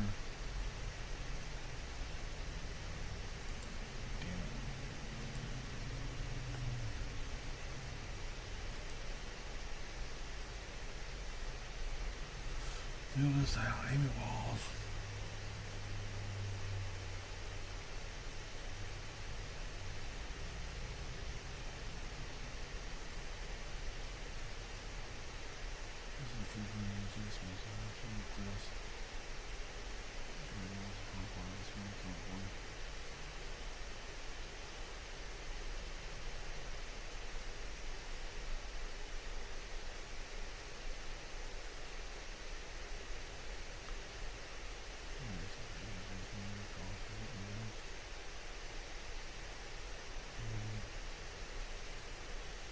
I don't know how to pull it down so I can fill it out.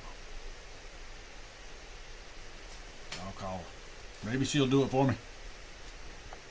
She'll fill it out for me. Maybe. The president has any plans to meet with any of the folks involved with any of the family businesses over there, or see any of the sites that are going to be Not to my knowledge, and let me just get to the premise of your question that both of you have raised. I think it's frankly ridiculous that anyone in this room would even suggest that President Trump is doing anything for his own benefit. He left a life of luxury and a life of running a very successful real estate empire for public service, not just once, but twice. And again, the American public reelected him back to this White House because they trust he acts in the best interest of our country and putting the American public first. This is a president who has actually lost money for being president of the United States. I don't remember these same type of questions being asked of my predecessor about a career politician who is clearly profiting off of this office. That is not what President Trump does, and this White House holds ourselves to the highest of ethical standards.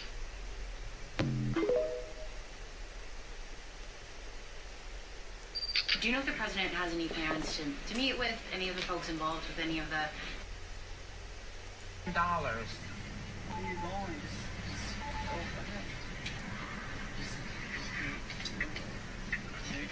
Why don't you get over here anyway? You guys over here taking all our jobs. That's what you guys taking all our jobs. You're getting welfare, food stamps. She's running down the ice. You gonna drop them off at the ice building. And you making money. You getting paid cash. I don't care. You going? No, you going back to Mexico, dude. How'd you get over here anyway? How'd you get over here? I came here walking. 30 years Yeah, ago. see? I knew you was an immigrant. No, 16. I knew you was. I'm begging you. Please, I have. Don't beg. Give me some money.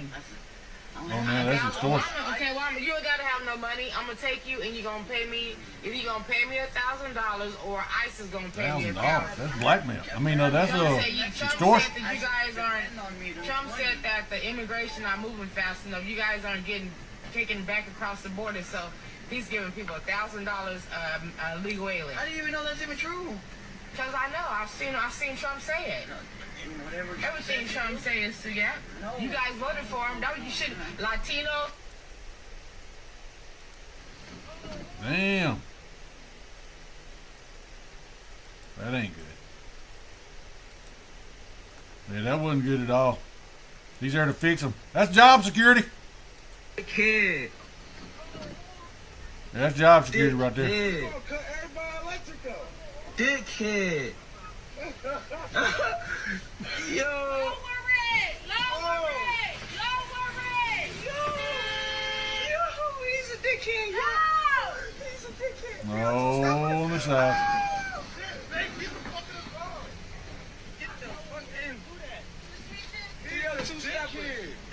the fuck?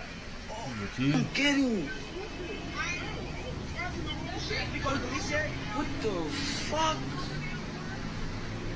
Come get him, He burnt.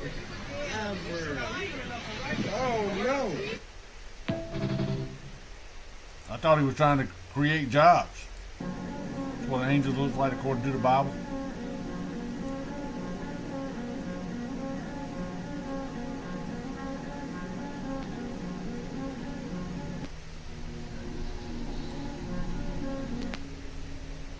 What cut of meat is that? Looks like a tongue. Legs are sticky.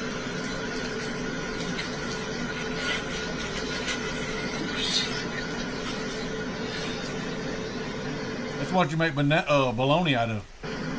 Look at that. Oh, that looks tender. Look at that. Take a bite. Let's get a slice. Slice it thin. Paper thin. That's tender. Yeah, it don't look good. Look at the juices coming out of it. He's slobbering on himself. Tongue slobbering.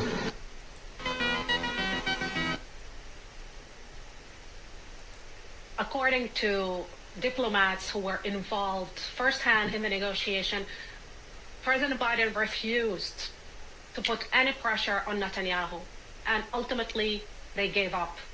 That any deal would happen.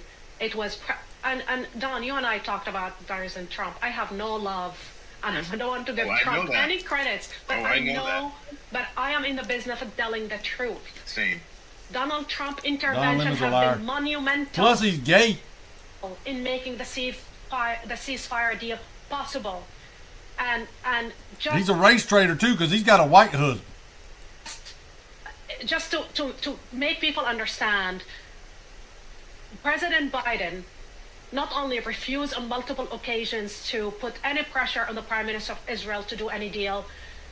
People who were involved in the negotiation, including Israeli negotiators, told me firsthand that very often they felt that he was more than backing the negotiating team, the Israeli negotiating team. He was backing the Prime Minister agenda. Hey, where you at? Damn, man, took you that long to do that down there? Buck, it's 3 o'clock. Buck, it's 3 o'clock. It's 3 o'clock. Man, it's 3 o'clock. Come on, Buck. Yeah, you should have been up here a long time ago. It's 3 o'clock.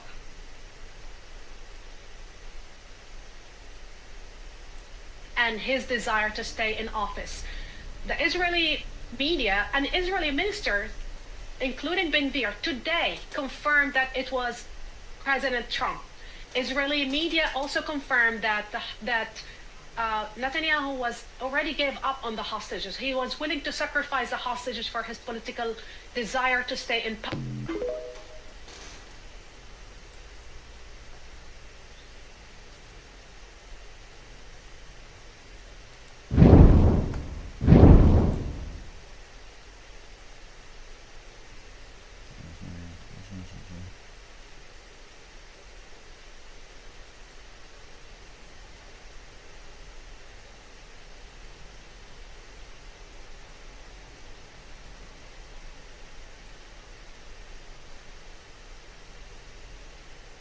Hey, Amy, this is Jamie with Chapman. You give me a call back, I'd appreciate it. I can't get this thing to download so I can fill it out for you. I was wondering to know if I could tell you what to put in the blanks. Thank you, ma'am.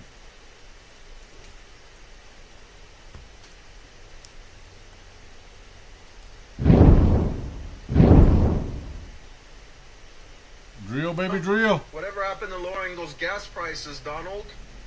We need some answers. So, let me guess. You live in California. So, let me show you what I'm paying for gas over here, okay? Because I think you need to talk to your governor, not Trump. But let me show you what I'm paying. $2.69. That's what I'm paying right there. $2.69. Talk to your governor, not Trump. California is a shithole anyway, so I don't know. California is a shithole. Tell you. Drill, baby, drill, huh? Whatever happened. $7 a gallon. I'd have to be walking out there to get me a bicycle. Suspicious ice cream truck seen near pro-Palestine rally at Brooklyn College. They made it too obvious.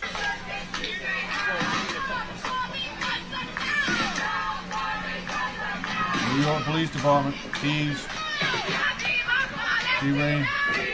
Got cameras right there. Give me get one of them swirly doogles.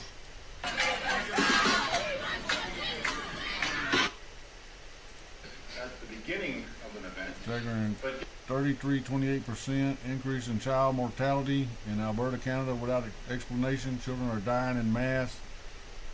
Given that our event was about answering a question, and that question was, who can explain or why can we explain the amount of unexplained deaths?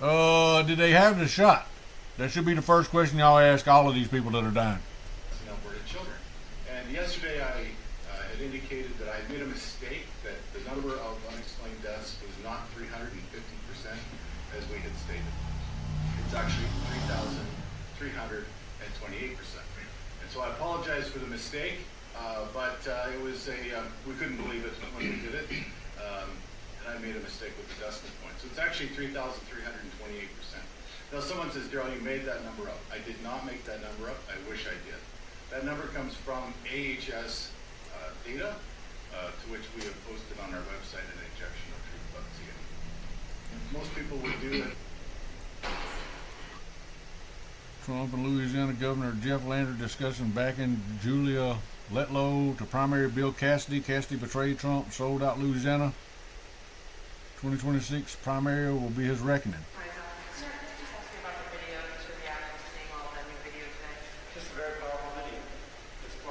What do you got a mask on for, pussy? Do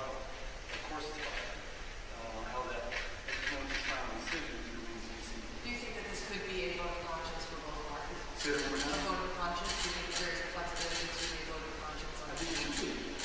Yeah, absolutely. Is there anything that you've seen so far that is, especially strong? There's so much. There's no one. Is there something that you think that needs to be taken away today? One more time. Is there something you think that needs to be taken away from today's proceedings?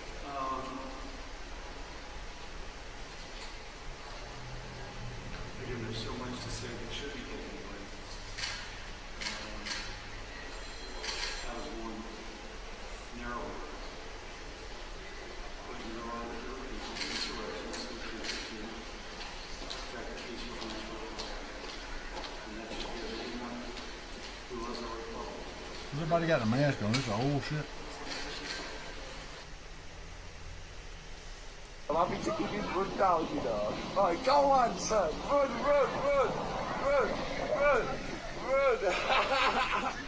Why are you rubbing phones for?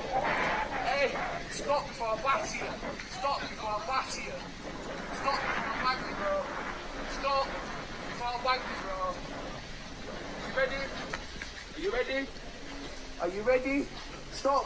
Drop that phone. Huh? Drop the phone, hang on. Drop that phone now. You better drop that phone now, Yeah. That fucking phone. Dickhead. You got knocked the fuck out.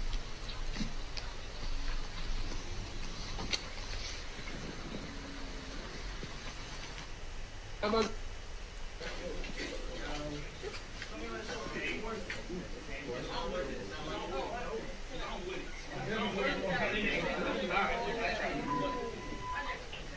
It's your fault. would you please send executives,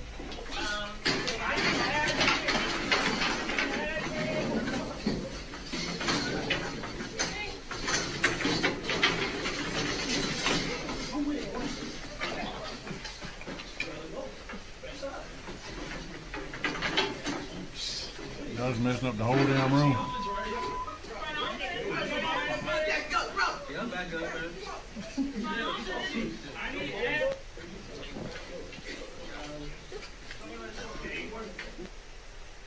Against low drug prices for Americans. Donald Trump has just announced that he will be signing an executive order tomorrow that could upend the pharmaceutical industry in the United States as we know it. Yeah, he's instituting the preferred nation policy, which simply says that you can't charge Americans more money for American pharmaceuticals than any other country. It really is that simple. Because the pharmaceutical companies right now make their drugs in America, they use subsidies from the American people. And then after they make the drugs, they sell it overseas for pennies on the dollar, but sell it to Americans for massive profits. And this policy simply says that whatever your lowest global price is for whatever medicine you made, that is the only price you get to sell it for in the United States. That's reasonable. We are helping pay for the development of these medicines, the development of these drugs. Yet we are being charged sometimes 170, Something sometimes changing the world, man. People don't understand. what they're paying for it in other countries. And all See how many Donald we got Trump's up in saying, here? if you're going to produce We your got drugs 3 here, in if you're here. going to get subsidies from the You government, get them numbers. We got 2 do in not here. get to rip off I'm Americans. finna jump off this and get busy liberals doing something are else. fighting against. Thank y'all for stopping by. The 3 that's on here, appreciate it. We finna wrap this up. We will holler at y'all when we gonna holler at them. I don't know.